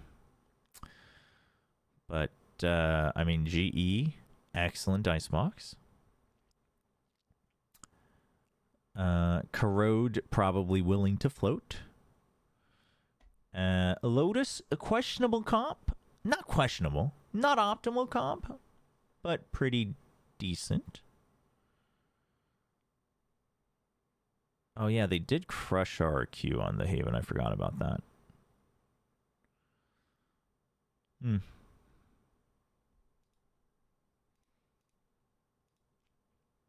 Why is it always a 2-1, man? But Nongshim...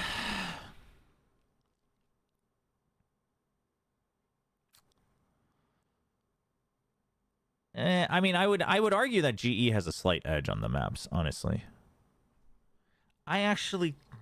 I don't think Nongshim's icebox should be this bad, but the scores are not good. FYI, if Wolves want to make playoffs, they need AG to win and DRG to lose. If AG loses, DRG will win the map diff tiebreak and Wolves will lose head-to-head. Oh, and they won't make playoffs. They could still make it to champs off of points, though. Did Talon make the right decision putting Thai on Duelist instead of Primi, even though Primi has said multiple times that he is not comfortable on Duelist? I think you don't mean to say even though. Even though would imply that that's...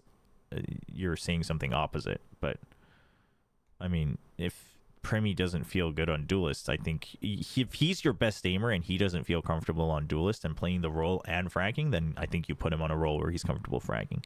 And I think that the roles are not the issue for Talon losing last week.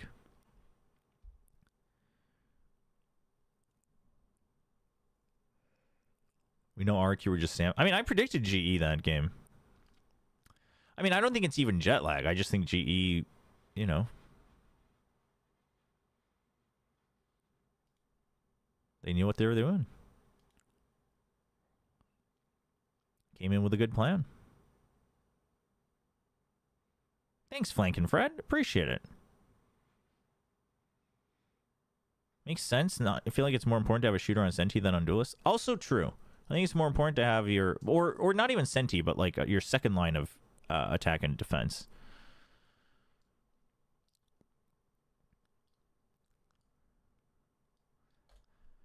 What's she even banning?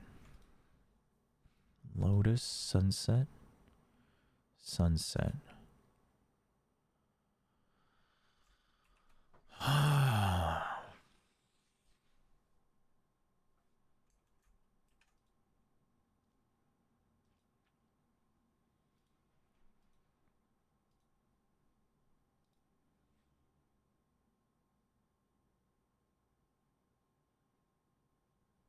Honestly,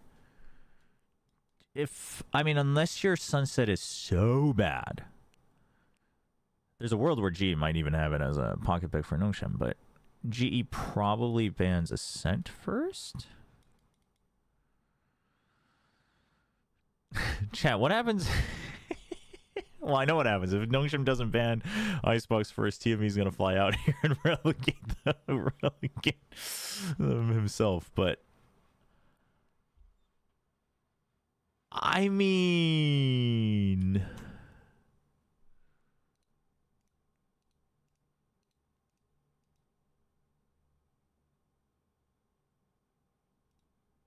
Icebox, Corrode,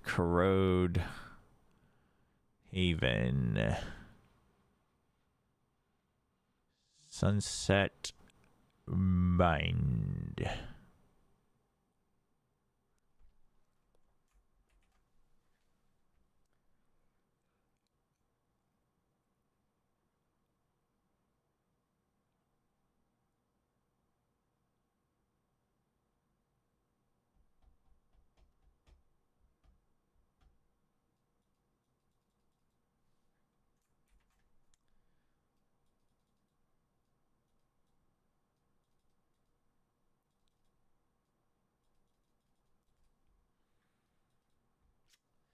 The ban is tough for Nongshim.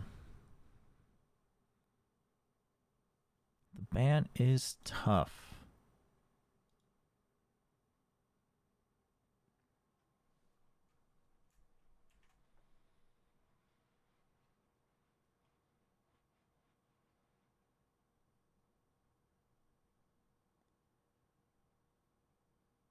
But honestly, actually, though, I think, like, I mean, we don't know what... I mean, I think you're okay to play Bind. I think you are okay to play Haven.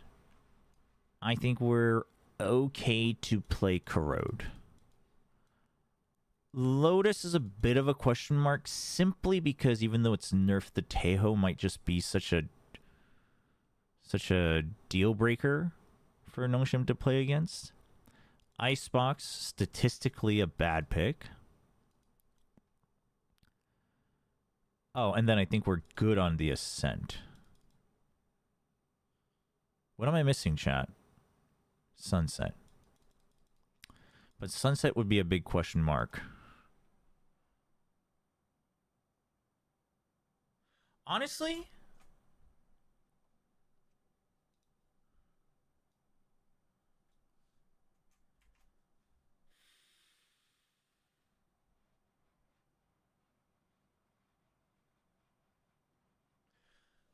yeah, I mean, yeah, I guess they banned the Icebox, I guess. I guess so. I guess so. You pick one of these three.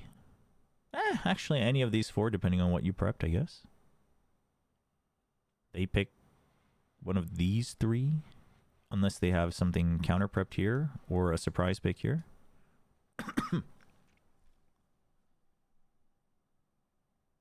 I guess so. Yo, FNS, what's up? You guys love drawing on screens, huh? Gives you something to do. Are you here to ask me to name 5 players of a team that I don't know? I know what you've been up to, man. Oh my gosh. What do you mean you would never? You've been on a mission. Oh, man. 5 players on Furia. Dude, I don't even know who's... Dude, Furia, out of all the teams, you're going to go with Furia for me? Oh, my God. Furia. Dude. The only one I can think of off the top of my head is Heat. Actually. Yeah.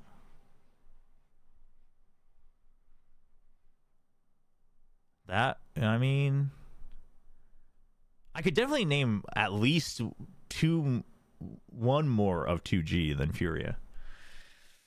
Oh, Furia? Dude, we just talked about Furia yesterday too, but of course I didn't pay attention because I didn't even watch the matches.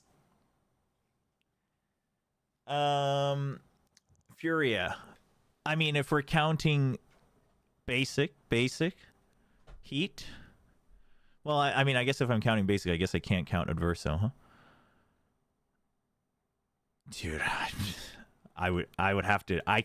Stalling won't even work. I'd have to give up on the other 3. Name all 5 on GE. Crystal, Yeoman, Ban, Udotan. Uh-oh. Crystal, Yeoman, Ban, Udotan, Poppy. There we go. Oh my gosh. Whoa. Whoa. He almost got me, chat. He almost got me. Oh my gosh. Should have asked him to name the kickoff GE team. Dude, there's so many changes on that team. If I had a gun to my head to name those players, I'd say shoot me in game.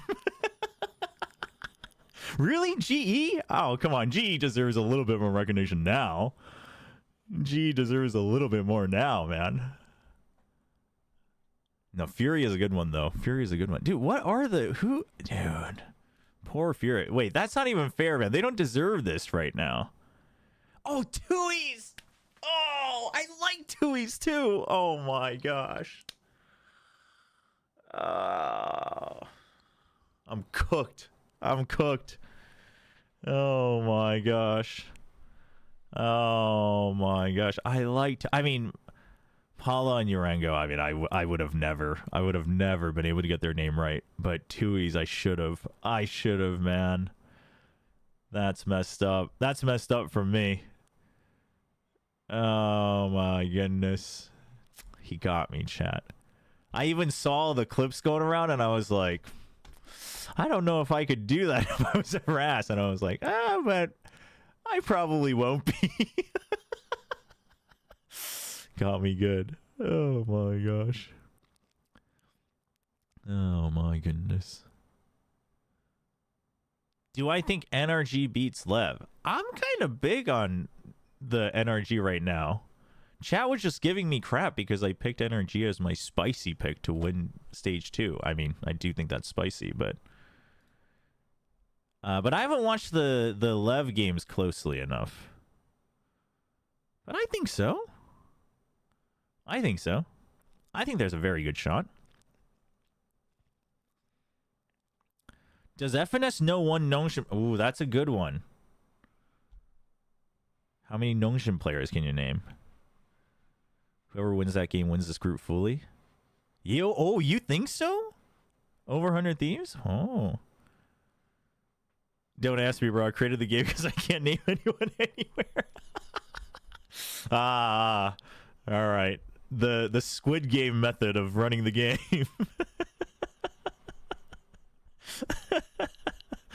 I respect it. I respect it. Oh man, really? You think whoever wins this eventually wins the whole group? I mean, yeah, I could see it. I could see it. 100 Thieves. I guess we won't know for sure until the very end. Yeah, I mean, America's especially. Pacific, too, honestly, man. This past week, Pacific was not exactly fun. And I'm not saying that just because Nongshim lost. But playoffs, I agree with what Sliggy was saying. I think playoffs should be fun. Playoffs should be good. For all the regions, actually. Like, EMEA is actually shockingly looking more interesting these days. I don't know where my EMEA tab went, but...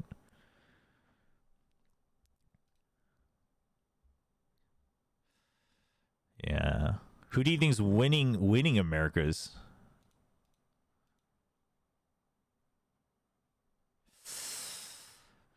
I hope Champs is really good this year.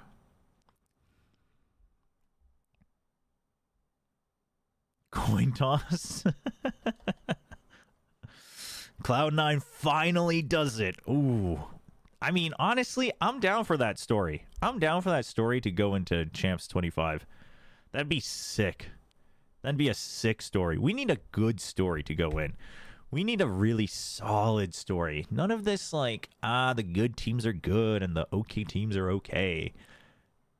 Yeah, we need like a C9 finally does it. We need a Vitality returns to the top. We need Talon finally. Frost finally gets redemption for all of his trash talk. We need some good stories to go into champs. Oh, if they went all the way to grand finals of champs? C9? That would I mean, you've burned it now. That's insane. There's no way. There's actually no way. All the gamers are doing it. None of the gamers are doing it, Kami. I don't even understand how it came to. I don't even understand how we came to even humor the idea that all gamers are actually going to go to Paris. It's crazy. DFM making the champs. Honestly, DFM making the champs would be sick. And in their current form, I think they can consistently be an underdog team that does punch up. I don't think they're anywhere close to the Paper X train, but I think they could.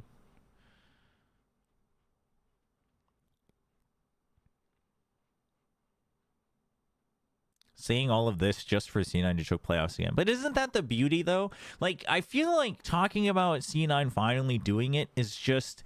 You actually can't lose as a viewer, as a fan of the game. Because either they choke again and the meme lives on, or they do it. Actually, the only way that it doesn't deliver is if they, like, get 4th place.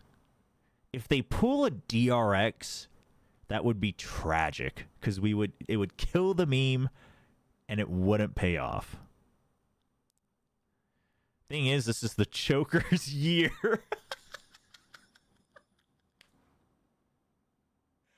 Oh my god. Dude, you didn't have to do stacks dirty like that, man. Stacks 1, Paper X 1. C9 is next. I mean, I'm down for it. But my god, if they get like 4th, then that would be the most anticlimactic run ever. Yeah, Heretics finally won too. RQ, yeah, RQ finally won Pacific. This is true. This is true. RQ finally started beating Gen G. Heretics won. Stacks won. Lifted the trophy. Buzz lifted a trophy. Yeah, that's true. Paper X finally. DRX returned to winning Pacific. I mean, yeah. Boy, that story died out fast, didn't it? It was all so dramatic and emotional, and then it's just gone. C9 makes it out of playoffs, and Paper X finally beats Shinji at some point. Yeah, could be good. China did a reverse Joe victory. Also true. C9 winning before G2. Oh my gosh, imagine. Oh, imagine if C9 wins before G2 does. Oh man, the G2 hate watchers will feast. Dude, I feel bad for I do feel bad for G2. They get so much hate watch for like no big reason. Yeah, that's a good... honestly, I think at that point you kind of have to, right? But the real question there is, like, the only reason anyone would say they have to is because you feel like they just need a change, at which point that would imply that you need to change the core. And that sounds pretty risky. Oh, I mean, I think Fnatic... You think Fnatic will feel that they have to make changes if they don't win champs? For whatever reason, actually, I don't... Well, I mean, I guess... I guess G2, yeah, not winning champs, I think that's fine. If they get top 4, I don't think they need... Well, I wouldn't make a change. I guess they could. But they're also like... Well, yeah, G2's so weird because they're not an Ascension team, but they are. Fnatic, yeah. I mean, if they bomb out, if Fnatic bombs out, probably. But 0 titles in the year could prompt change. Yeah, that's true though. Like for the powers that be, that's true. It doesn't matter whether we think it's logical or not. That's true. Sometimes they just feel that you need to make a change, and from a overall perspective, I get it. I mean, that sucks. That Champs is the only one left. Should have done it on Bangkok. Should have lifted that trophy. Who would G2 be most likely to change if they don't win champs? I mean, I think the only way to have that discussion now before champs is only in bad faith, you know? I think a better question that is okay to have a discussion is like, do you change one of the 3 OG cores or do you change one of the other 2? I think that's an okay question just because it's like, you know, you're discussing, do you change the actual very foundation of it or do you change the supplementary things? Something's gonna give. Can't keep potential maxing. All right, shoot. Man, didn't expect to be quizzed today. Surely Baby Bay gets changed. Dude, put Baby Bay in as the coach. Dude, okay, that's a good question. That's a good question, FNS. Does Sadak run it back in Americas with his old Loud roster? Oh. Oof. That is... I mean, I would. I would.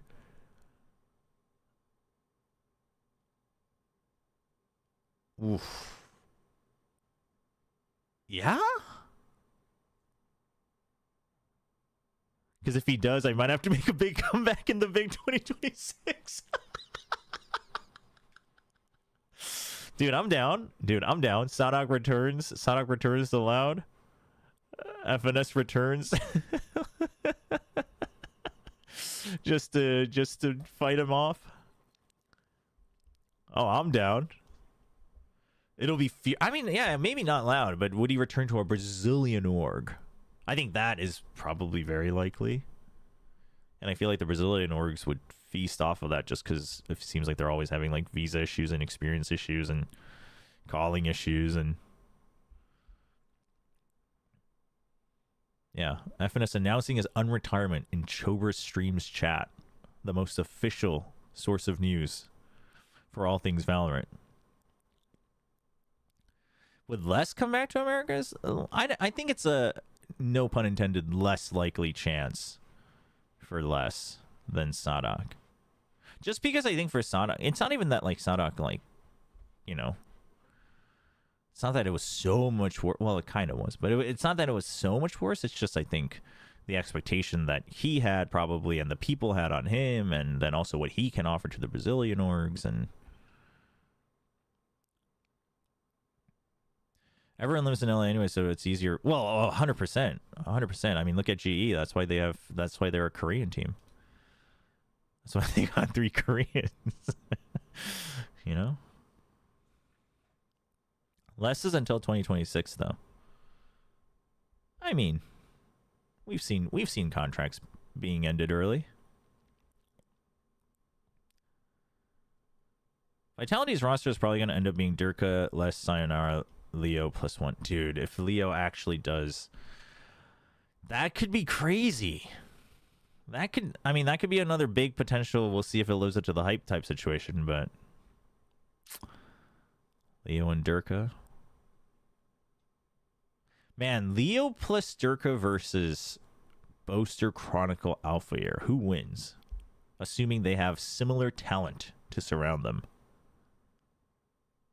Ooh. That's a banger matchup. I mean, we don't know for sure, New Donner, but there's been rumors going around for a while. Depends on who is calling. If I get Leo back, what team does Crashies join next year? I don't know, but it better be a good team. Chad, I'm so glad Crashies is friggin' putting up numbers. And everyone said I was crazy for putting him in my friggin' top 10 for Bangkok or for Toronto. Yeah, the people just didn't know. I don't think Crashies gets replaced by Leo Fnatic. Gets top 4 champs at least. I said it. I would believe that. I would believe that. I mean, he's filling everything they need so well. Yeah. Yeah, you just let Leo. Why risk? I mean, Leo's great, obviously, but why shake things up again? Just continue building on it for sure. I mean, sure, you trial him. I mean, I think as a team, if Leo ever comes up and says, "Hey, I'm looking for a team again," I don't think you're ever like, "Well, we don't really have plans to switch it, so we're just not going to trial you." I think a player like Leo, you always trial just to see. But yeah, exactly. Like Crashy's, I mean, if anything, he looks like he's just going to continue to rise up even more, for sure. And like they just look happy to be playing together. You can see it in game, you can see it out of game. They are all performing. Yeah, if they get top 4 for sure. Dude, if they get top 4 and like even if it's Leo and even if afterwards Fnatic wins all trophies of the year, I would still be upset. Well, actually maybe not if they did the Grand Slam. But if they only won 2 out of 3 trophies again in 26, I would still be upset at them for changing that. Not because I think they would have won more with Crashes, but it's just like we just need teams to stop doing that in Valorant. I know the system doesn't support it. I know the system wants you to keep changing things, but just build. Just please. Yeah, and also, that's exciting too, watching Leo on another team. Give him a chance to run it back. Build something new.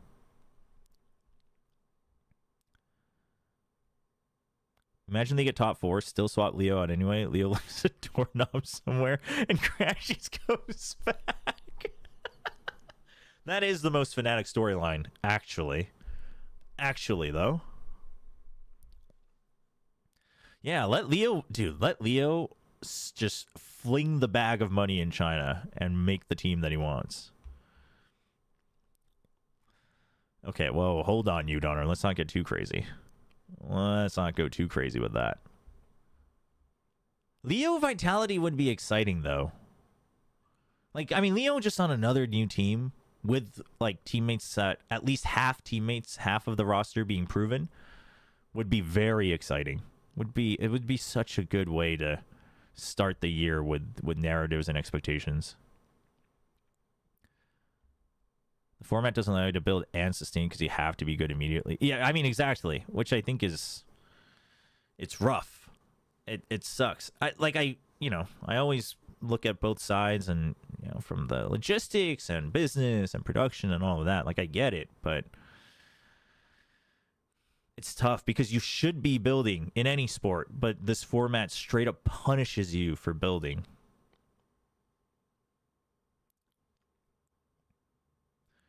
Top 4 champs projection right now. Oh, I mean, yeah, that's crazy. Top 4 champs projections. Fnatic and Paper X, though, yeah, you think they're still a pretty safe pick for top 4? I would agree with that. It's still a long ways away, but I'd agree with that. Dude, I'm impressed with how much Paper X is keeping up after coming back from everything.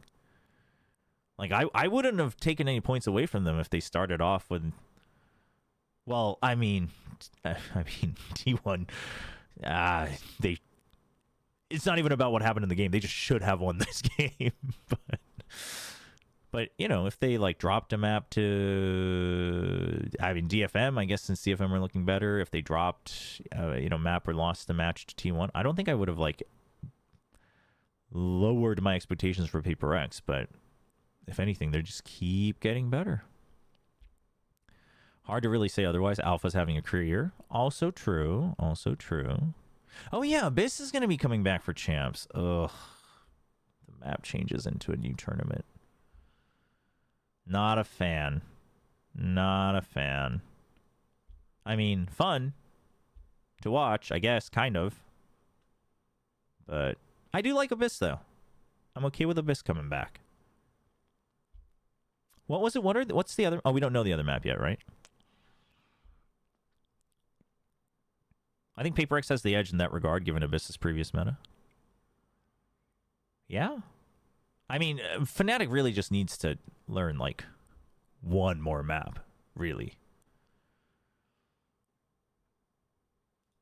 You really just, like, one more map would boost them so much more. One more map at the same level would boost them so much more. If teams buy into Double Orb, they'll be run down by 2 duelists plus Sage. Oh, on Abyss. Leo will also be 1 year rusty. Yeah. I would like to declare myself as first mate aboard Paper Thin's SS May. I'm a little scared. I'm a little scared of DFM making a run because that could really throw a wrench in everything. But again, if we just beat GE, we beat Boom in the standings for stage 2. So like we're okay. Sorry, Boom, but we're okay. I will say this. Okay. Listen, chat. I know everyone's excited about riding a cruise ship. I know that sounds exciting. It is fun. Cruise ships are fun. But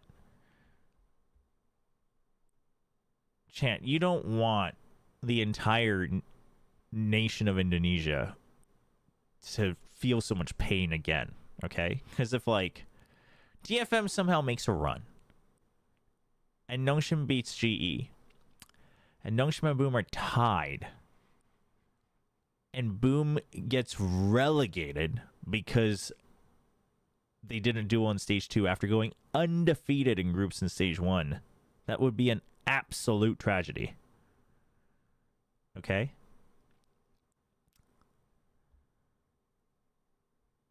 Japan has suffered too. Well, I mean, you have to have a certain level of expectation to suffer. Did they clarify if top 8 is champions points and not making playoffs focus? So at least for Pacific, 100%, because the official Twitter posted a new picture, new graphic that explains that without admitting that they retconned it or clarifying it. They just posted it as if everyone should have known. Supposedly, the people have linked a couple of times like different blogs for the other regions as well. So I think that's just true for all regions. G2 and Center are definitely making champs. Who will be the other two America's teams? America's, I'm going to go with... Oh, wait. I have too many teams I'm like half-heartedly kind of rooting for here. This would be one. This would be one. This would be one. And then these would be my dark horse picks. I mean, that's like half the teams. Oh, that's tough. Probably just one of Leviathan and one of 100 Thieves or NRG, though. I mean, Crew always makes it, though. Wait, that implies that MIBR is not going. Damn. But, I mean, with the way they're playing right now, I mean, I don't think you can really see much more. Crew does make it every year. Imagine if after all the turnaround for Lev, it's still just Crew that goes. Lev somehow doesn't, and it's one of 100 Thieves or NRG.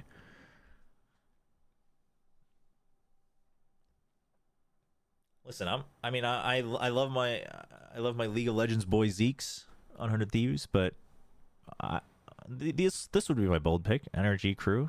I mean, Crew's such a punt, though. The realistic one is, I think,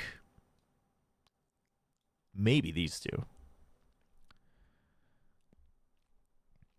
EG, like dude, last week's EG game though, like I get it's Group C9, but dude, I was quite big on EG coming in. I liked a lot of the things I saw in the 2G. This one I watched actually because I was interested in 2G more than anything. But then, I mean, listen, I believe in Potter, but I do have a lot of questions. I mean, the result isn't bad, but gotta be NRG. I mean, I think this is probably the safest bet, right? Well, yeah, like you said, unless C9 is included.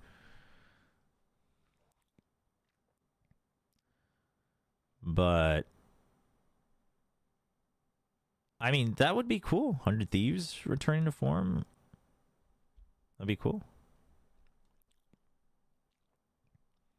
I don't care if NRG doesn't make champs. I just want them to knock C9 out for once. Hear me out. Nongshim makes playoffs. Bombs out. Boom retains top 8 in points. DFM goes to champs. That can't happen. can't happen. If DFM goes to champ... Oh, well, unless DFM's going by... No, but yeah, even then. Oh, I guess, yeah, you don't get actually extra points. So unless you're telling me that DFM is going to the grand finals... I mean... yeah, that's insane. Oh, that was all talks.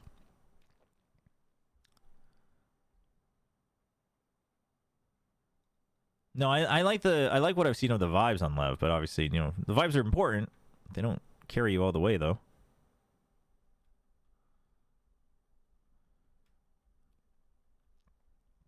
But DFM are going to the grand finals. I mean, I will say, if DFM were to play at the Pacific Finals in Japan, I really think that would be the turning point for Japanese Valorant.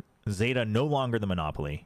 DFM with Crazy Raccoon marketing would go insane, and May would be the absolute hero of Japanese Valorant. But, like, I don't think that's happening. C9, NRG, Lev, Crew, 2 of these 4, and 100 Thieves, 2 out of the 4. Yeah, it's tough, actually. Yeah, it is just such a big gap between, like, the candidates and non-candidates. Probably the same in every region, though. Pacific as well. Well, a little bit. Pacific, there's a little bit more of that, like, middle ground. Team Secret, Global Esports, Nongshim, and DFM. I mean, Boom was.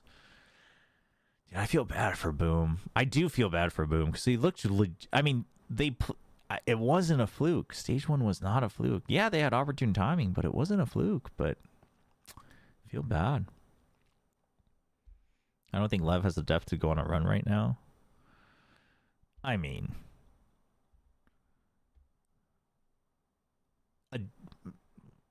going on a run usually is done by a team who doesn't have the depth. In my opinion.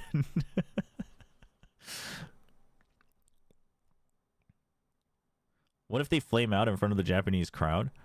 DFM, but I think just simply being there would still be hype for them. Like, it'd be so big. If Lev beats NRG, I mean, honestly, that could mean a lot for them. Yeah, if they beat NRG. I mean, if Lev, yeah, if they beat NRG, they beat Crew.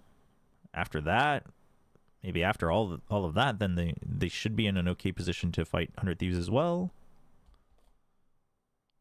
Yeah, I could see that. It can happen. Nongshim wins one more. Boom wins. Oh, Boom wins one more. Yeah, sorry. I just keep assuming Boom's not winning anything more in this group. Unless they beat DFM. I mean, Boom did have a tough run up. Honestly, Boom could beat DFM, by the way. I don't think this is actually out of the question. Chat. I don't think it's actually that crazy.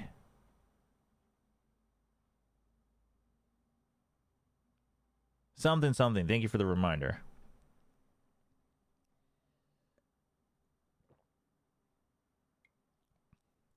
Let Japan go on a run? Chat, you're making it sound like I have something against Japan. I don't. Just so we're very clear. I'm going to meet up with freaking Zeta guy the next time he's in Korea. Like, I got nothing against these teams. All right? I don't think it's going to be an easy match. I don't know what to tell you.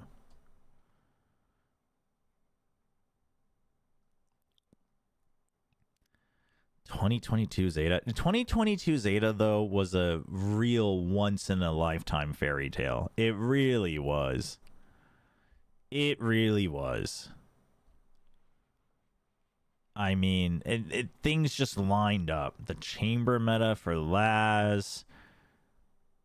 DRX being DRX.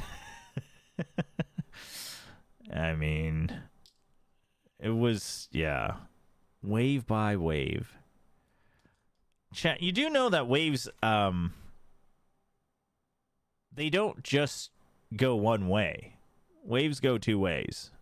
I really do. I don't think Paperthin really thought about this deeply enough.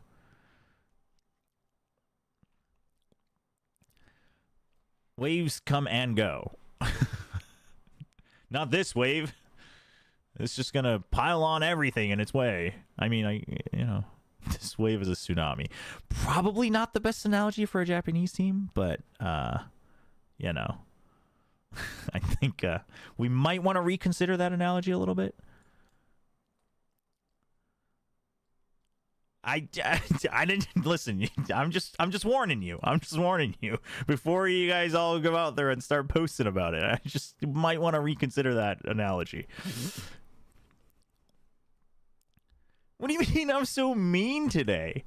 Wow. I'm friggin' bigging up teams like 100 Thieves, NRG, Vitality. You know, what do you mean I'm mean? Chat, this is what being on the brink of relegation does to a man, okay, chat? This is what happens when you... This is why, chat, you shouldn't ever gamba on anything. This is what happens when I put my freaking contract and my yearly supply of Shinramen on the line, and then Paper Thin ruins it, okay? It's just... I have nothing else to lose. I got nothing to lose, all right?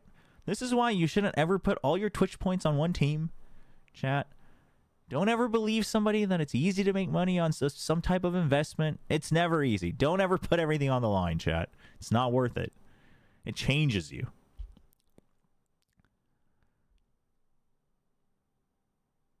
Chobra got that vendetta after Shota's ramen line. It was a good line. I mean, look at where that got him. Am I right, chat? I put all my Twitch points in NRG believing in Stage 1, and that went horribly. Oof. Oof.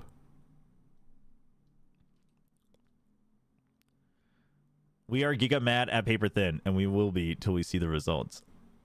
Chat. Okay, chat, show of hands. How many of you actually think Nongshim can win? Like over 50%. It's not a 50-50. Maybe it's 55. It doesn't have to be big. How many of you actually think Nongshim can win this match? Yeah, let's do a poll. Mods, can we run a poll? How many of you actually think Nongshim's winning this match? Straight to the tier 2 Shadow Realm for him. Yeah, it's not unlikely. I mean, that is the most non-answer answer. Nongshim are favorites? They're definitely not favorites. I mean, if you're talking about the betting sites, I mean, the betting, you shouldn't ever look at this of if someone's actually favored. They just take past records, and that's about it. I don't think they even know who's on GE right now. I mean, for all we know, FNS is running this. He can't name all the players on GE. He's just looking at the records. Really depends on form that day. Yeah.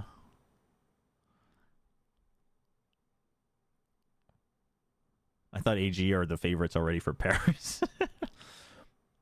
I don't think we have perms to run polls. Oh, wow.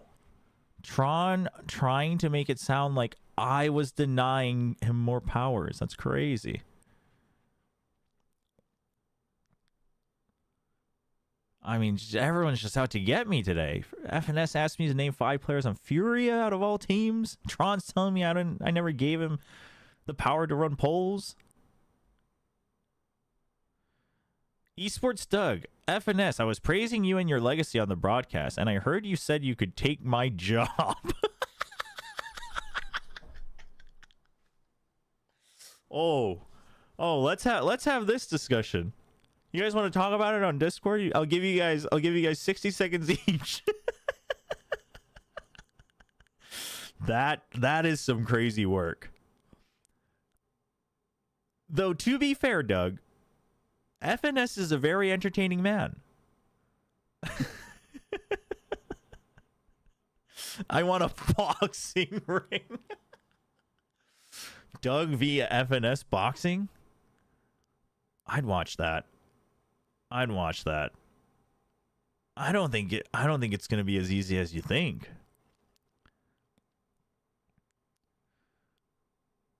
I mean, Doug is built, but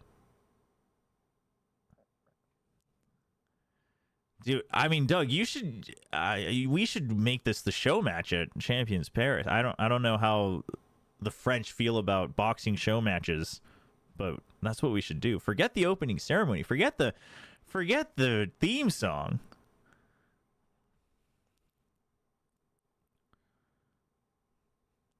We or whatever. Oh. FNS would be an excellent color cast. Oh, 100%, 100%. It's so rare to have players who are well-spoken and also like knowledgeable about the overall game to begin with. Because like that's the starting point, like as an ex-player. Because if you're casting as an ex-player, there's a higher expectation. So the starting point is higher, but being well-spoken is difficult. 65% for Nongshim. Okay. Valen and FNS caster duo. Dude, I was losing it. What? Oh my gosh. Where was it? We have to find this. We have to find this for people who haven't watched. Which one did they cast? What was this one, right? Valen casted the C9EG game, right?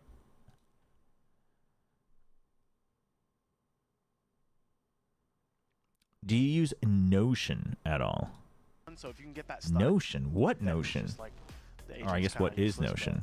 I'm assuming you don't mean the actual word Notion. Chat, where is the round with the Viper's Pit? That is going to be ult on. Yeah, I see. Wait, was it C9 or was it EG? Those who watch the Smash know what I'm talking about. Yeah.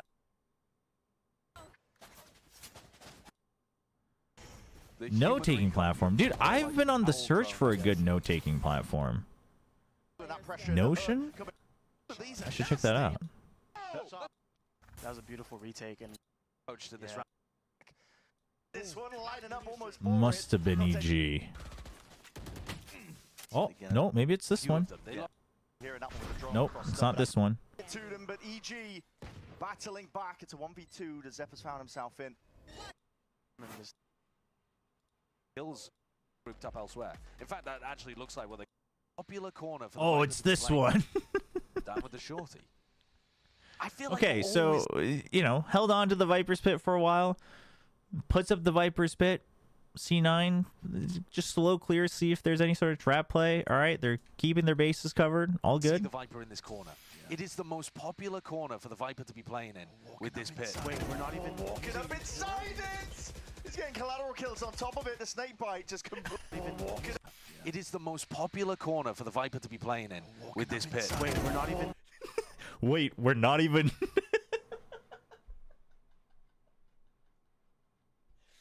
Walking up inside That's not even the end of it. Collateral kills on top of it. The snake bite just completely denies any chance of moving forward. I mean, I actually do. No ults. Just hoping that they could catch Superman snoozing.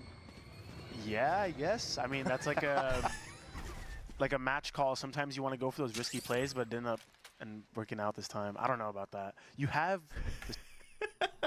You can tell that, like, I can feel the gears turning in Valen's head of like, how hard do I go in on this? Because like Sideshow's doing his usual thing of, you know, being a entertaining caster, kind of toes the line of you're just hoping that you catch him snoozing, and Valen's like, it's my turn, I gotta say something, I don't want to go too hard on this. Oh my gosh. Snoozing is sleeping, like the snooze button on an alarm. And he's like, yeah, I guess. I mean, he handled it well. I just thought it was so funny. Yeah. Although, looking back, I do wonder what the... Like, I mean, I'm with Valen on that. I actually really like it when teams, like, go for these kind of match calls. But, I mean, this is not a round where you needed something like that. So I wonder if it... I am just curious if it was that, or if it was just, like, if you, like, thought you should have had vision or not. It is the most popular corner for the Viper to be playing. Or maybe Oxy just thought he wouldn't be in range because Vic isn't. Oxy's the only one. Wait, we're not even walking up inside it. So maybe. I'm just curious. You want to go for those risks, you might we won't know. It, right? Yeah, that's an unusual one. Now, having said that, they have actually... Steel would have gone. I mean, Steel. Not for everyone. Steel's casting. But like, every now and then you have teams who like don't use util to go into the Viper's pit. And you either spray or because depending on like where they're set up, obviously you glow, but like you can try to catch just the barrel of their gun or whatever. Like it, you know, it happens, but it's like you had a minute left. Like it feels like a very weird situation to make that call intentionally. My belief, I think the most likely, I don't know if they talked about this in the winner's interview because I didn't get to see for the whole game, but would be that they thought that, like, they just assumed he'd be in the corner, so they thought they could sneak through here without being spotted, which, again, Vic wasn't, so, like, doable, but Oxy was just standing away from the wall, which would be very unfortunate, because it would have been a sick play. But also, it's like, even that, though, is like... I mean, then you could still question whether that was worth it because it's like it's round 8. I mean, yeah, like you want to get more rounds differential on attack. Like I get it, but seems a little risky.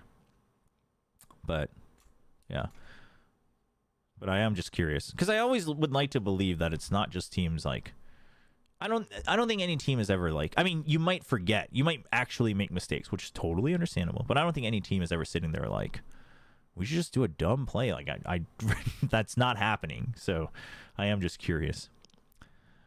If we make it to Chongqing for VCT CN playoffs, it's a nice 43 degrees right now as a high. I'm going to die if we make it. Damn, 43 is pretty bad. It was like 37.5 here a couple days ago. That was rough.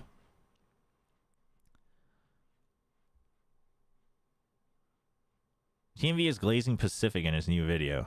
I mean, listen, these YouTubers, chat, they'll do whatever it takes to get more views. Oh, Paper X fans are slurping up all the videos. Time to go big on Pacific. I mean, I think it's just also Pacific right now is it's the most competitive and it has both Masters winners. So it's like kind of hard to, if you were to ever make a comparison between the regions, it's hard not to big up Pacific currently.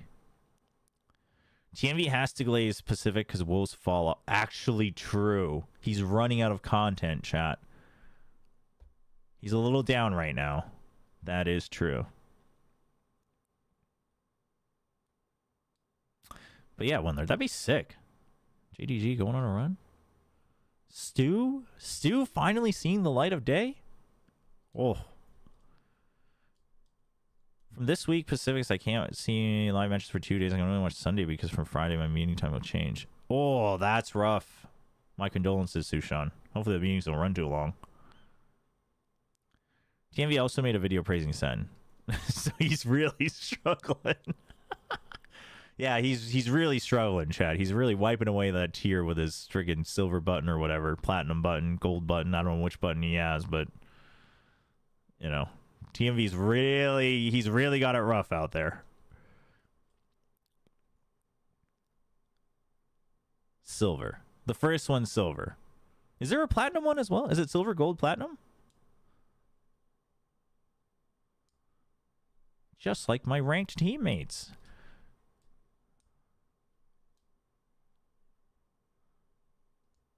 I have a meeting right now. I hate it. Honestly... The meetings that are there just to be meetings, I hated that. I mean, sometimes it's nice just to, like, make sure people are talking to each other, but I hated that when I worked in the office. Silver, gold, diamond. Wow, no plat. Worried about EDG on Thursday. Nah, Wendler. EDG is washed. JK. You know what TMV doesn't have, though? Nongshim noodles, baby. I mean, I won't have them soon. So, I don't know how I'm supposed to feel about that. I don't know if that really makes me feel any better. I'm about to lose them. Yeah, I'm like checking how much I left in my stipend. I gotta freaking order all the noodles I can from the Nongshim Mall.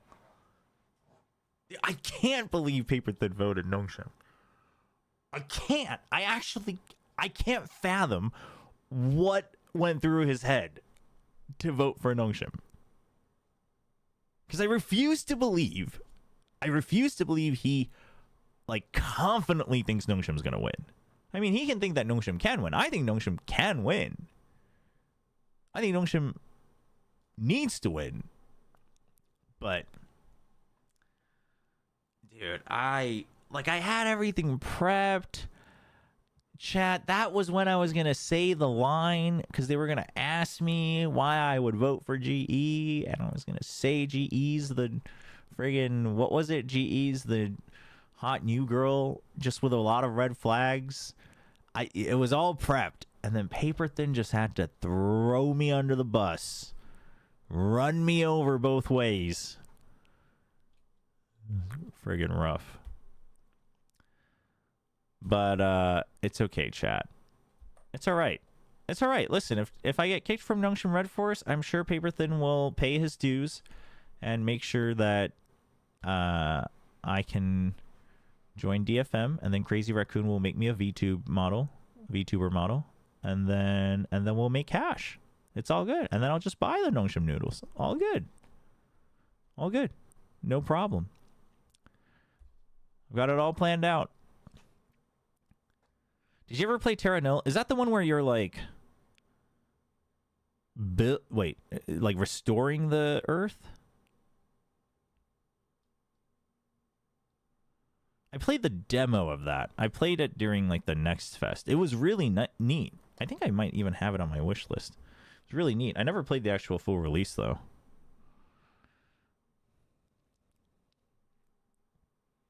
Terra Nil is a very cool game. Very, very cool. It's very soothing. That is the best way to put it.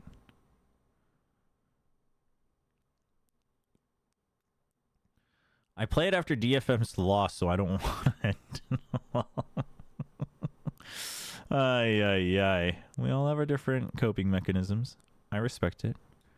Oh, wow, Chad. It's already past midnight. Holy. So I haven't opened it in a while. You know what? You know what? I'm done. I'm done with you, chat. We're done for the day. You know what? That's what a friggin' twisted humble brag. I'm done with you, chat. We're ending it. We're ending the stream. We had a big old yap session today. No, it was good. It was good. It's good to talk about Valorant. I heard you were gonna play the finals. Well, I don't know about that. Tomorrow, we'll sneak some games in. We might even play some Valorant. I mean, maybe I'll test Fate Trigger tomorrow. Fate Trigger is kind of fun. FNS cameo was a surprise. No, honestly, I saw those clips going around, and I was like, God, I hope he never visits my stream, because I'm not gonna be able to name 5 players. And then I was like, I mean, he's got so many people to go through that it won't be a problem. Friggin' shows up today out of all days and asks me about friggin' Furia out of all teams. That's freaking rough. That was rough. Rough.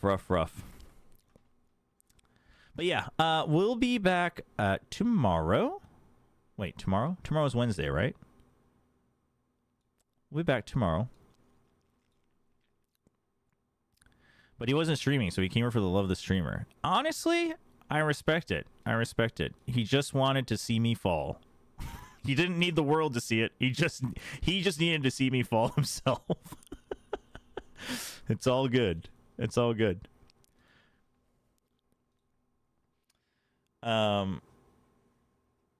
yeah, so we'll be back tomorrow. We'll play some games tomorrow. And then tomorrow's Wednesday. I won't be watching EMEA. We'll just stick with Pacific again. Should be in the arena for the Nongshim game. What day is the Nongshim game?